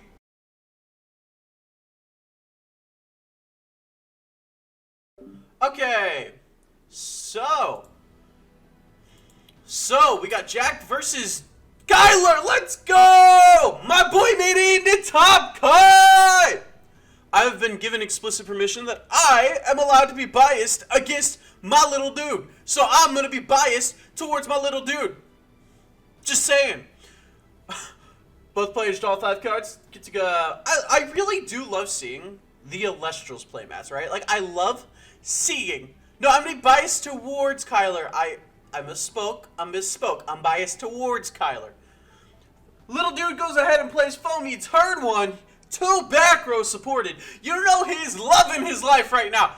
You know he's loving his life right now. No, I've been clipped. Elachik comes on the board. This is going to allow Jack to be able to search his deck for a Zeus and add it to his hand. This is actually amazing. I love this. This is Kyler playing Water Wind versus Jack playing Thunder, Earth, Wind, Water, because he plays Tsunami. Jack goes up, throws a face down, supported by Elachik. No, not face down. Plays an Earthquake to pop the Foamy. It's just a magnet to his hand. That's all it is, boys. Jack goes ahead and pops the Foamy with the Earthquake. This is going to allow Elachik to get in with an attack. Kyler's not going to want to stop this with the Shield of Achilles because it'll just allow Jack to get another Zeus to his hand. Kyler's going to take the one that looked like a water. Kyler's going to go ahead and draw his card for turn. He's staring down at Elachik in 3 back row. He's not playing many cards that really like to look down this board. But you know what? It looks like he drew one that does! Here comes Soylent! Wait, is that a Leviathan or a Lycris? Oh, Aramir. Okay. Here comes a water enchanted Aramir. This is gonna allow Kyler to play around the Tsunami. The issue with Aramir here is it trades with Elachik. Jack has 2 cards in hand or 3 cards in hand. Because 6 and then Elachik searches 1. Yeah, 3 cards in hand. So he's probably not wanting to trade Elestrals here because he doesn't know what's sitting in Jack's hand. So he goes ahead and casts the Aramir and passes turn. Viscaris comes on down to the board. Even if Kyler has a PTA, which he does, Viscaris is still going to be able to attack over the Aramir because Jack can simply cast a Zeus and disenchant. This will allow Jack to get another Viscaris onto the board. The camera has frozen. Okay, we're good. We see Zeus being enchanted. It's going to be enchanted with a total of 3 spirits. Jack's going to disenchant 1, targeting the Aramir, bringing Aramir to 2. Viscaris is at 3 attack right now. Viscaris still has the advantage over the Aramir. Viscaris is going to be able to attack and destroy that Aramir unless that back row has anything to say about it. Kyler's not going to want to activate it. It's a Shield of Achilles. So unless that's a Tsunami, then Jack's just going to get to build his board. And Jack does successfully get the attack in. Viscaris comes on down, properly enchanted. So it's going to be a 5 attack whenever the turn comes back around to his turn. Elachik attacks directly for 1. Kyler's going to take 1. A PTA is going to expend to pop the Viscaris. Kyler's taking a lot of damage in the early game. This is not good for Kyler. Staring down an Elachik into Viscaris with no Elestrals on board. He's lost a lot of tempo early on with only 1 face down. He's going to have to do something good here. Like, if I were Kyler, I'd be hoping I'd be getting a Nog really quickly because that's going to be about the only thing that's going to be able to give him the resources to be able to come back into this easily. We go ahead and see another Aramir being casted with water. Kyler, you can't be top decking like this. Aramir is going to be able to attack into that Viscaris. Going to be able to get rid of it unless Jack has something he can do in response. We do see the Shield of Achilles being played on that arrow mare. Jack is taking control, and he's not gonna give it up. Shield of Achilles goes ahead and spins 2. This is going to bounce that arrow mare back to the hand. Viscaris can be switched to attack position, and now Kyler is in a position where he's not gonna be able to come back into this. What's up, Big Matt? Purple heart to you too, my guy. Purple heart to you too. We go ahead and see another Elestral being casted. Is it going to be a Sparkit? It is a Sparkit! Oh my god, Jack is just not gonna give it up! We go ahead and see Sparkit's effect being activated. He's going to Nexus most likely to ElYouSeeKay here.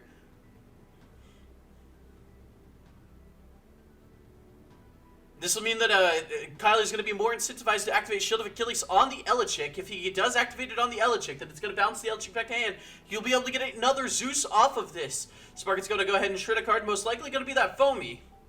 Foamy being the only thing that can continuously float into another Elestral. We're going to be seeing Viscaris being switched to attack position shortly after this as well. Jack actually discards the Arrow Mare. Not really worried about Kyler getting cards. As a matter of fact, he might be thinking, I want Kyler to expend the spirits to continuously cast Elestrals, because as long as I keep removing those Elestrals, I'm in the clear. Kyler goes ahead and flips a Shield of Achilles. Probably going to be on that ElYouSeeKay, yeah. Jack definitely going to benefit from that ElYouSeeKay being bounced back to the hand, getting another Zeus.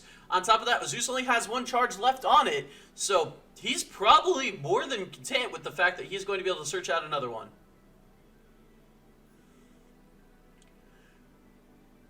Kyler's kind of playing directly into Jack's hands. Unless he has a big tempo play here, he's not going to be happy about the outcome of this.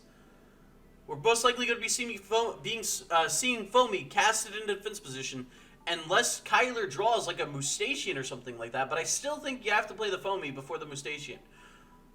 We do see the Foamy come onto the board in attack position. Kyler, what are you thinking? In case you guys are wondering why it's such a... Oh, we see a face down.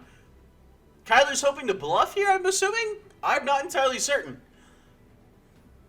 The thing is, if Jack casts an ElYouSeeKay, he's going to be able to search his deck for a Zeus. This will allow him to activate the effect of Toxion actually coming onto the board, forcing Kyler to expend.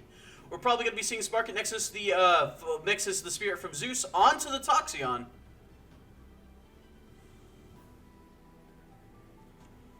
This will allow Toxion to force another expend and also give Toxion the ability to damage over this Foamy. Kyler is not in a situation that he's going to love. Kyler's going to expend a Spirit off of Toxion. Sparkit allows Jack to discard a card from Kyler's hand. We're going to be seeing the Verte being discarded off of the Sparkit. Toxion's going to be able to attack into the Foamy, deal a point of damage, and then we're going to see the other 2 attack directly into the cards that Kyler plays. Though Kyler is most likely going to end up playing the Mustachian.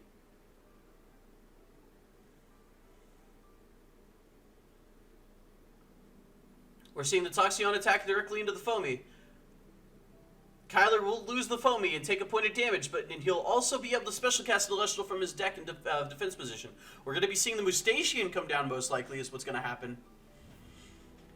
Jack has nothing on his board that's able to out the Mustachian, so this will be able to stop any further damage for the rest of this turn.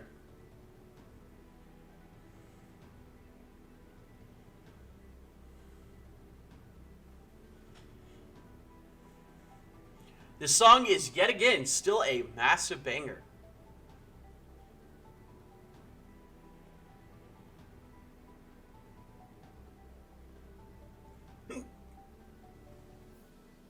Mustachian hits the board in defense position.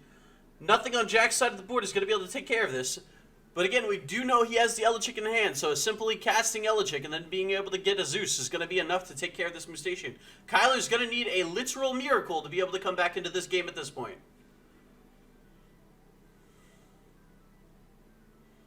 Jack having around 8 to 9 spirits left in Spirit deck. Kyler's looking very, very thin on spirits at the moment.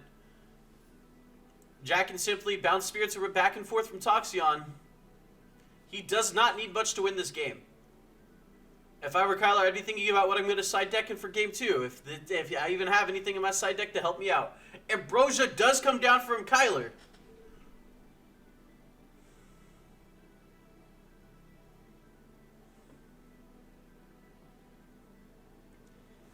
If that card in Kyler's hand is not a tsunami, though, that's not going to matter much in the grand scheme of this.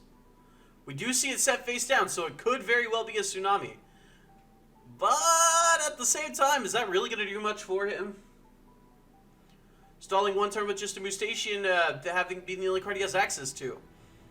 Jack can simply cast Elechick, search his deck for a Zeus, play Zeus, then next is one from Zeus to Toxion, burn for one, and just continuously do things like that over and over and over again to eventually wear down Kyler's life total.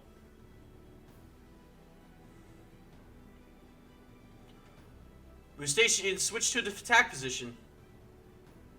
If this doesn't project, hey, I have a tsunami face down, I don't know what does. But Mustachian's going to attack into most likely Viscaris here.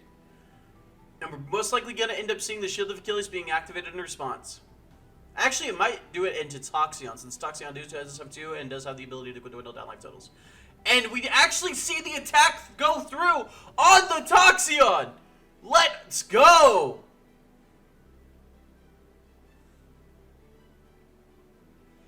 Jack's camera froze there for a second, but it's all good now.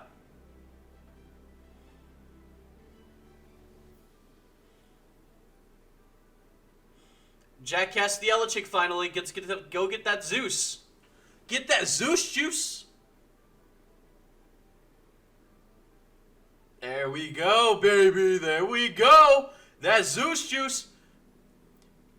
Kyler goes ahead and expends to be able to switch Mustachian's stats. This is insane right now! We're gonna see the Zeus come on down. How many spirits? Just 2 spirits onto the Zeus! Jack does not have the spirits to be able to afford to continuously re-enchant Zeus. So he's only got a couple charges of that Zeus Juice. He's gonna go ahead and activate Zeus Juice now. This is gonna reduce Kyler's Mustachian down to 3 attack. Viscaris, if it can get this attack in, is going to be able to take the game. Kyler will lose way too much tempo if this Viscaris gets this attack in. Does Kyler have the tsunami, or is it a horrible bluff? Kyler does not have the tsunami! Jack searches his deck for his for his final Viscaris, meaning all of his Viscaris for the rest of this game are going to have 6 attack.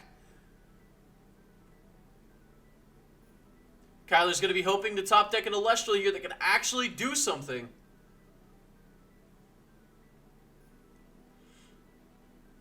Sparky go ahead and attacks for 1. Elechick attacks for 1. Kyler's taking a lot of damage this round. If I were Kyler, like I said, I would be thinking about how I'm going to side deck into this because I'm not having a very good time this game. Somebody left the call and I have no idea who. At all.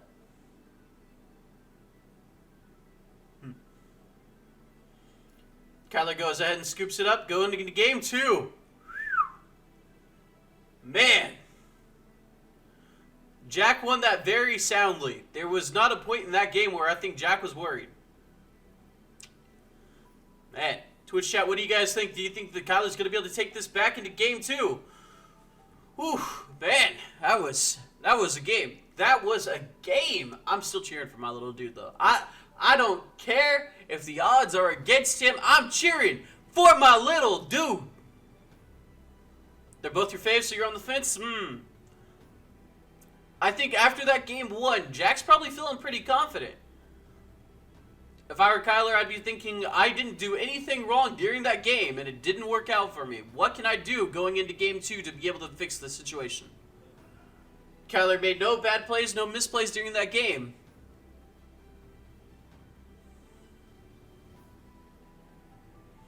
I genuinely cannot think of anything he could have done better in that situation.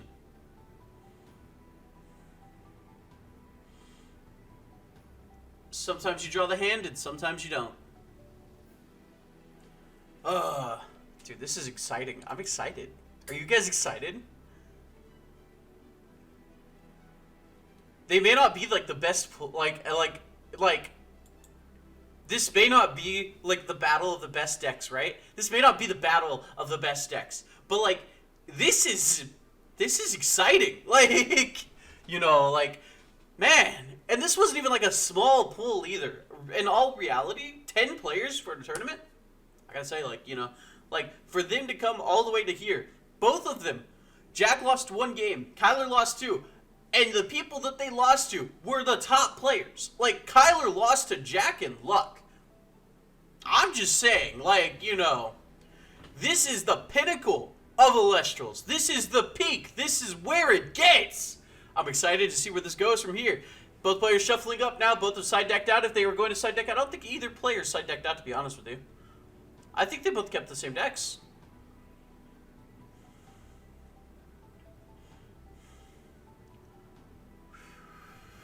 I'm excited. I'm excited.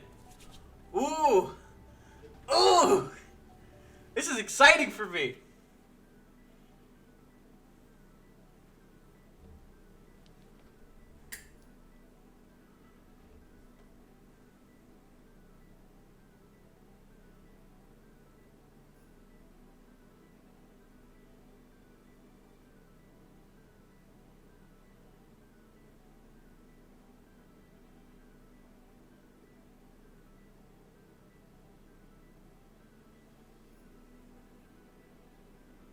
All right, both players go ahead and draw their hands of 5.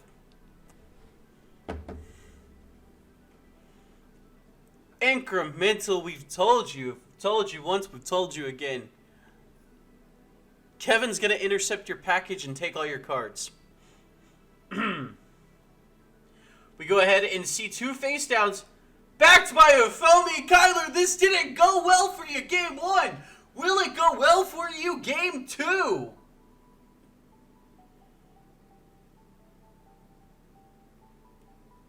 We go ahead and see a Thunder Enchanted Toxion. Toxion's going to go ahead and deal 1 point of damage to Kyler. Kyler's going to go ahead and take 1 here. Thinking on the play. We know he doesn't have PTA because he would have just flipped that up immediately, not wanting to continuously have his life total dwindled down like he did last game. It's just not something that he's going to want. Does Jack have the Earthquake for the Foamy?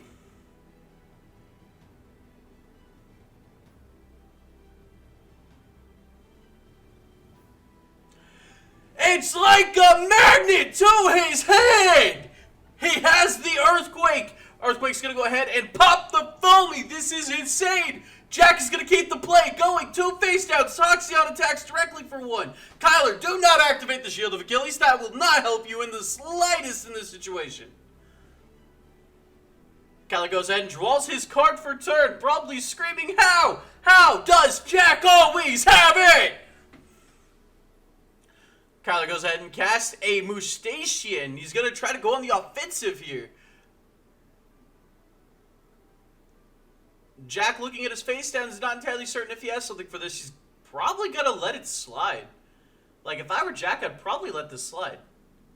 Mustachian's going to go ahead and activate its effect. Mustachian attacks into the Toxion, and the attack goes through! Jack, what is your back row? You do not want to lose Toxion like that. Jack goes ahead and casts a Verte. Hey! In the words of a wise man, just make Verte. Is Kyler going to go ahead and activate his Mustachian's ability? It doesn't look like he's making a... He does activate the Mustachian's ability. Verte is not going to be able to attack into the Mustachian, but I think Kyler's okay with that. Mustachian's going to be able to attack into that Verte and take it out. We see a Foamy enter the battlefield. Foamy is going to be able to... Okay, so we have 2 situations right here. Foamy can attack into Verte, and Kyler can cast Galaxia. But we're going to instead see Mustachian switch its stats around to attack into the Verte. Foamy could have attacked into the Verte and then been able to special cast a Galaxia from deck, is what I was going to say. But that's not important here. We actually see the Gorgon's Gaze going onto the Mustachian post-expend as cost. So Kyler's still going to lose that spirit, but Mustachian's not going to be able to take out that Verte.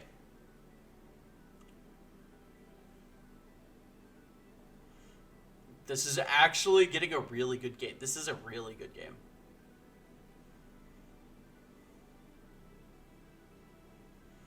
We see a Thunder Spirit going onto the board. What is Jack enchanting? Is it going to be an Elechick? Elechick, Ash Rabbit? What are we going to see coming down from Jack?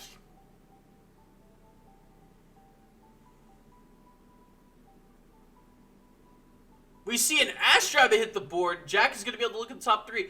But a Gorgon's Gaze is going to stop Jack's play!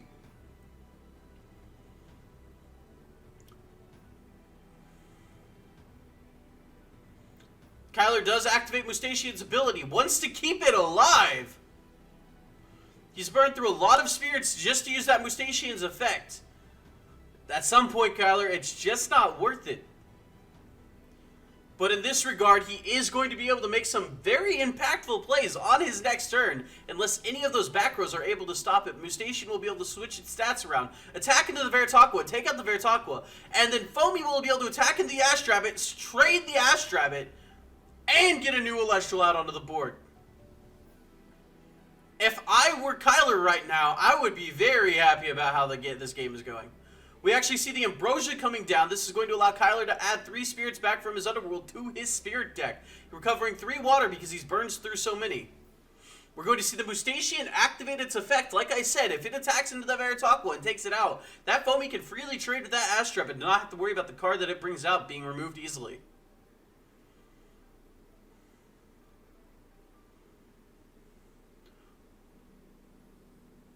And we actually see another Mustachian coming onto the board.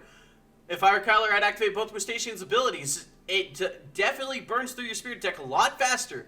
But at the same time, it guarantees you take out that Veritaqua. And right now, keeping Jack low on Elestrals is going to be a very important thing for Kyler to be able to secure Game 2.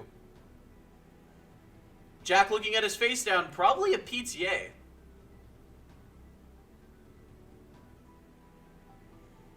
Jack decides against playing his PTA.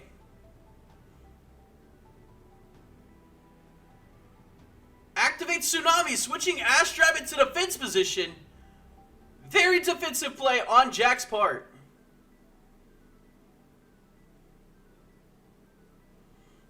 Oh, I see what Kyler was going to do. Kyler's going to crash the Galaxia into the Astrabbit, he's going to crash the Foamy into the Astrabbit, cast out the Foamy, have Foamy special cast Galaxia so the Mustachian can attack into the Veritaqua. Ooh, I would have gone for the guaranteed kill on the Veritaqua because now you're staring down a board of Elestrals and Jack does not have to cast an Elestral. He can just simply re-enchant that Astrabbit like he just did. Kyler, that was a misplay, my guy. That was a misplay. You should not have done that. I would have sacrificed those spirits. You know that those face downs are not enough to be able to offensively stop your Elestrals. You could have used those Mustachian's abilities and taken out that Verte. Now you've sacrificed a lot of pressure against your opponent, and that's not a good thing.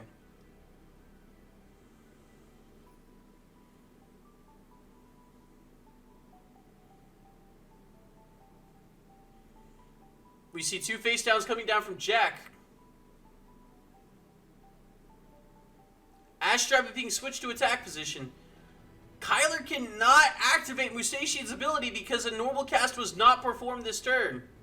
We see the Shield of Achilles going on to the Astrabbit. You know Kyler is not happy about having to do this. We see Verte attacking into probably Mustachian here.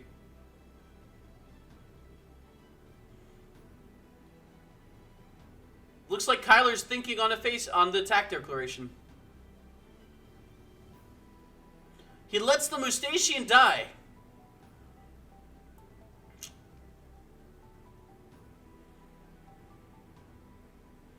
There's 2 unknowns on Jack's board now. Kyler draws the Atlantis, which funnily enough does nothing for him here.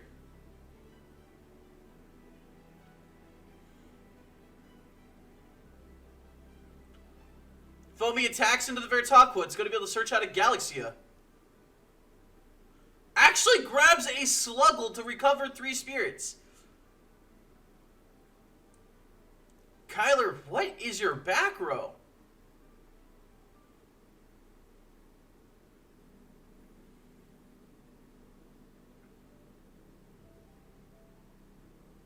Back row, probably Shield of Achilles, considering he was debating on the Verte attack. That's the only thing it really could be, unless it's Alter.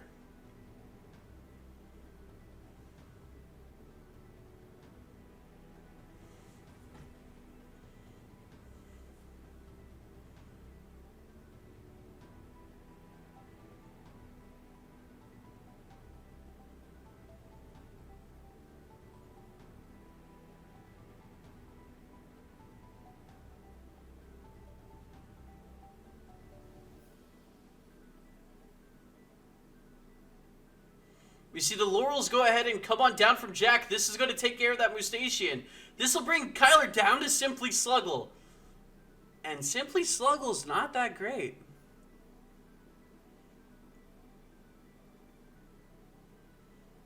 We're probably going to see an Ash Rabbit being casted again from Jack's side. We know he has it.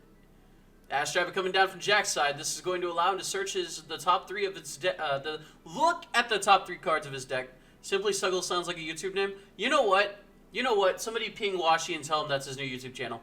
Simply Sluggle. I would genuinely, I would promote the fuck out of that channel.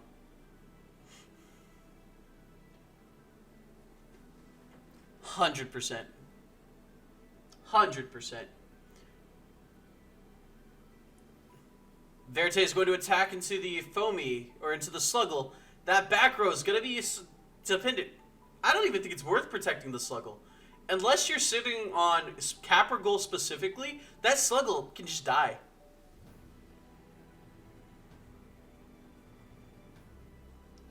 Kyler thinks it's worth protecting, though. Activates the Shield of Achilles to return that Verte to his opponent's hand. That Sluggle is not a sacrificial Sluggle, is what it looks like. Kyler wants to protect it for a reason. As a reminder, Kyler does play the Eruption.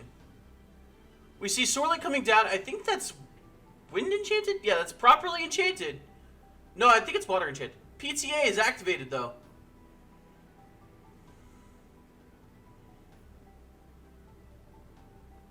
I couldn't tell if that was properly enchanted or not. Jack does expend a pop.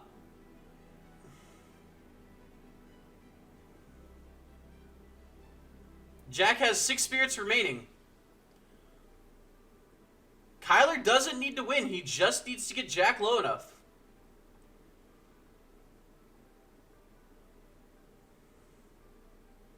ElYouSeeKay comes on down to the board. Jack is now at 5 spirits remaining.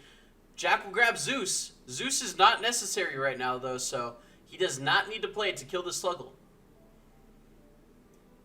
He can simply switch Ash Rabbit to attack and have the ElYouSeeKay take out the Sluggle and then have the Ash Rabbit attack for 1. Zeus does come on down to the board. Jack playing with fire right now, literally. He knows that Kyler plays Eruption. He's seen Kyler play Eruption before. I don't know why he's risking it.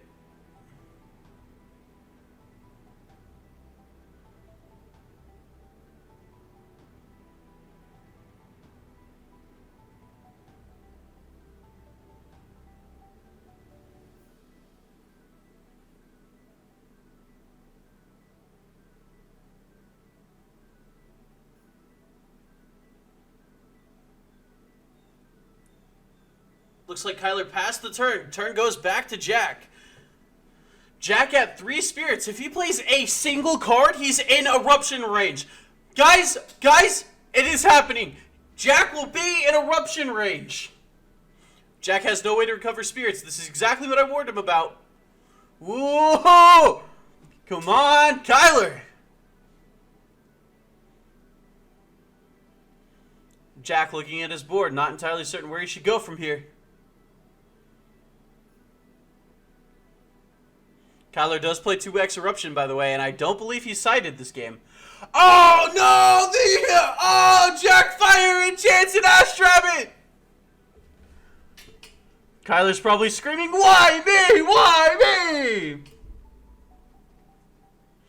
Kyler takes 3 damage here.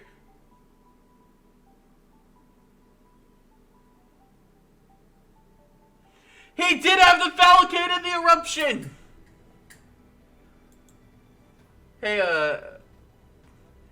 wait, Kyler, what was that card in your hand? Oh, okay. I thought that was Eruption. I was like, bro. Alright, so Jack takes game, Jack.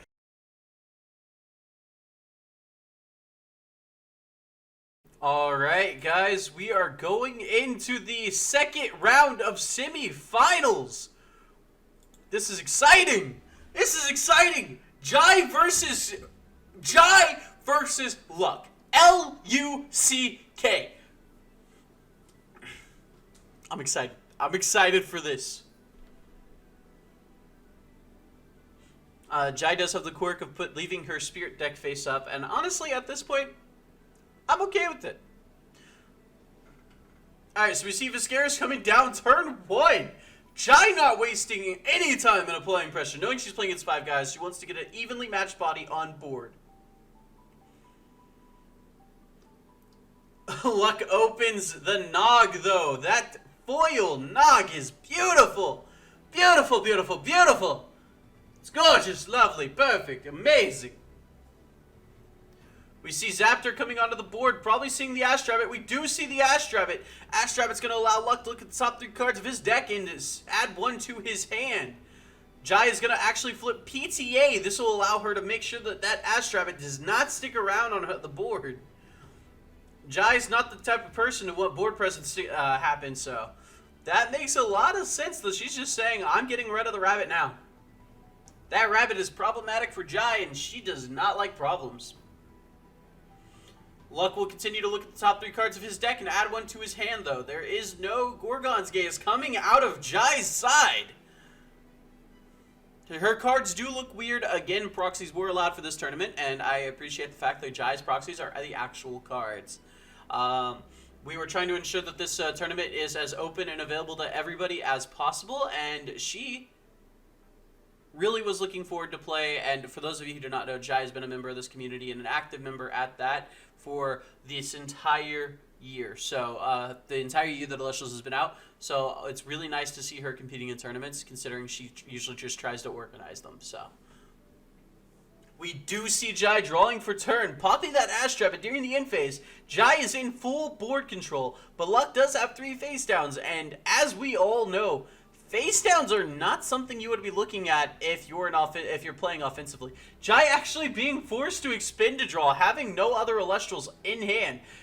Oof, oof. If you're Jai, you're not happy. The Elestrals she has in hand are probably just answers if they are anything.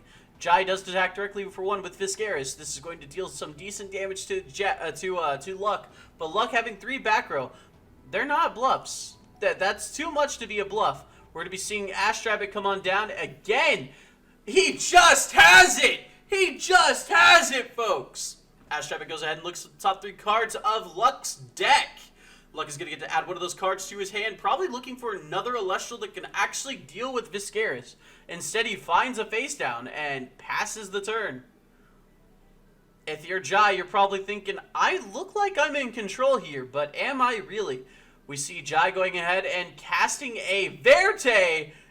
You know what they say, kids? If you're ever looking down an Astrabbit, just simply make Verte.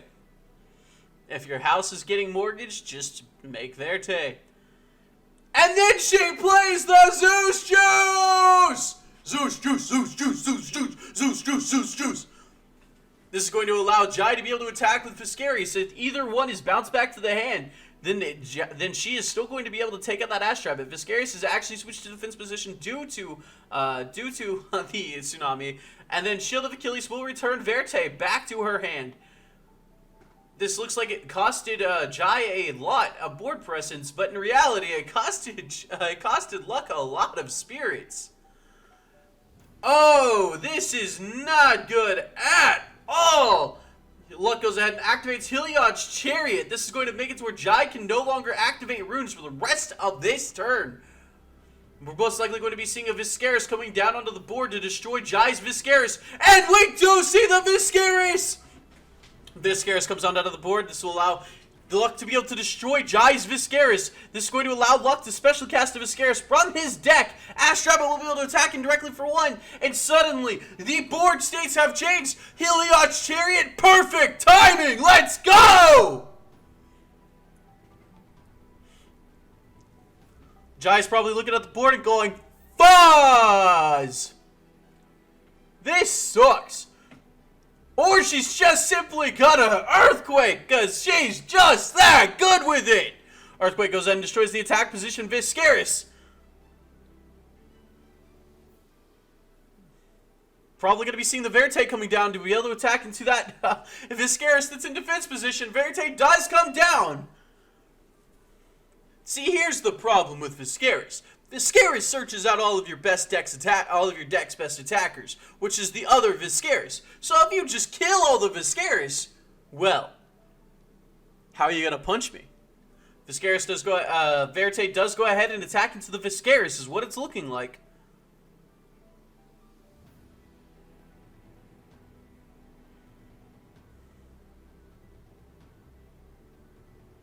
We see the Shield of Achilles returning for the Vertaqua. 5 spirits wasted on Luck's part to be able to avoid attacks, but I don't think that matters when you have so much control over the board. Heliod's Chariot again! Again! Luck wants to get in these punches, but I mean that's 9 spirits on runes, 11 if you count Nog. Ooh. And we're going to see an Ash Rabbit come on down to the board. Luck has used 15 spirits. That's a lot of spirits. Luck is probably at 5? If I'm doing math correctly, I think it's 5, maybe 4. Jai will take 3 points of damage here, but Luck is very low on spirits right now.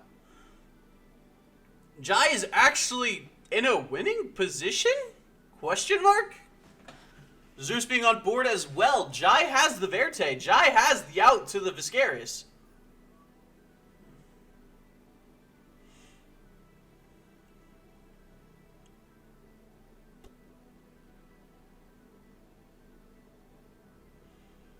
We see a water spirit coming down for the Ambrosia. Jai is going to recover some life. I think it does feel like a winning position, because Luck has 1 face down, 4 spirits remaining left in spirit deck. Hey, Luck, can I get a spirit count from you real quick? 3? Okay. Luck's at 3 spirits.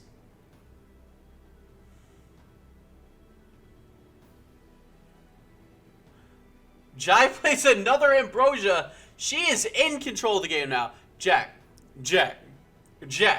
You know what we call Luck? We call Luck within eruption range. That's what we call Luck. Luck's camera is not focusing. Why isn't Luck's webcam focusing? We do see a Verte coming onto the board. Is Jai going to attempt to take out the Viscaris, or is she just simply takes out an Ash Rabbit? Jai plays 2 copies of Eruption, if I remember correctly. Yeah, Jai plays 2 copies of Eruption in the main deck. Luck goes ahead and recovers 3 spirits, so bringing him up to 5. Luck is no longer in eruption range. Sag.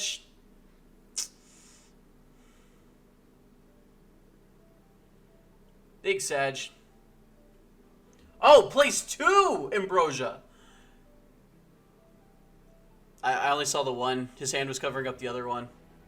Sorry, I got a notification on my phone. This whenever, yeah. Galaxia comes on down to the board. Luck is gonna, Jai is going to activate Tsunami. Luck is at 6 spirits.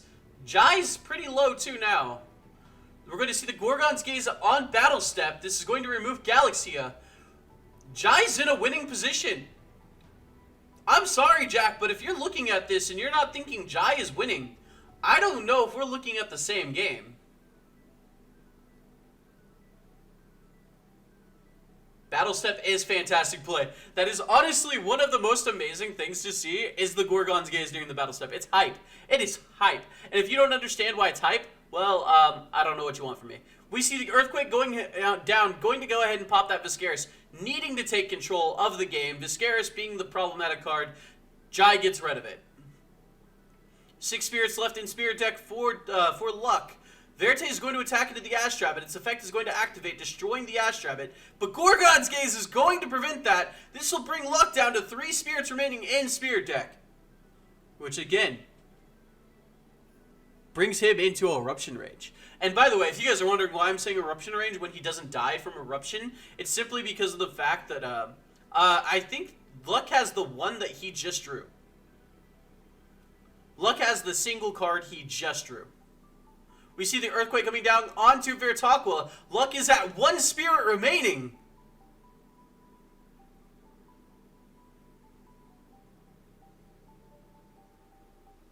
Seven.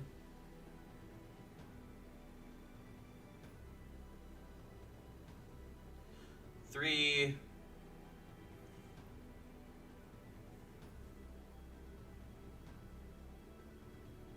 2. 1. 7.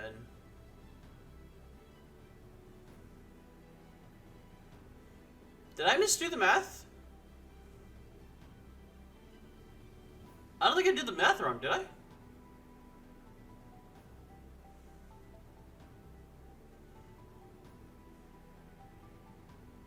I might have done the math wrong. I don't know. Okay. Jai goes ahead and is going to take 2 points of damage from this. We see the Shield of Achilles using the spirit from Zeus and an Earth to return Galaxy into the hand.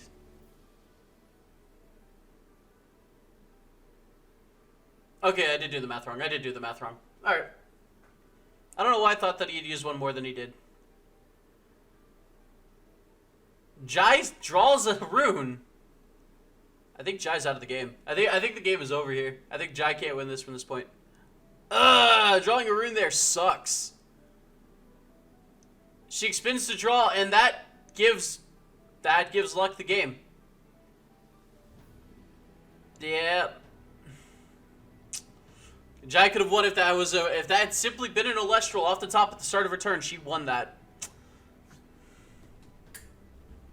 Oof. Feels bad. Luck drawing 3 Ambrosia, though. That's... Shoot.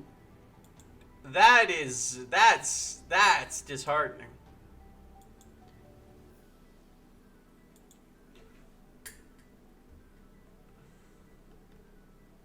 Jai put in so much work. Well, actually, Luck put in so much work because Luck burned through all of his spirits. But still, Jai did so much. Just didn't matter in the end. She tried so hard and she got so far, but in the end, it just didn't even matter.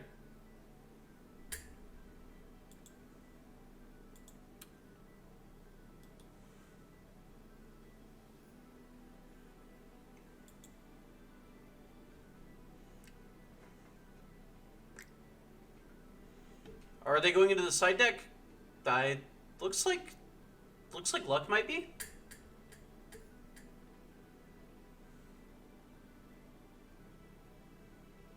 Nope, Luck is not.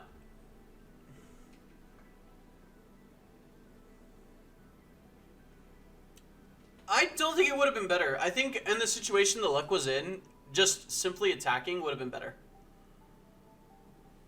Like, regardless of what your opponent has, if she sets the Ambrosia, like, Luck had the potential to deal more damage, regardless of the fact. Like, even if it's a Shield of Achilles, even if it's a Tsunami, I mean, like, you always attack in this situation. It just doesn't make much of a difference if you just attack. You either deal 1 less damage if you deal 1 more damage if it's a Shield of Achilles, or you deal 2 less damage if it's a Tsunami.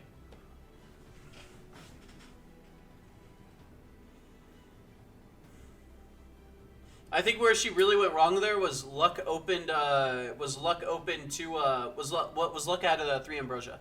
I think that's what went wrong with 4 there. Ash Rabbit gonna go ahead and come down on Jai's side of the board, look at the top 3 and add 1 to a hand. This is kind of pointless unless she finds counter runes to support this Ash Rabbit.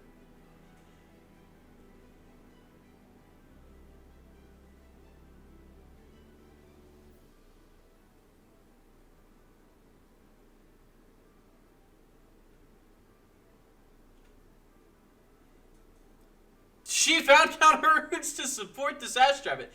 3 face downs going down on her side of the board. One of which is an Ambrosia.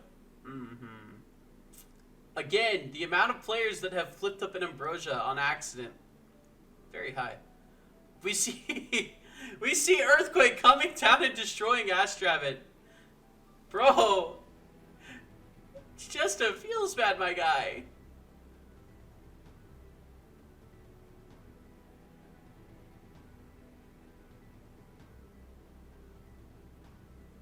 Sorlet coming down on Luck's side of the board. Getting an attack in on Jai. Jai is going to take 1 point of damage here.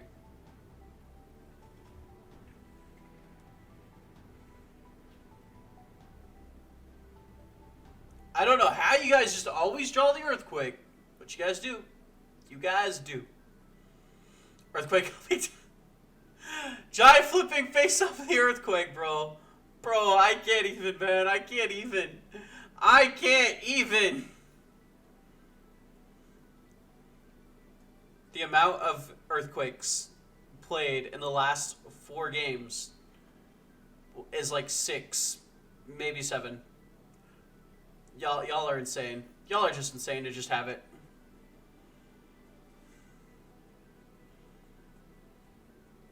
We see Viscaris coming down onto Jai's side of the board. Viscaris being a heavy offensive threat. Does Luck has the PTA? Viscaris is going to attack directly for 1. Luck is going to expend 1 to be able to pop the Viscaris.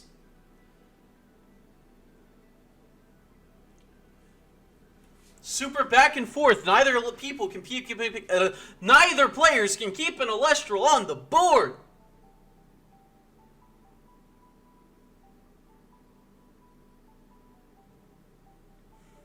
We see Small Tuga being casted. This is going to allow Luck to search his deck for a Necruff. No Gorgon's Gaze, no Pandora's Box coming down from Jai's side. Luck is going to go ahead and grab that Necruff. Throws down a face down and shuffles his deck to pass turn.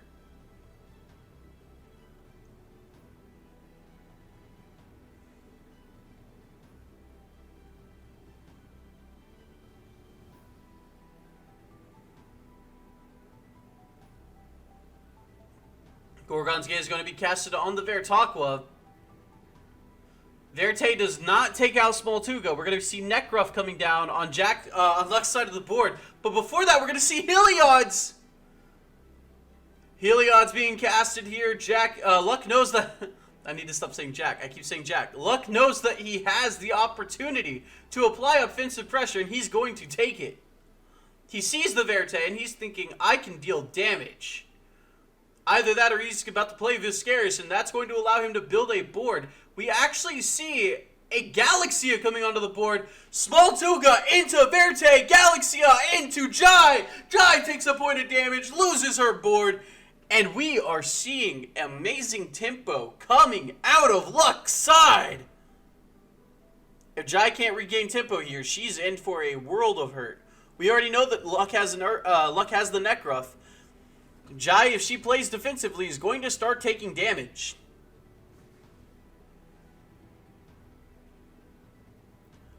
Jai plays 1 face down. We're going to see a Viscaris coming onto the board.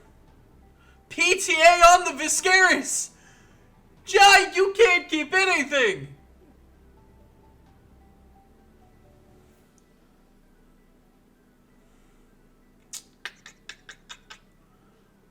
Luck's going to go ahead and pop that Viscaris.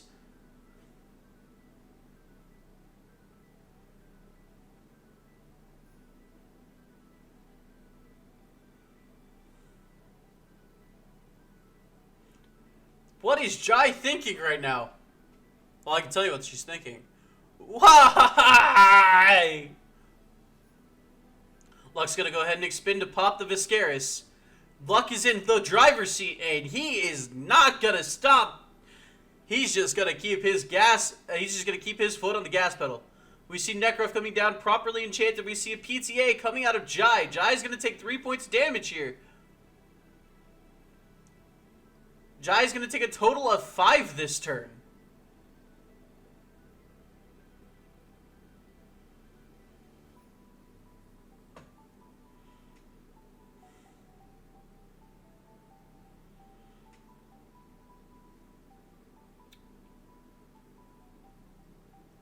Luck wants this trophy. Luck wants this win, and he's gonna take it, even if it costs him everything. Earthquake coming down, gonna pop the Galaxia.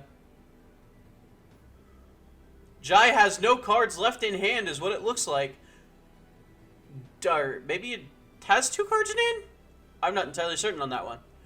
Ambrosia comes on down. Jai's going to be able to recover some life here. Get 6 life back. She's used a lot of spirits, and with no cards left in hand, she's going to be expending to draw to try to get an Elestral to stick on the board during her next turn.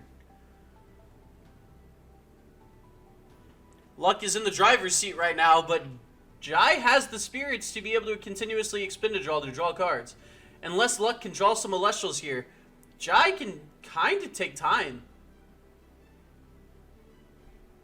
There is an ad break now, so unfortunately you guys are going to have to watch back the VOD playback. Here's where Luck wins the game off of a single top deck.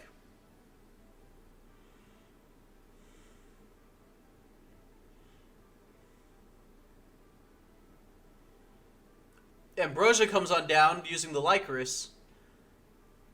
Luck's going to be able to recover 3 spirits from his underworld to his deck.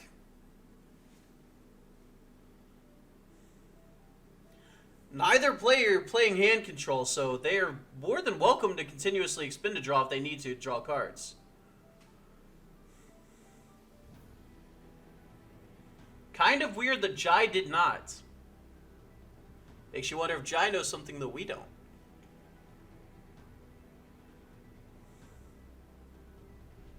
Jai will take 1 point of damage from the small Tuga.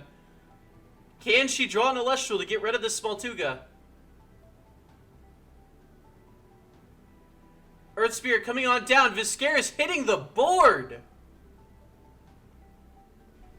Tsunami is going to switch Viscaris to defense position. Unless Luck has... Hey, how many cards do you guys have in hand? Okay.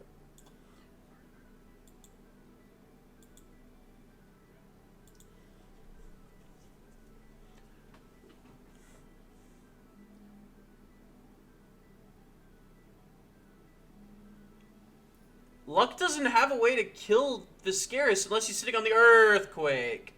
Luck has the Earthquake, gets rid of the Viscaris.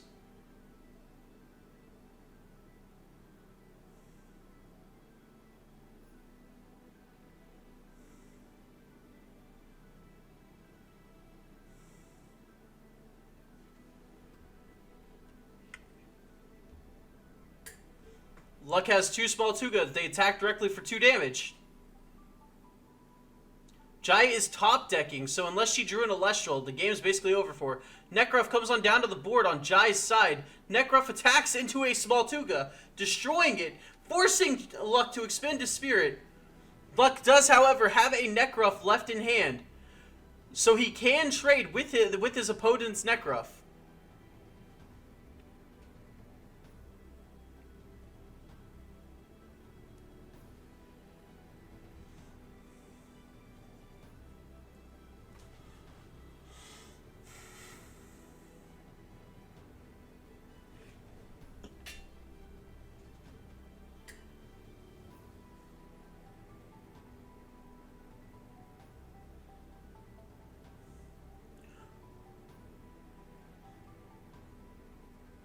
Luck thinking about his play right now.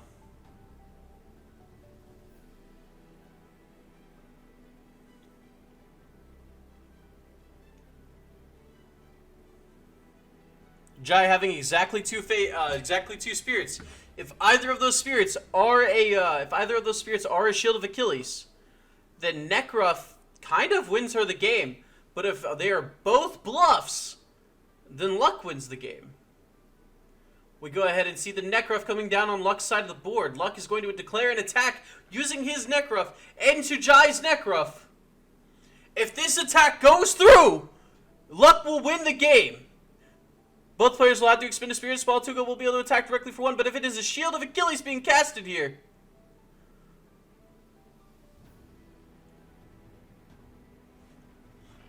this needs to be exactly Shield of Achilles for Jai to win the game.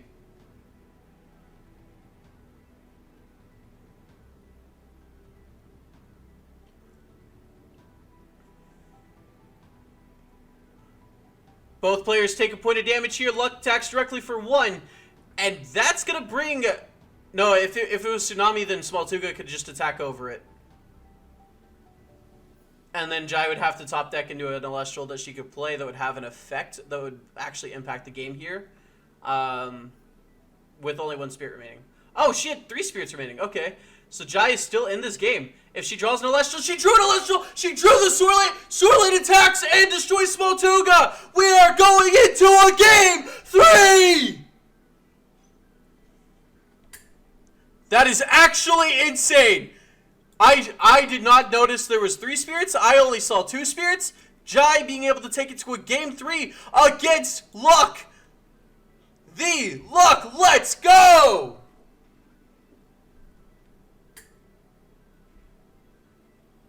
Let's go, Jai. Let's go.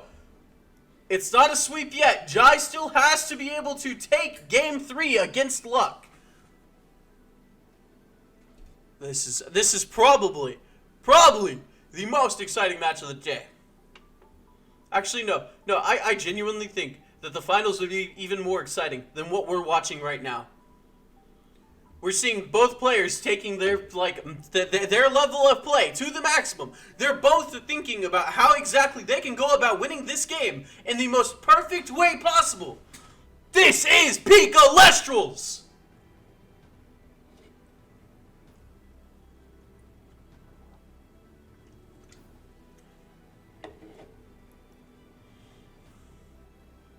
What's up, Bella VGC?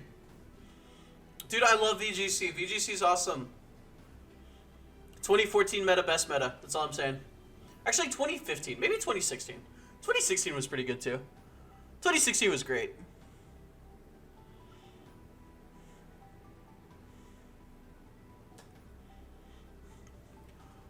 Oh, this is so good. This is game 3. This is game 3 of the semifinals. The person who wins this game is going to advance to the finals. This is actually insane. This is insane. I can't get over how insane this is. Oh my god, let's do this. My notifications are broken. I didn't see that RL followed. I am so sorry, RL. I am so sorry.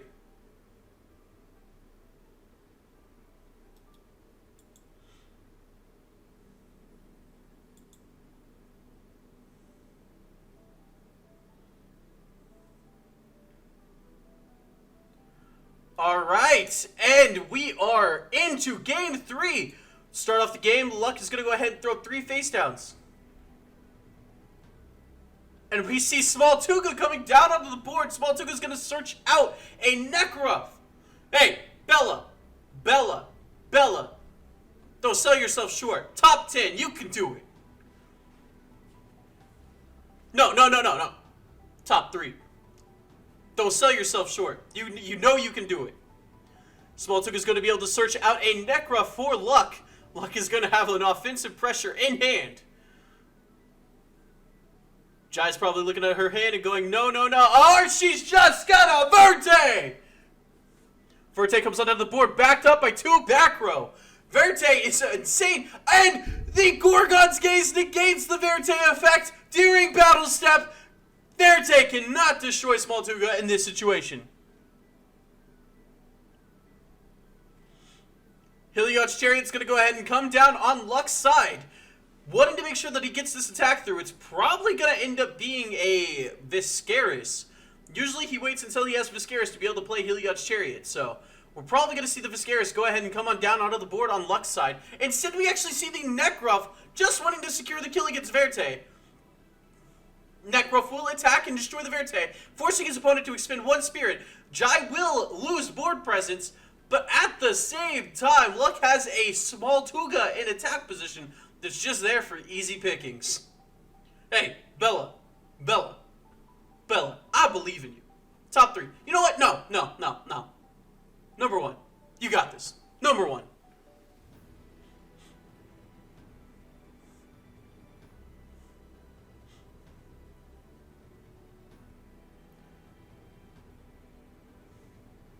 Listen. A wise man once said, and it wasn't me, I'm not that wise. A wise man once said, anything worth doing is never going to be easy. And becoming number 1 is worth doing. So it's not going to be easy. But Bella, you got this. Viscaris, go ahead and come down on Jai's side of the board. Jai's going to attack into the small Tuga. This is going to allow her to special cast a Viscaris. There is no card coming down from Luck on Luck's side of the board. Both those cards are bluffs unless he just knows he can deal with this situation.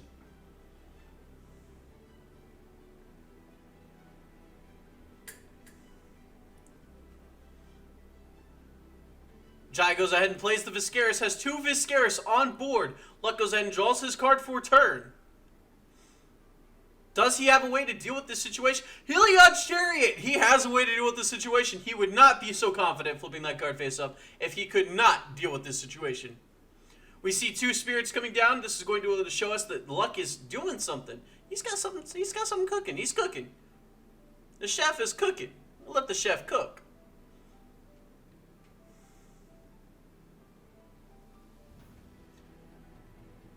What is he casting? He casts Small Tuga. This is going to allow him to search his deck for a Nekruff. What is he cooking?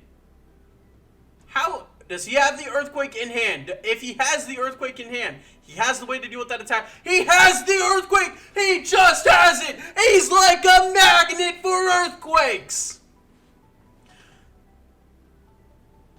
You know, it's weird. I thought only Californians could summon earthquakes at will. But you know what? You know what?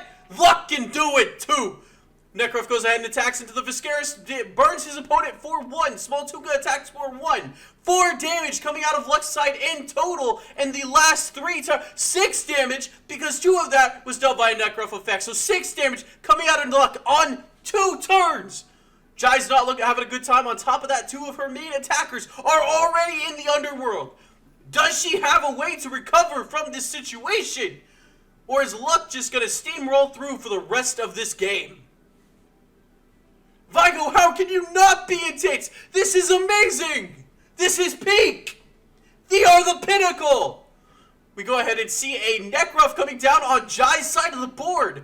Does Luck have anything to say to this?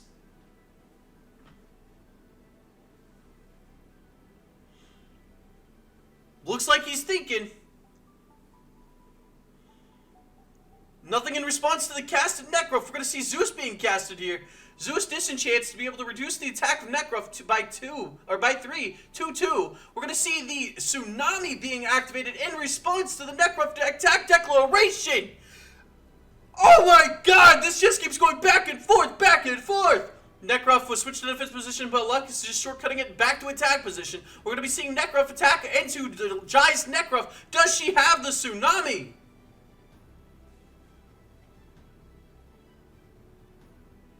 She does not have the Tsunami! Nekruff goes down here. She'll be forced to expend a spirit from her spirit deck. Then 1, 2, and 3! 3 spirits from her spirit deck to the underworld in this turn, unless she has the ability to do something here. It looks like they're talking about something. Shield of Achilles Black to be activated using the spirit on Nekruff to use the spirit, to expend a spirit from her spirit deck to bounce the Nekruff back to the hand. So she isn't forced to expend the spirit, but she does get rid of 1 Nekruff on Luck's side of the board. 2 spirits will be coming out of, 2 spirits will be dealt in damage using Nekruff and Small Tuga. 4 spirits in total will be lost, which is what she was going to lose anyways. But at least this way she minimizes the impact that Luck's board has. This is insane.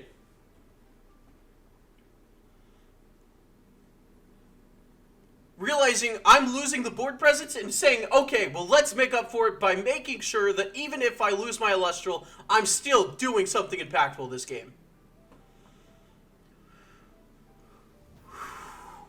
Man, this is getting good. I love this. I love this. Oh my god, if the energy drink wasn't kicking in, this would still be hyping me up. This is amazing. Woo! Jai expends to draw. Oh, that is not something you want to be doing whenever your opponent has board control. We see the Ambrosia being casted here. She's going to be able to recover some life. This is going to make sure that she's going to be alive for at least the next 3 turns. But how good is that necessarily in this situation? I do not know. She's going to go ahead and grab a Thunder, a Fire, and a Water, messing up her deck. Hey, Jai, if you could, since the deck got knocked over, just shuffle it. Alright, cool. Thank you. We're going to try not to rule shark because this is an unofficial event, so we're just going to make sure that the deck is all neat and shuffled, so that way, you know, there is no chances that anything was messed up in the process. We don't want to punish players for getting nervous and making a mistake, especially in a situation like this where she has to win this game. She's already lost board presence, or she will not advance into the finals.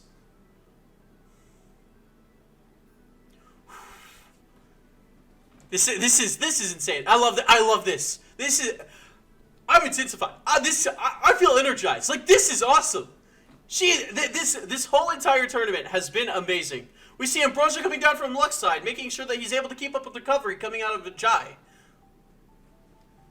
We see the water. Luck looking at his spirit deck, making sure that he doesn't grab something he doesn't need necessarily. We see water, fire, and we're probably going to see thunder. I was expecting earth. We see thunder being added back into the spirit deck. We're going to see the fire come on down. This is probably going to be for that Necruff that got bounced back to the hand during the previous turn. It is for the Necruff that got bounced back to the hand during the previous turn. We're going to be seeing the Necruff attack, and the small Tuga attack. Are we going to be seeing any counter runes being played on Jai's side of the board? We see the Tsunami. This is going to switch Necruffs into the defense position, but small Tuga is still in attack position, and is still going to deal that second point of damage.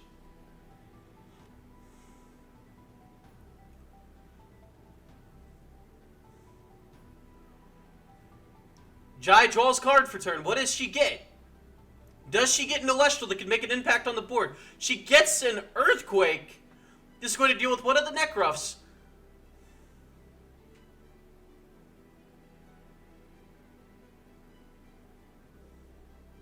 Jai's going to go ahead and play a Necruff of her own. This is going to attack into Luck's Necruff. Does Luck have a back row to be able to stop this? Gorgon's Gaze does stop Necruff's attack on attack step. Luck goes ahead and throws a card face down, switches his Necruff to attack position.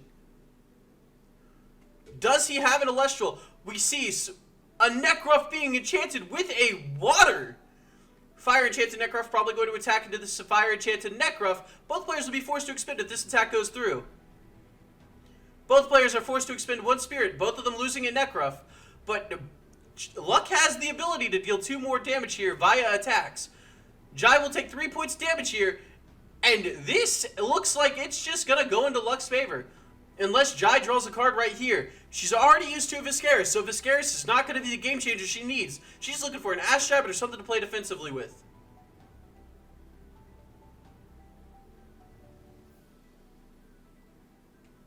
Luck has recovered spirits, so even if she draws the Eruption, it's not going to make a difference.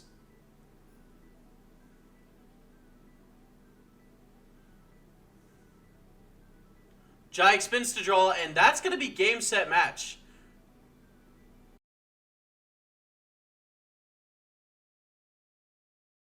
Alright, so we have Jack versus ElYouSeeKay! For those of you who don't know, this is exactly what the finals looked like during... No, the finals didn't look like this during last tournament, because JT actually... Didn't JT advance to finals? I want to say it was JT that advanced to finals. But these are 2 of the best players in the game. We see Luck going ahead and casting Astrabbit turn 1. When every card in your deck is a power play. Well, can anybody really get mad when you draw it? When you draw a power play? Luck going ahead and shuffling up his deck, passing the turn after he's added the card. 3 back row supporting a Astrabbit. We actually go ahead and see the Earthquake. His hand is a magnet. Everyone's hands are magnets. Every single player in Elestrals has the ability to cause a tectonic shift on turn 1, 2. You know this game is going to be hype when the game just starts out by causing a literal earthquaking event. Elachit comes on down to the board. Does Luck have a response to this? Does not look like it. Jack going to go ahead and search out his Zeus. A game is never complete without some Zeus juice. So Luck is not going to be happy about the fact that his 5 guys is going to be able to be made 2 guys at any given point.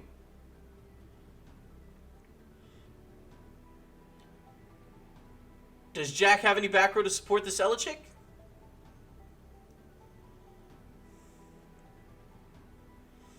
Jack sets 3 back row and has Elichick attack directly for 1. Luck not wanting to bounce this card back to his hand with the Shield of Achilles.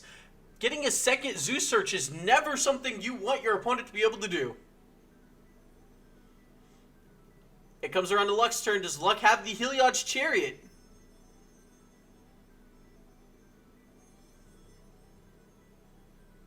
There is no Heliod's Chariot coming out of Luck, but there is an Earthquake. Like I said, their hands are magnets and they can't stop getting them. Tectonic shifts are just happening all over the place. I didn't know that we were in. I did not know that we were in.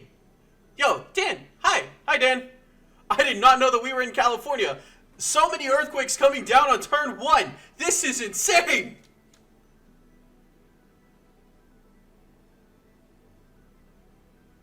Small Tuga coming down on the Luck's side of the board. Is there going to be a Gorgon's Gaze coming out of Jack? I keep forgetting who's in the turn. I keep forgetting who's playing. I'm not gonna lie to you. It's one of those days.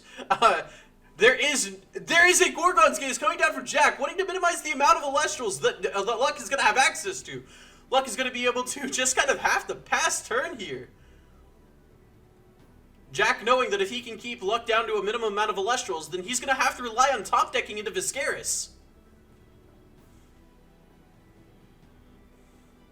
My notifications are broken and I'm sad. Usually I get pings in my ears whenever there's notifications. I'm not getting pings. Toxion's going to go ahead and be casted. He's going to deal 1 point of damage to Luck's side of the blood to Luck. What is Luck thinking? Luck thinking about a PTA? Luck, Gorgon's Gazing, valuing this Small Tuga more than he's valuing his life total. Is Luck sitting on Galaxia right now? If I were Jack, I'd be saying that that's projecting that he's looking at a Galaxia. I think. I'm not entirely certain.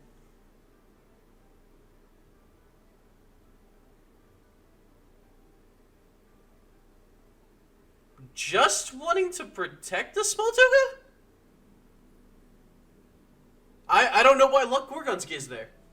He ended up taking 1 point more damage. Just wanting to protect the Small Tuga. I guess he has no Elestrals in hand? Which would make sense because Gorgon's Gaze did negate the effect of Small Tuga to search, so I'm guessing he just has no Elestrals in hand, wants to keep the Small Tuga on board as much as possible. We're going to see Zeus Juice go ahead and get played. Zeus Juice is going to go ahead and get pumped into Small Tuga. Small Tuga is now a 2 defense Elestral. Does Jack have another Elestral to follow up with?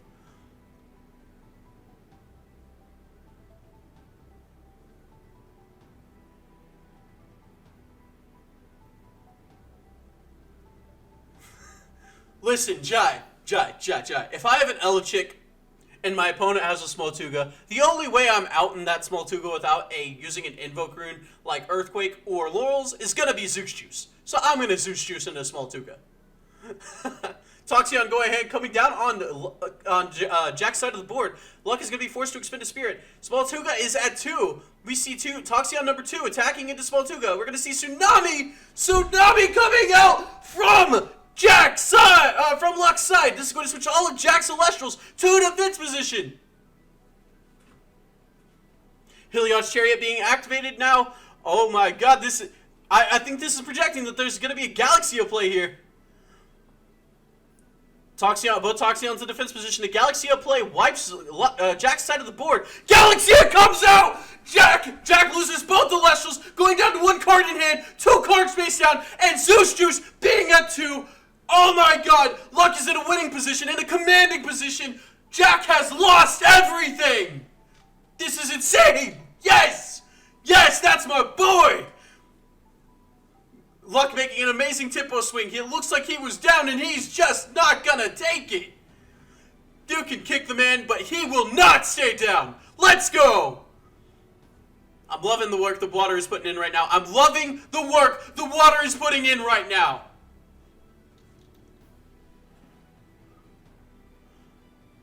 We're going to be seeing Viscaris coming down on Jack's side of the board. PTA coming out of Luck. Luck is making sure that if he plays this Viscaris and is going to take something, he'll get another one, but he's going to lose this Viscaris. Jack has the ability to out something by using a charge from Zeus, pumping some Zeus juice, probably going to pump it into Galaxia. We're going to be seeing the Earthquake actually coming out onto Galaxia. This will make it to where Jack no longer has to use the Zeus juice on the Smoltuga. Viscaris will be able to attack into the Smoltuga, play another Viscaris. This will take back the tempo. This is insane. They just keep going back and forth. This isn't even just one Elestral getting removed. It's all of them. And then PTA goes ahead and is able to destroy the Viscaris in defense position. Jack is the only person left. The dust is settled, and there's only a Viscaris sitting there in defense position. Oh my god, this has gotten so much better. We see Smoltuga coming down from Luck's side of the board. Does Jack have the Gorgon's Gaze? Jack does not have the Gorgon's Gaze. Luck is going to be able to grab that Necruff. It's not going to do him much good here, though, because he's going to be forced to crash it into Viscaris on his next turn if he wants to out the Viscaris. Jack having 2 back row, being able to fully support. On top of that, he has 2 Zeus Juice charges left, so he's going to be able to pump some more Zeus Juice into a Smoltuga to be able to allow his Viscaris to attack over that Smoltuga. Does Luck have any face downs? I don't believe so. He has another Earthquake! The earth is literally shaking as Luck removes Jack's last Elestral. Jack is top decking for an Elestral. This is getting insane. There's no shot. Does Jack have anything that he can do here? Does he draw the Elestral? What's up, Alex? Oh my god. Come on. Come on. Come on. Show me the Elestral, Jack. Show me the Elestral. Show me the Necruff. Does he get the Necruff? He gets the Spark, and it's even better. Sparket's effect is going to activate. He's going to be able to Nexus to Sparket, shredding the only card left in Luck's hand, which is Necruff. Disenchant from Zeus, being able to reduce the Smoltuga's attack. He's going to have Sparket attack into the Smoltuga. This is going to leave Luck with absolutely nothing left in hand or on board. Jack completely takes control of this game. This is insane.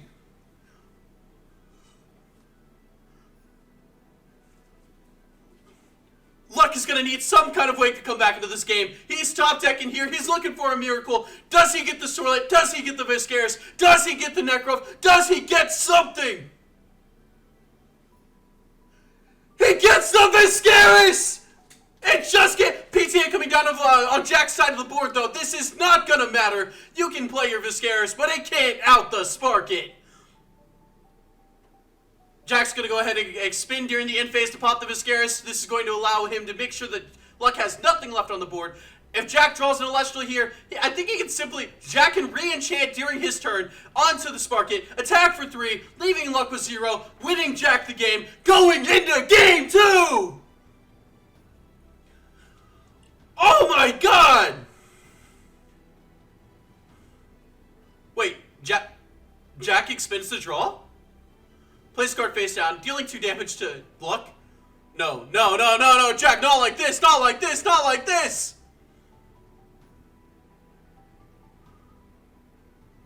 Oh no, Luck had 4 spirits, okay, Luck had 4 spirits. Luck had 4 spirits, we're good. I'm a lot less concerned for Jack's mental state, okay? We actually see a Ambrosia being played. This is going to bring Luck back up to 4. He's going to be forced to expend a draw if he's going to want to draw a card, but I don't think that's going to be necessary in this situation because if he expends the draw, all it takes is a re-enchant onto Sparket. He's going to hope that Jack does not have a way to get 2 spirits onto the board. If Jack does have a way to get 2 spirits onto the board, then the game is over. Jack draws per turn if he has a single Elestral or a Zeus.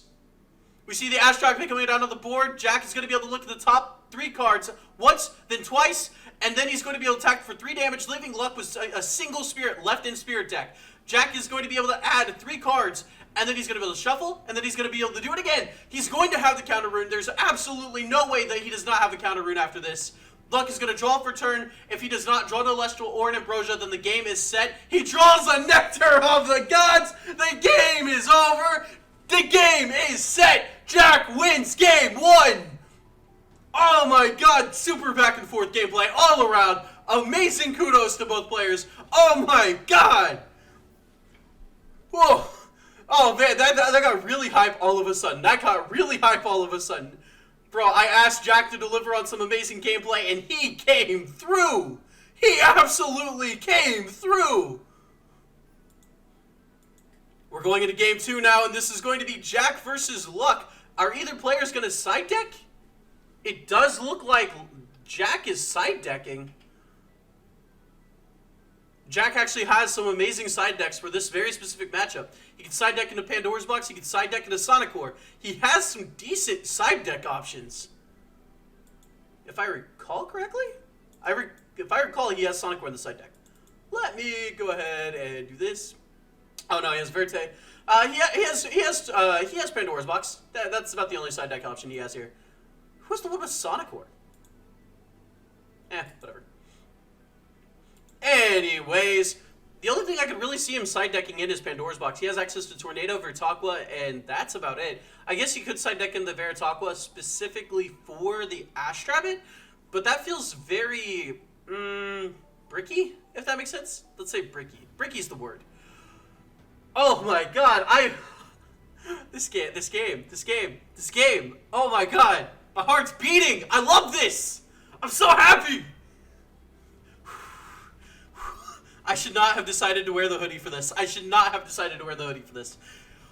I'm gonna get this heated, man, oh my god!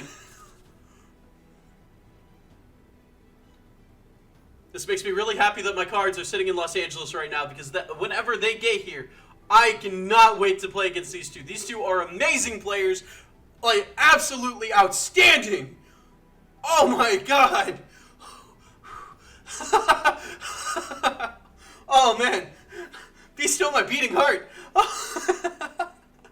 I'm burning up. I love this. I love this so much. For those of you who don't know, Jack is constantly being put in the top placings whenever it comes to tournaments. As a matter of fact, I think he's won almost every single one of them that I've run. Question mark? I think the only one he lost was Bears, and I won the Bear one. So I mean, like, I like other Bears. Bears are cool. And Luck is constantly placing as one of the best players. The showing that he performed, that they showed in the ECL, is not exactly what he plays like. He got a very bad draw in the element that he played. So do not think that that's the peak that he can play at, because clearly you guys can see he is playing at a much higher level than what he showed in the ECL. For those of you who missed Jai's match, oof. Ooh, you guys missed a match against Luck and Jai that was like chef's kiss. Chef's kiss. It was perfect. Perfection. If there was a game to describe perfection, it was that one. Alright, both players are going to keep their hands, it looks like. Neither of them going to mulligan. We're going to be seeing a Nectar of the Gods coming down from Luck. Oh, sometimes you just get it. Nectar of the Gods goes ahead and draws Luck 2 cards. Oh, I don't know what it does, but if he's just going to draw them, then he can go for it. We're going to be seeing 1, 2, 3 face downs coming down on Luck's side of the... What?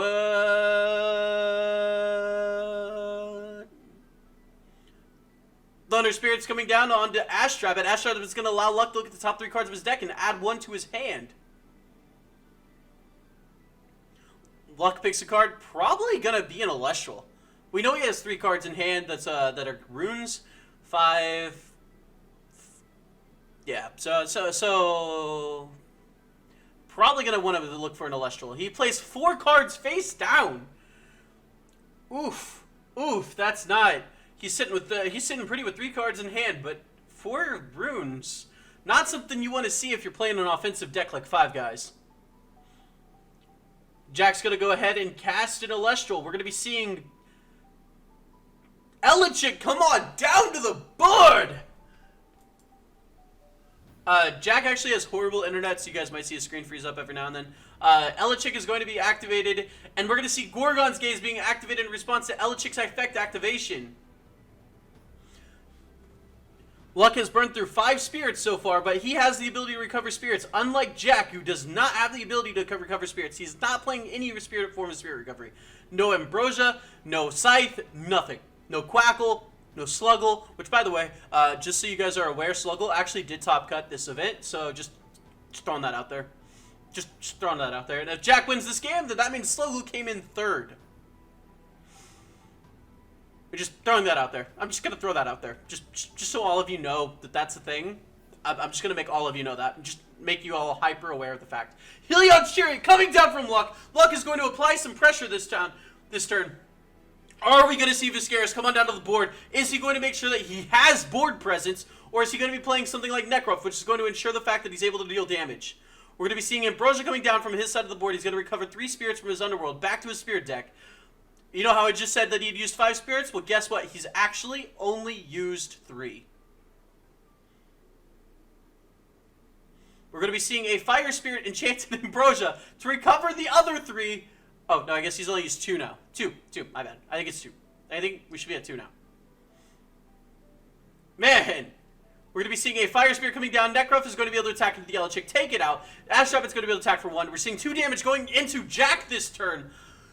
Jack has no ability to interact with this because of the fact that Heliod's Chariot was activated, so he's just going to have to sit there and take the 2 damage.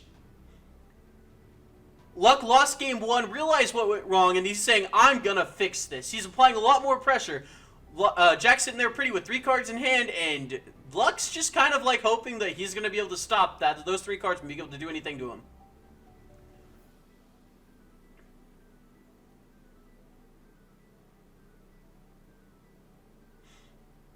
I'm so, come on. Show me what's going on. Show me. Come on, Jack. Do something. Make a play. Earthquake into Necrof. You always have it. Come on. I can't tell if his screen froze or if it, okay, cool.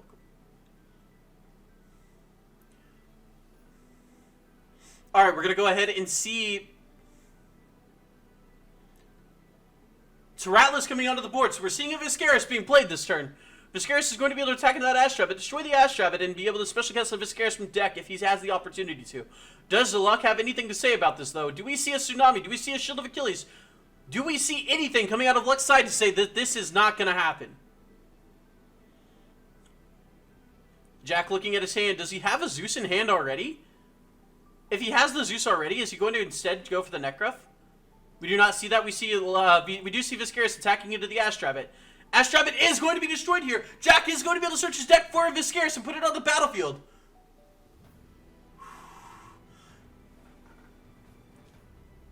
And Jack's camera died. There we go. Okay.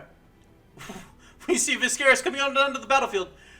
Man, if I am Luck and I'm looking at this board, I've got a Heliod's! Yo! Let's go, Luck! Heliod's Chariot's gonna go ahead and be casted here.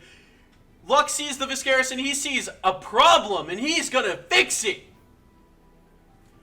Necrof's gonna be able to destroy the Viscaris. We see the Earthquake coming down, destroying the Viscaris that's in attack position. Luck is going to be able to attack the Necrof and use the Necrof to attack into the Viscaris, deal a point of damage, have the Galaxy attack directly for 1, and there's gonna be nothing Jack can do about it. He just has to watch 2 of his biggest beaters go to the underworld.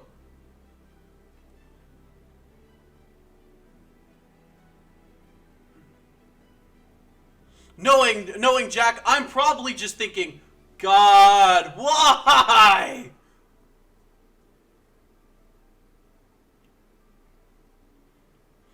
Both these players showing why they're considered some of the best players in the game. Every time Tempo's taking control of, they just take it back. Are we going to be seeing Jack do the exact same thing? Does Jack have the laurels? Does Jack have the EQ? Does Jack have a way to deal with this problem?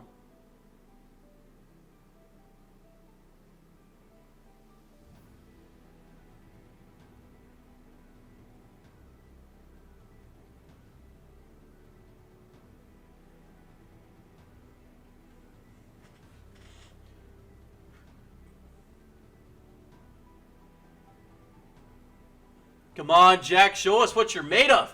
We see triple Zeus. We see a triple charge Zeus juice. Come on.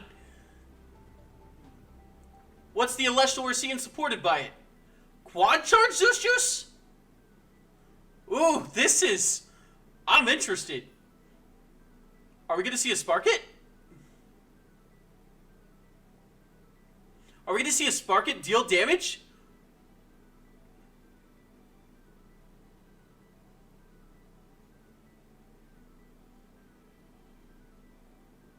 Spark It's going to go ahead and come on down to the board. He's going to be able to activate its ability. Is going to Nexus 1 or 2? He's only going to Nexus 1, or he's going to disenchant, targeting probably the Necruff if I were him. Then he's going to be able to Nexus 1 over to him, over to Spark It. This is going to allow Spark It to be able to shred a card from Luck's hand, if Luck even has a card in hand. The camera froze, though. He's actually going to Nexus 2, and he targets the Galaxia. Questionable play, because you can always bluff that you have a Gorgon's Gaze face down. If a play blows up in Luck's face, if this play blows up in Jack's face, he's going to be kicking himself later on.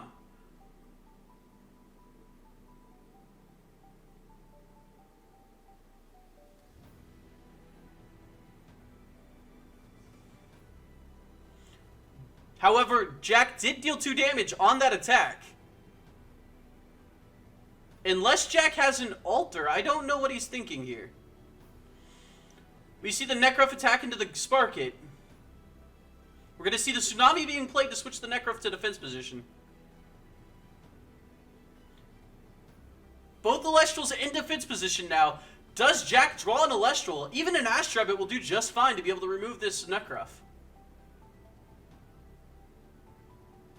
Does he have the EQ? Does he have a way to deal with this Necruff?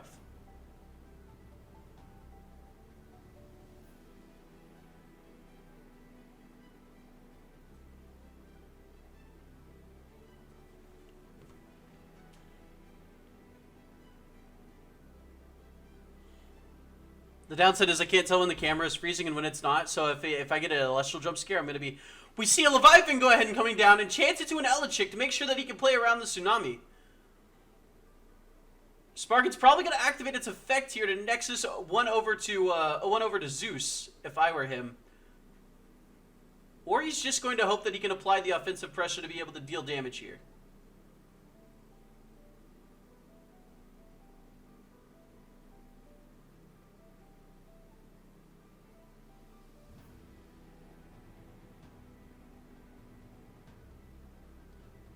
You don't want to open yourself up to losing all these spirits due to a Shield of Achilles, because these spirits do matter. He's going to Nexus back over to the Zeus. There is no cards left in Luck's hand for him to shred, though.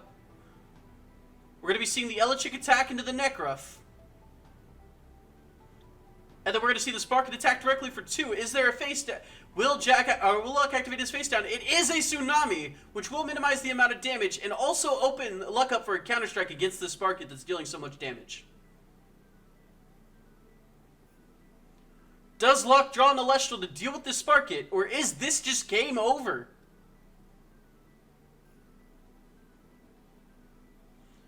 There's no point in Luck expending to draw, because if he does and he draws an Elestral, he's just going to have to discard it with Spark It's effect.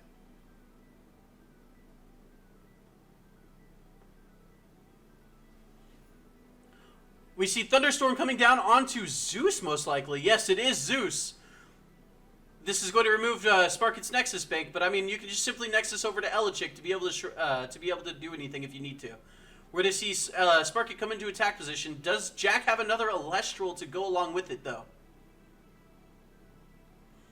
Or will we just simply see him re-enchant? 6 spirits remaining in Spirit Deck for Jack.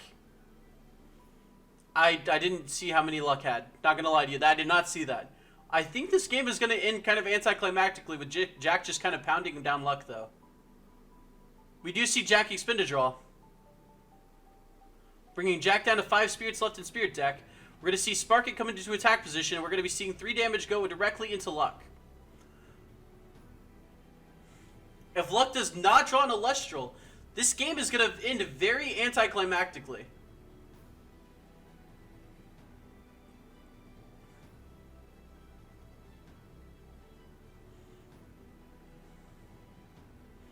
We see Earthquake coming down onto Spark It, and unfortunately, that's going to be game for Luck. A simple re-enchant's going to be enough to deal that last point of damage, or even just simply attacking is going to be enough to deal that last point of damage, and Small Tuga is the last card that Luck was going to get on his next draw. That's going to be game, set, match, and it looks like Jack is going to win 2-0 in the finals.